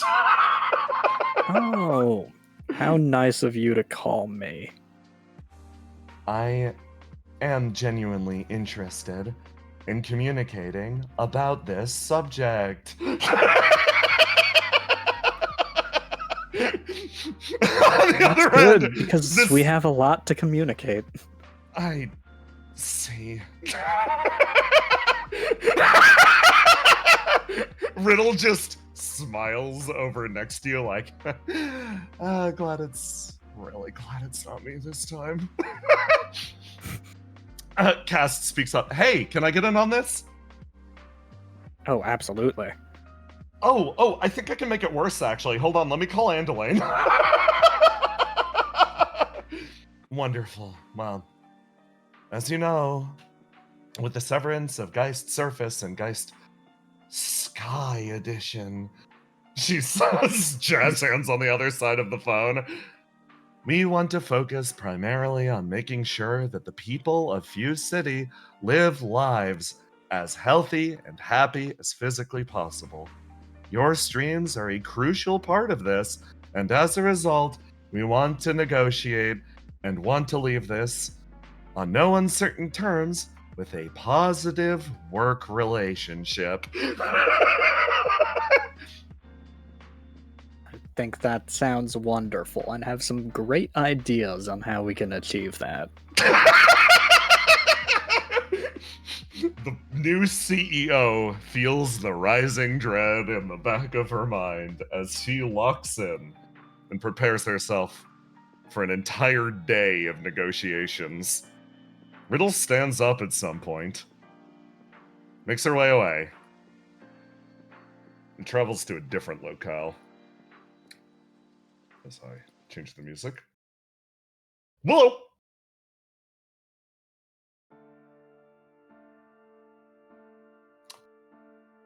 You've spent the last few hours fighting for your life! In the aftermath of everything you've seen on the other side of the portal, in the aftermath of everything that you've encountered, and the aftermath of the God of Frost, there was only one real solution for you and the person in front of you. Riddle turns around, stares at you, and flashes a smile. Okay, I'm gonna throw the flame open, close the distance. Alright. Riddle takes a step forwards, and you realize, well, it fully sets in the reality of what you've been doing for the last few hours. Training against the strongest person you know. She throws her hands wide, Riddle creates a gap, and basically thrusts you forward into it. Willow leaps through the gap, closing the distance instantly, and goes for a spinning kick. Willow, roll to do for me. And she raises a hand up, and Riddle goes, and point. And there is a pause as Riddle as the Queen of Flames slowly raises her hands and sort of starts to clap them. Your ability to close the distance is as impressive as always, but by the virtue of that 18, I think I probably could have overcome that. Riddle like, hey, that wasn't what we were testing. She makes her way forwards. Yeah, if it was a punch, it would have gone through. I was just testing if my kicks could go through. Thank you, everybody, for helping me work off all of this pent-up aggression that I have. I don't know, I just feel like I worked halfway through my tank. An additional 50% of the tank would have gone a long way. Riddle like, Argos, listen. Argos made the right decision, definitely. And we're more than happy to dedicate all of your energy into helping us train. The Queen sort of pauses, turns, and looks over. She puts one hand up against her cheek, and she's like, by the way, Willow, I've been meaning to ask. How was it? She stares straight ahead. Her eyes locking with you. You know what she means. She gestures at the flame. You stared into it. You had an experience only myself and Mike have had. Oh, you mean bearing the weight of the world? It was... it was heavy. She nods. I can't say it was horrible, because... I don't know. It gave me some perspective on things. I guess I kind of understand what it means to be the strongest for your world. Her expression falls. I would apologize, or say that I pity you, but again, I can't lower my head like that.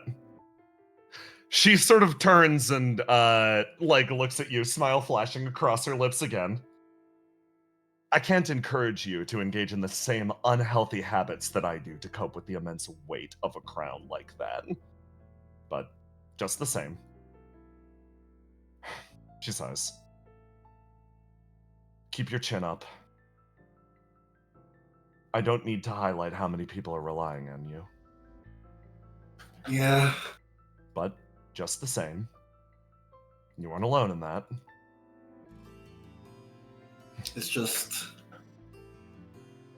I understand what it means to be, I guess, queen, in a sense.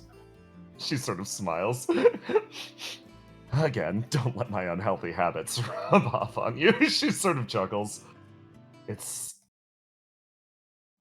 You've come to a realization. Her saying, oh, you aren't alone in that. That's projection. That's her saying it for her own sake to some extent. She just smiles and she's like, well, if I can help you work out your muscles to make carrying the crown just that much easier, please. She gestures, flame billowing around her again. Bring it on.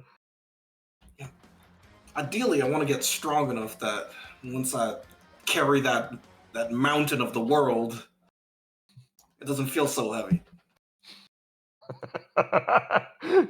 She smiles. It's a funny thing. Most people would try to belittle the weight that they're carrying. They would try to make it easier. They would try to make it more simple. They'd try to say, oh, I'm better than all of those people that rushed by. Your main goal is to exclusively get stronger to make that effort easier for you and easier for them. I respect it. It's just a significantly harder path. You will meet no shortage of people that have witnessed the end, that have witnessed even 1/4 of the horrors that you've seen, and have decided to harden or close their hearts off to everyone. Decided to turn that suffering into something pathetic or simple, something easy to lift. If your path is truly to get strong enough to lift that weight without belittling any of it, I truly dread the day that you reach that goal. You'll be an absolute monster. Well, my goal is not just to hold the weight of everyone's suffering. It's my second goal. My first goal is to be the hero. Her expression lightly falls, and you see a look of contentment cross her face. She feels proud in this moment. It's never felt more directly rewarding looking at Willow in front of her to play the villain. And time ticks on.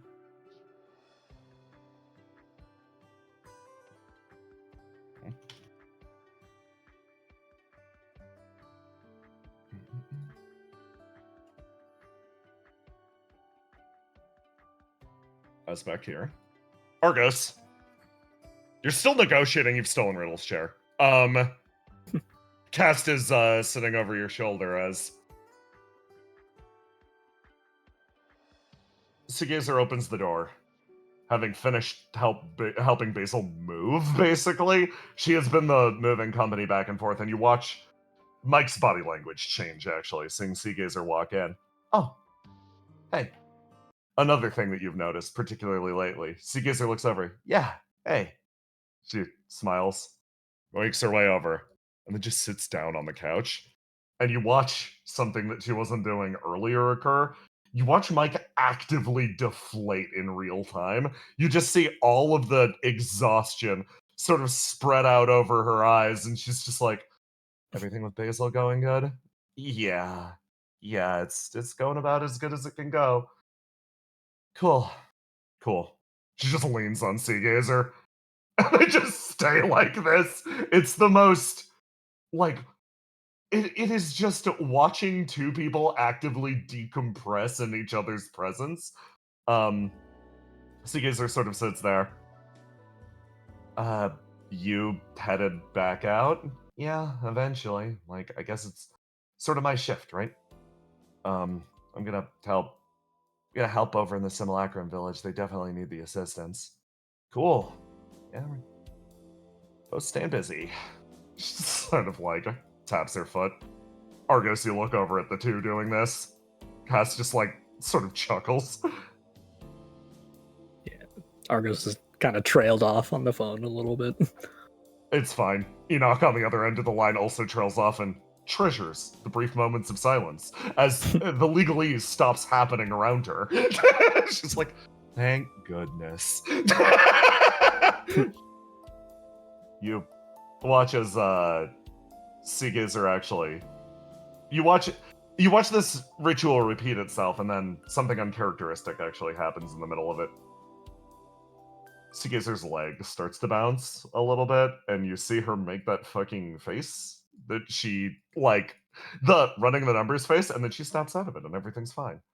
And then she runs the numbers, and she snaps out of it, and everything's fine. And then, at a different time.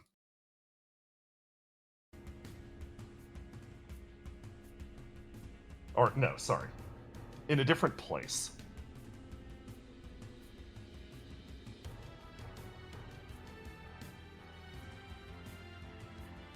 There's a meeting.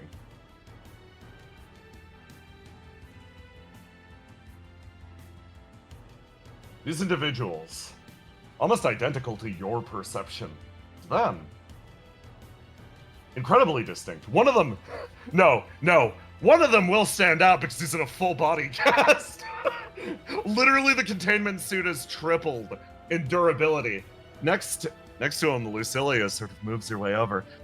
Oh, he got you good. He did. Bastard. But I've got wonderful news. Oh. The operator approved me. Apparently they made it to his door. They actually managed to trip that asinine security system. He brings his way forwards. Even in my current state, they're letting me pilot a god.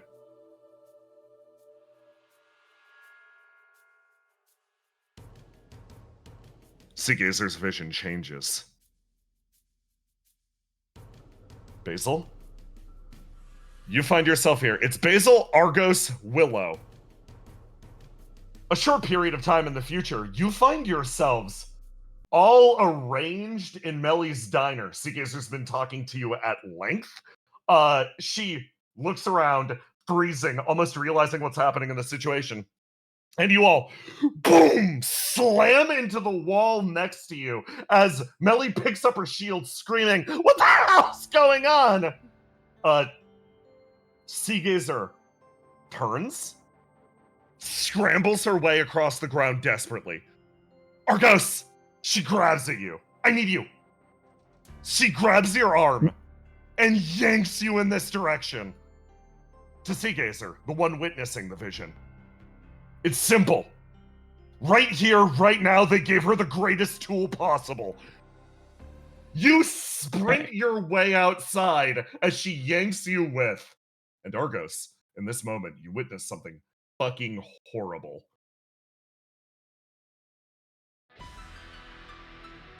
You watch as the world around you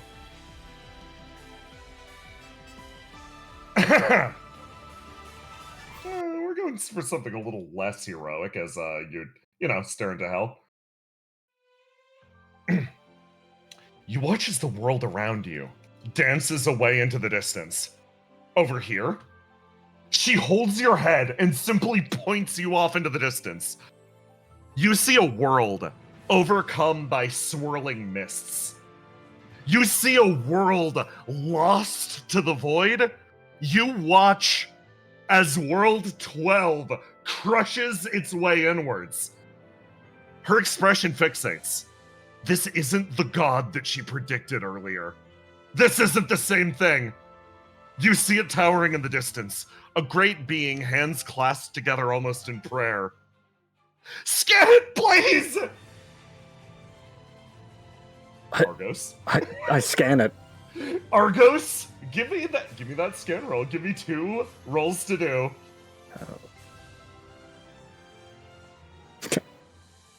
Okay. Glad I got 2. Oh my god, with the crit 20. Okay. I'm gonna reveal one of its stats to you. Remind me of this as we start phase 2. You stare up at the being, and I'm just going to verbatim post its mechanic. It's very long, but I'm putting it in chat.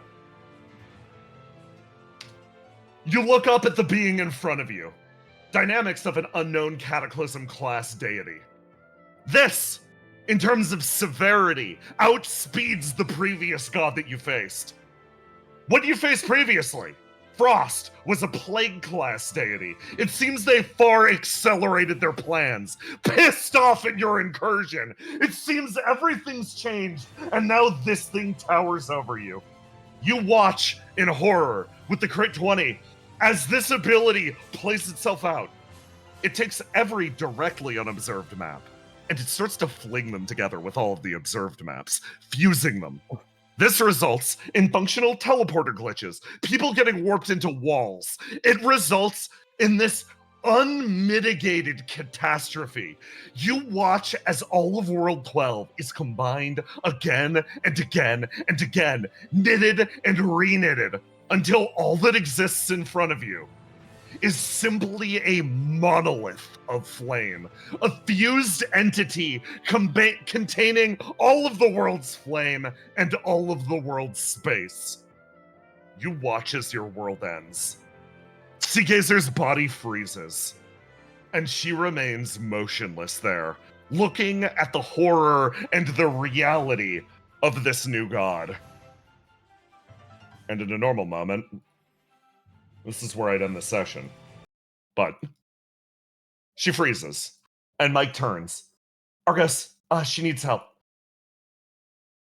Huh? She needs help. Hold on. Let me put you on hold.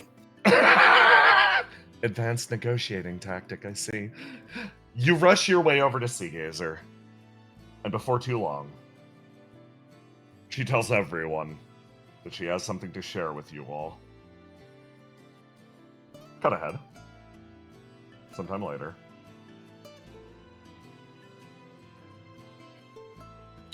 You find yourselves gathered around the bar. She finishes relaying this tale. Microplastic should be here. So, that's the next one. Sorry, guys. Well, shit. Yeah. Riddle pauses. That's bad. But No. That's perfect. she sort of turns, looks over. What do you mean? Riddle? Hmm? Imagine if we use blasphemy on it. Riddle sort of starts to laugh. So you guys are like, what? She squints and looks at each of you. Just Riddle, think about like, it. Riddle's expression lights up. Ooh, yeah, I can see. Oh, being able to deploy that back in the opposite direction? No. What? Huh? With the God of Flames, with God of Frost. Imagine if we put all those abilities together. We might be able to save the world. Huh. The ability to reknit reality. Pretty useful. She sort of smiles. Seagazer's body is trembling. She looks over. You guys... You fine? Mike, lights up. Oh. I think you forgot something important. She actually smiles too and sort of starts to laugh. When's this one showing up? Seagazer thinks. Due to your alterations today, due to the pressure that you put on the other side, something did change indeed.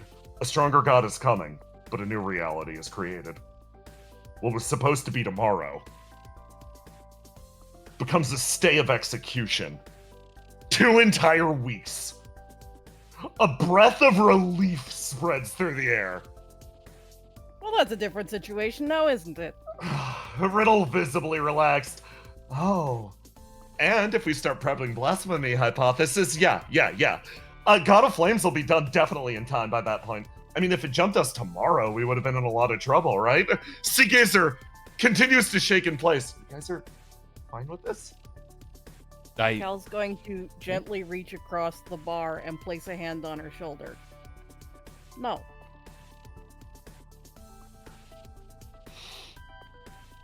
You see the anxiety sort of spread up through her body. Seagazer, we're not fine with these situations, but we always got a plan. And I'll hand it to you. We're way more fine than we would have been without this prediction. well up a little bit. She like, boop. As Thank- she's like, Cal just looks at her. Thank you. Thank you Oh. for sharing this. Thank you for letting us carry this with you. she literally just, you watch her fidget in her seat as she sort of like puts her head down, shaking back and forth. She's like, why do you, I'm sorry, I thought it was gonna freak everyone out. I've been kind of freaking out up to this point. Oh, I can't Riddle. imagine why. Yeah. I'm gonna be honest. Based on the way that you've been acting and based on what we've been expecting, we're expecting the counterattack to be almost imminent. After all, the proper tactic would just be hit them back fast and hard, right? The fact that they're taking extra time, she turns over to Ace, really scared the shit out of them. Or you made them angry enough. I Yeah. think both. He shot up a funeral. I'm gonna say both. Don't forget that I'm also the person that made the funeral. No, I really didn't forget that, actually. Oh yeah, sorry. We gotta be counting all your victories there. You almost said sins. Muttering off to the side. And it's funny. The energy in the air actually sort of shifts for the first time. It's different than what it was in the past. Okay, well, we saw how bad it can get, right? We know it's gonna get worse, but at the same time, we're given a little bit of time. Okay, everybody breathe. Holy shit. Riddle sags. Oh, tell me about it. I have time to change the oil. Riddle's Seagazer's expression sort of falls static. She looks at everybody around her. Hey, talk to me. I don't know. 2 weeks still isn't a whole lot of time. No. But it's gonna pass whether or not we freak out about it. She sort of inhales, exhales. Look, you just need to take these things more calmly. Give yourself time to breathe. Look, the future vision stuff is stressful, I get it, but like, the more you stress about it, like, the more it's gonna change, right? Guess, yeah. You see her eyes sort of like look down. Just sucks. I see a vision and it's always just you guys dying again and again and again. I mean, nothing new for me.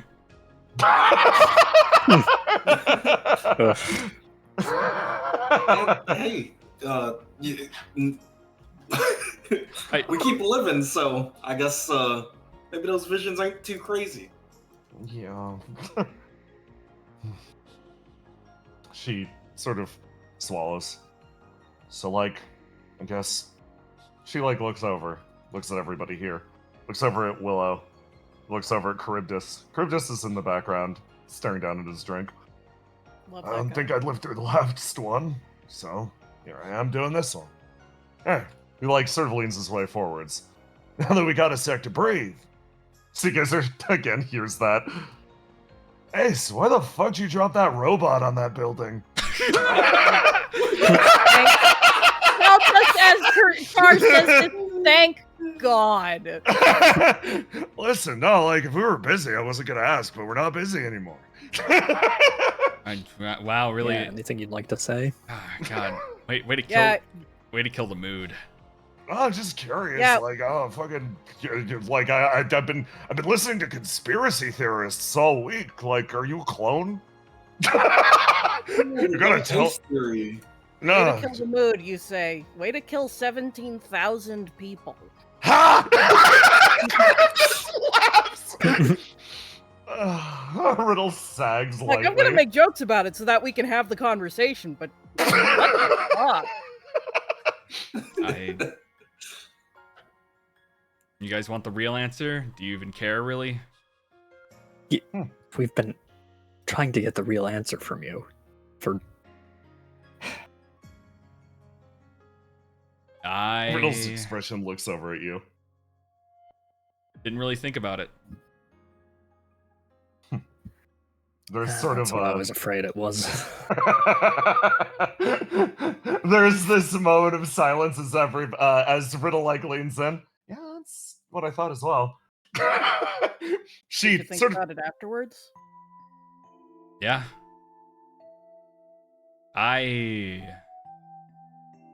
Obviously, it doesn't take a expert doctor to look at me and, realize that not everything is okay. In an ideal world, I wouldn't be here. It's a lot of pressure, it's a lot of stuff going on. I only know one way to solve my problems, and that's to lash out. And a lot of people got caught up in that. But I made the best out of an awful situation and found a way to use that, I guess. silence sort of settles in. Charybdis like sort of drums his hands on the counter. Ah, he nods and then goes, "Thanks for answering." Cal Genuinely, nods. he just goes back to his drink. Cal's leaning back on the bar, his arms crossed, and he nods as well. Honestly, that's... out of the options, that's not the worst one. Look, For you to have said that. If you'd said that you didn't care, that would have been something weird. But... it's... God, nothing's gonna make this okay, but... it's Look. not like... After I can serve prison sentences, I can get executed, I can... whatever happens, right? But right now, I think... sadly, there's more pressing issues in hand.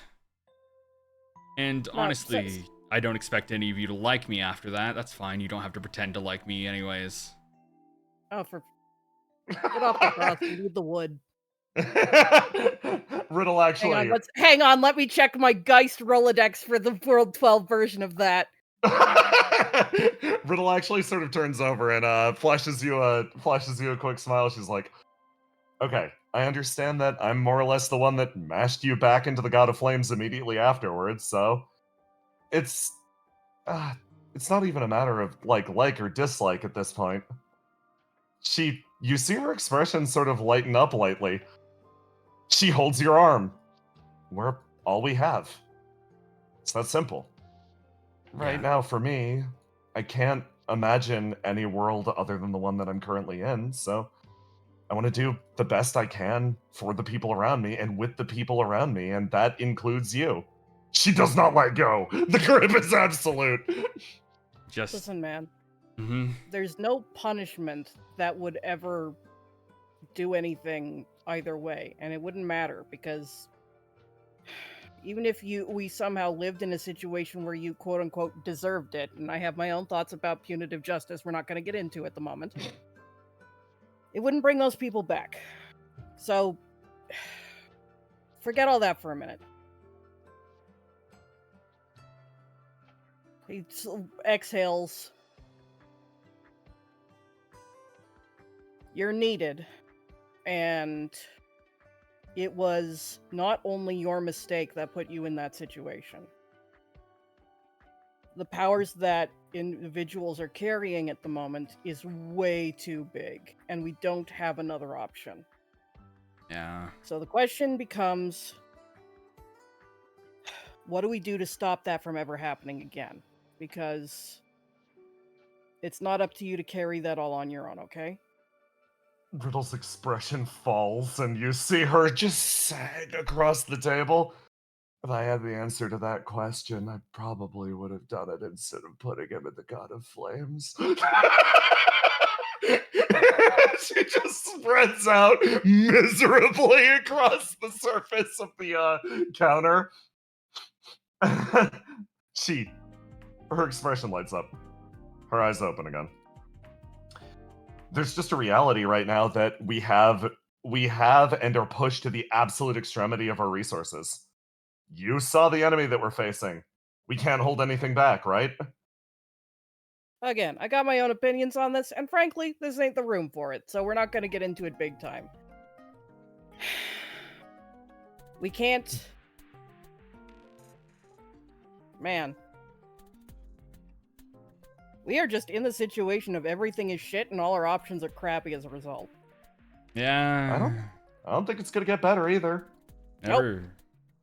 No. Ugh. But that's the thing. It's crappy for everyone.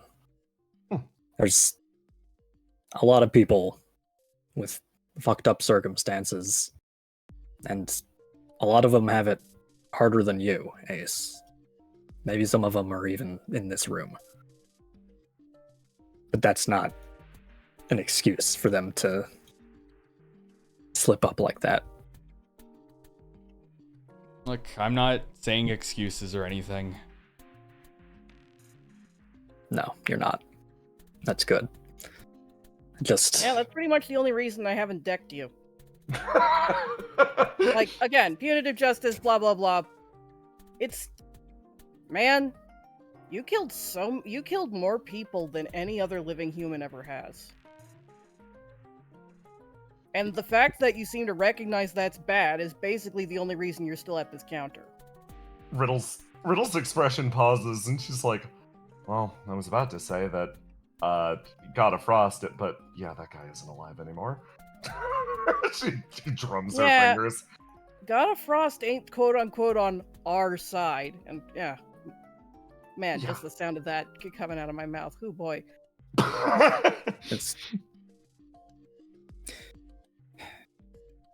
Going forward, look at the other people who are also going through all of this. Maybe not the same stuff as you, but they've all got their own struggles.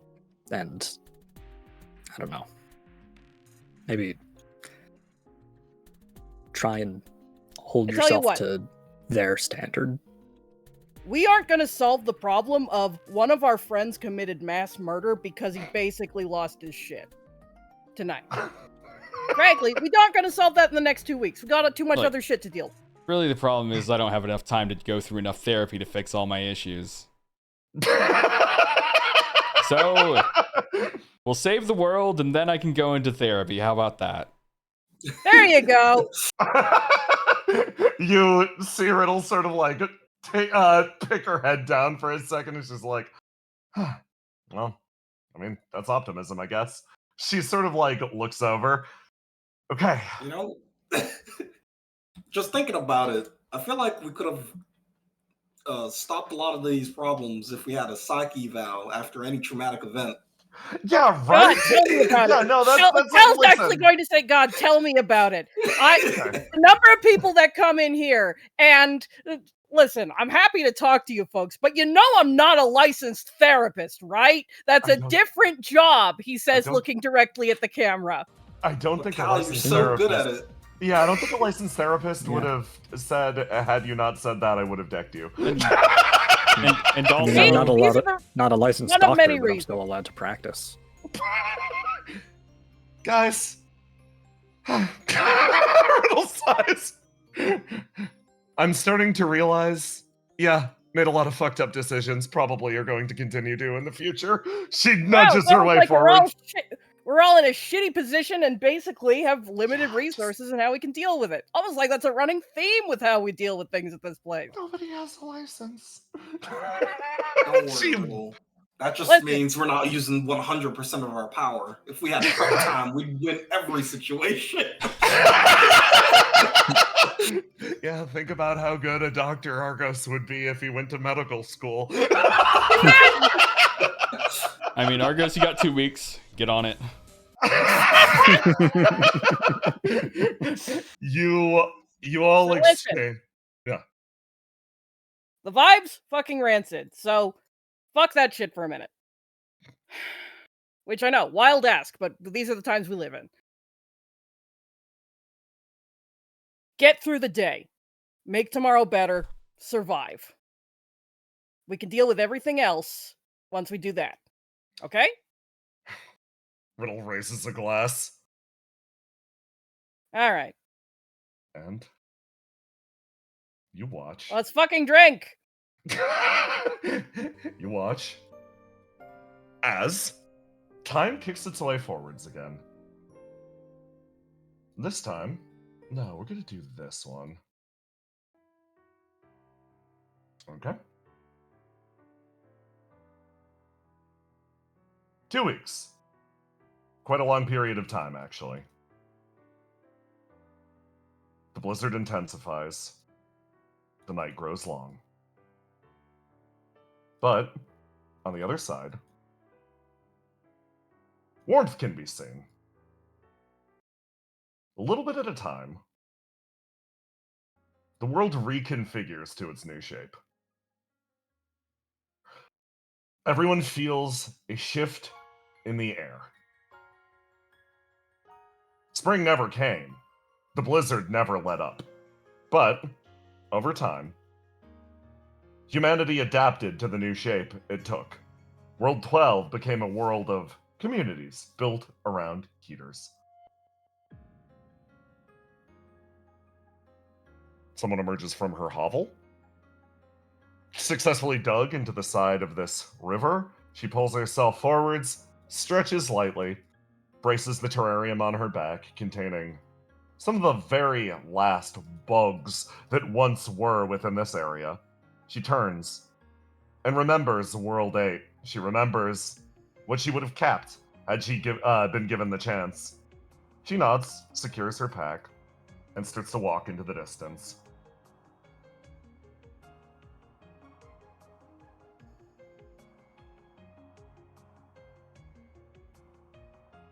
Ace, Yeah. in the depths of the world, you come face to face with somebody. He turns. Yo, man, what's up? Heard you were calling. Hey, man. Just checking on you. Yeah, thanks. I appreciate it, actually. Mhm. Aura has not left the old world.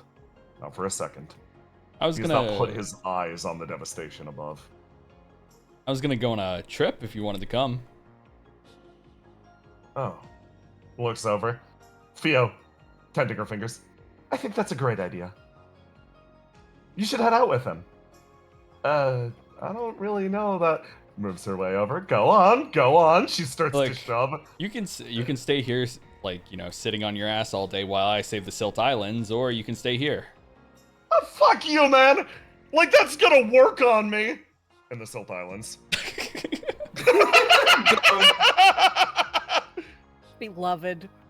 The man stares at the devastation around him.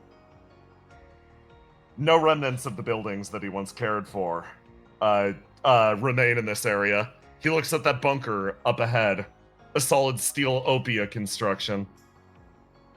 You know, I actually worked on the restoration effort of this area. Yeah? Yeah, we're picking bombshells out of the fucking dirt. And he looks around. There's a lot more work to do. He looks over at you, and you see his expression fall. Yeah. Fuck, man.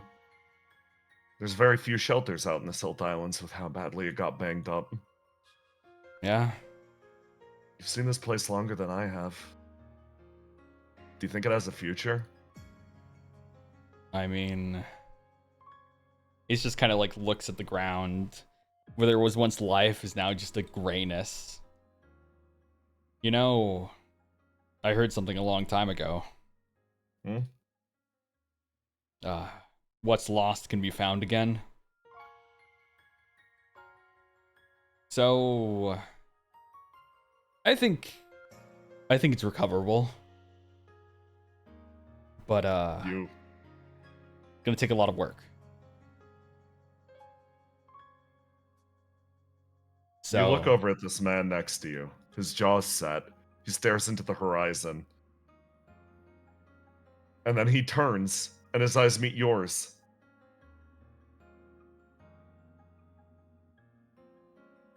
He pauses, and you see that he's trying to choke back tears. He's looking at his homeland.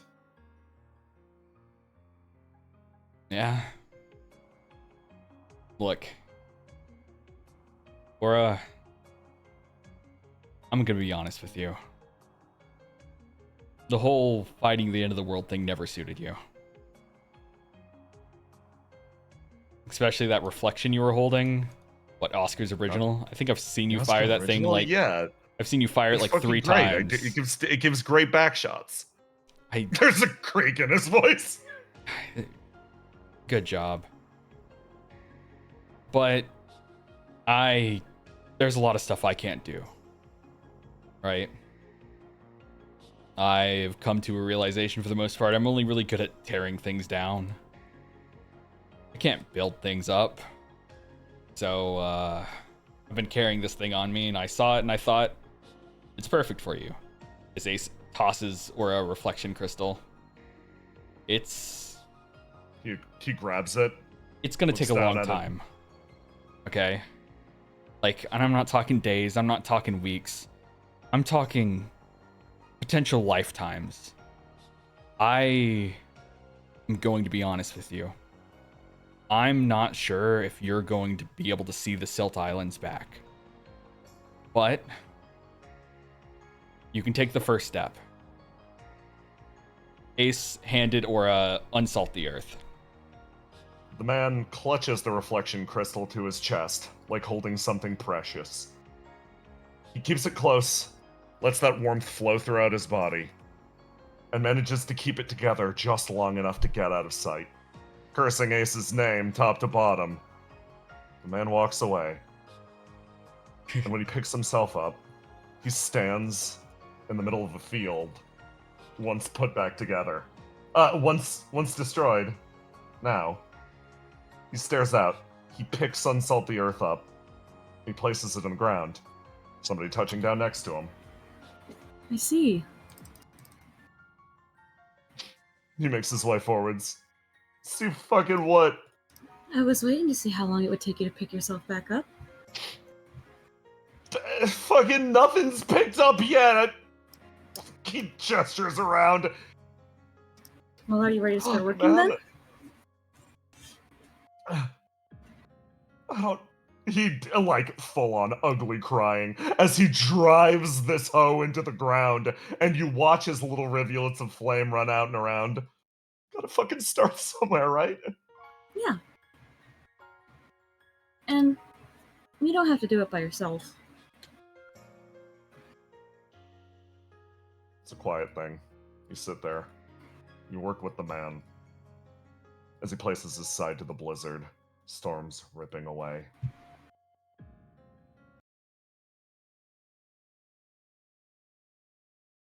A voice rings out, this time Sea Gazers.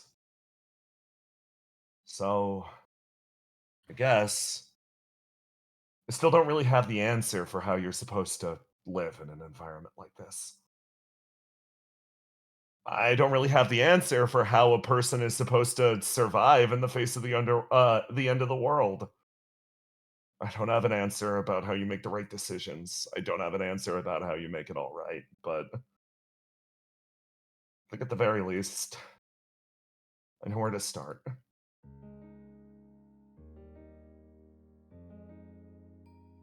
the base of the world, somebody brings a tiny machine forwards. It skitters across the ground, looking back up to you for confirmation, Willow. Yeah, go on.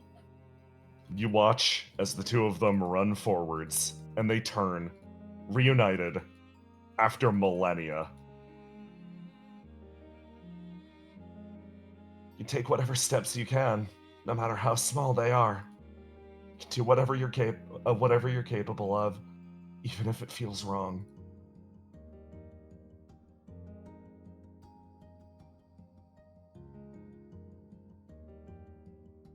Now, son, I gotta say, been very impressed with your performance over the last few weeks, but I noticed that you have not shown up to pray, Jesus, slip of the tongue, to pay proper tribute to the one and only, our own goddess of humanity. Listen, those services are not just optional, they're mandatory. Yeah, sir. That's crazy. Must have just slipped my mind. Internally, Ace, what the fuck? Why am I here? He reaches his way down, sending a message, time and time again. Geist patrol routes on way. Your informant, your man on the inside.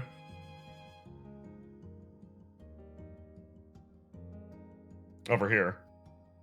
Stefano. Yes. 2 people comfort you in your time of need. Is this? Yeah. She Seegas pats you are on Mike the arm. visit Stefano at the derelict, and he's like, I just don't know. It's not the same without him here.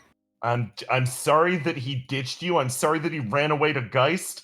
That sucks. That sucks. He's trash. He's trash. He's garbage. Yeah, no, you did not deserve to be treated this way. Listen, one of my friends, she always says this. Men ain't shit, Stefano. Say it after me. Men ain't shit. Men ain't shit.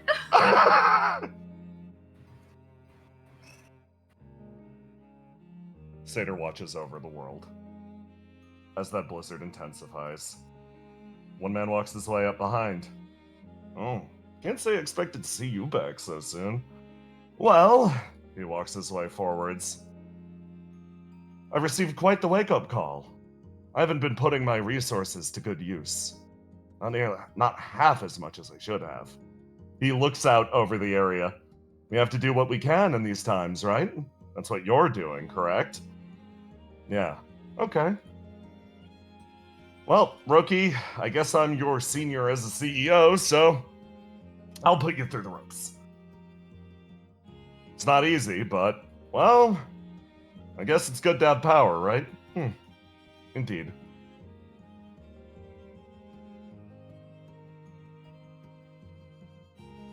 A voice echoes out, Ace. I have a curiosity. Yeah? What's up? Where do you imagine the world? After we've defeated our enemies, what kind of world do you see? What kind of world do I see? I see a world where the people can pick up the pieces.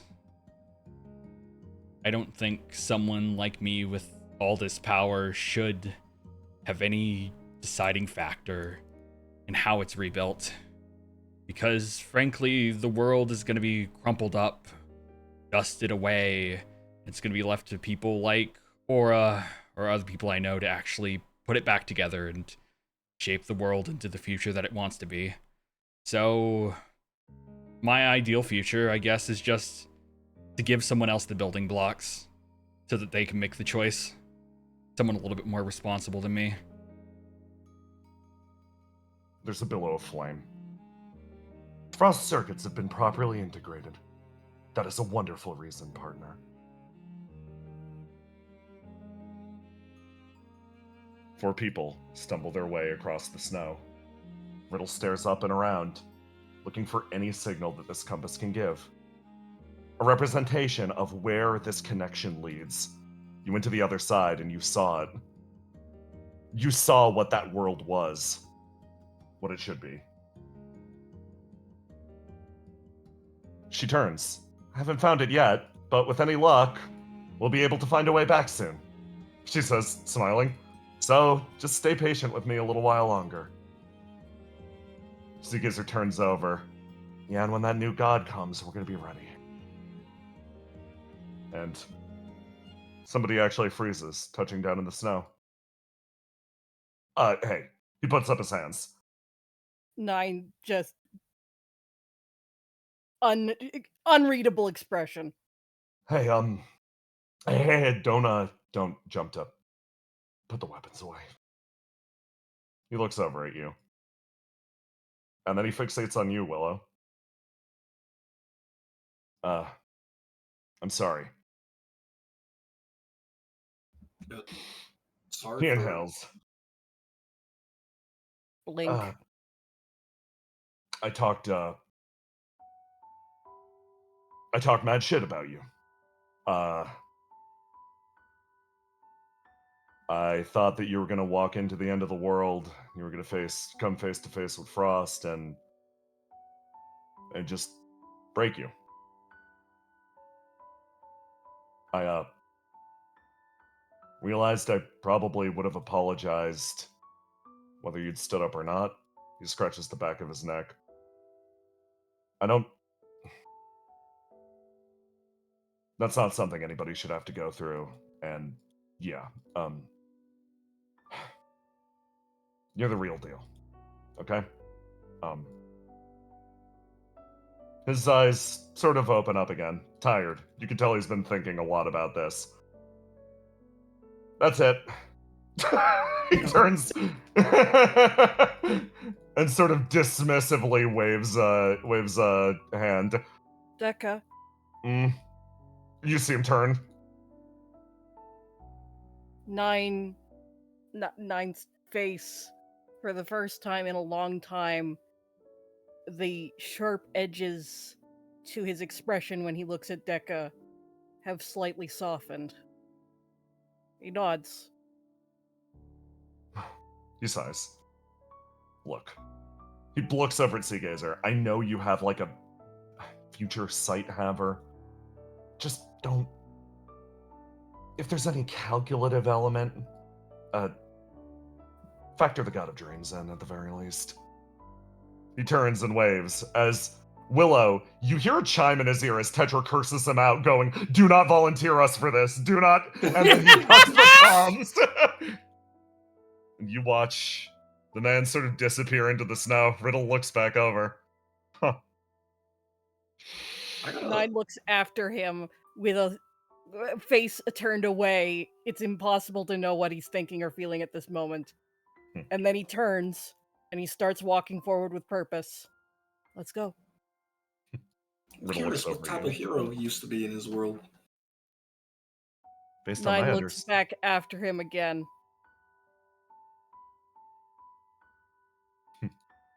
Riddle look. That's a hard question. Different. I don't know if he ever really existed. I think he's going to become... I think what he can become will be something. You say those words. As Argos, you and Basil go through the motions of doing normal work. You load up crates, one after the other, into the back of the bus, making sure to bring supplies to the far-flung communities out there. Basil, helping feels good. Mike stays with you, keeping an eye on you.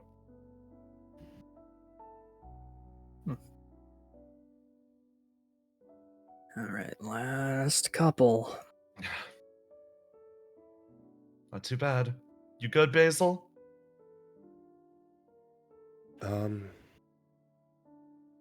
Sure. You say that as somebody walks out of the woods, hikes over. Oh, I can help. Cool. I was really worried you guys would have gotten out of here by now. She smiles and literally picks up a crate and just starts walking it over. Everybody works their way to the back of the bus as you start to load up crate after crate. Basil, somebody bumps up against you. You're sort of... sorry. Which is way past and around. Anything I can help lift? Abe pauses, looking at the man. And then smiles. I think there are a few others over in the back. He nods. Argos, this man walks by you, nods once, makes his way over here, and slowly lifts up a crate and struggles.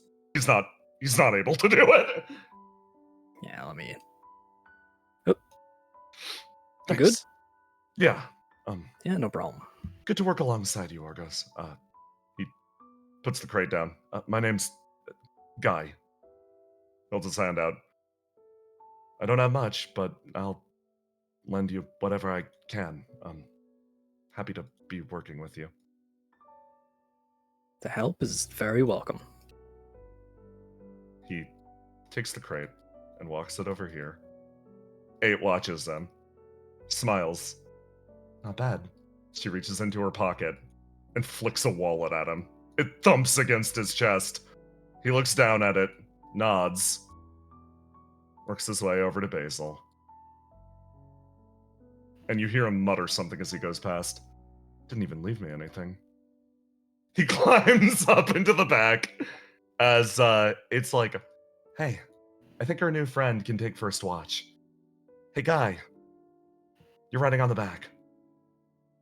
He looks over to you, Basil. Sorry, looks like I'm taking your job. Oh, could you use any help? I could really use something to do right now. You and me both. Okay, let's ride together. He holds a hand out for you. And the two of you climb up together. Onto the back as Breach calls the transport. Everybody heads inside. To a changed world. The silence and the snowfall touches down as the buses, one after the other, carry themselves into the distance. Yeah, everything's changed. It won't go back to the way it was, but just the same. This world, it hasn't lost yet. Hey, Aloha. Hit that shit.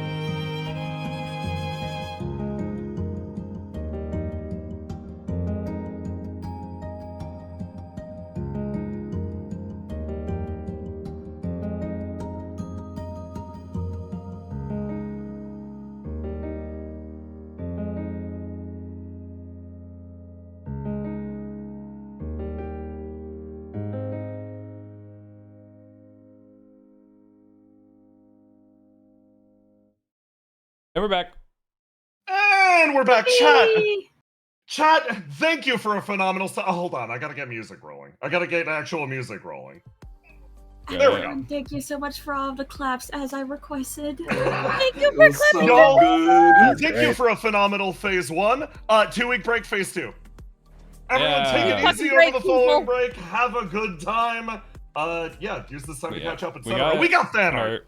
Alright, so first off from Snack Daddy, as always, we have some cookies. I love that. Let's fucking go. And then we have Yeah. fucking a Basilina Oh, Send love that to see person. it. in the alleyway, straight up killing it. And by it, I mean, let's just say Mike's spinal cord. I'm going to bring Oh, back that's explosive, souvenirs. Yeah, She tried to bring back her souvenirs. yeah. You got a skull? Justice in the world. Ace from DMZ, thank you. Oh, lovely. Yes. Oh, and Clippy. Yeah. So, yeah. Oh my God! All the creatures And the creature. from Luke Kaiser. And then we have a 9 from Dungeon Master Oh Zero. my A God! treble from Dungeon Master Zero. Oh my god! Yeah, a director from Our Dungeon Master Zero. goats. Autographs from Dungeon Master Zero. So cute. Melly from Dungeon Master Zero. Look at them! An angel from Dungeon Master Violinist. Zero. Oh my Radamanthus god. from Dungeon Master Zero. Ah, Oh my let's God. go. Crying. Joke ending, joke ending, joke ending. Breach. Oh my god, so lovely.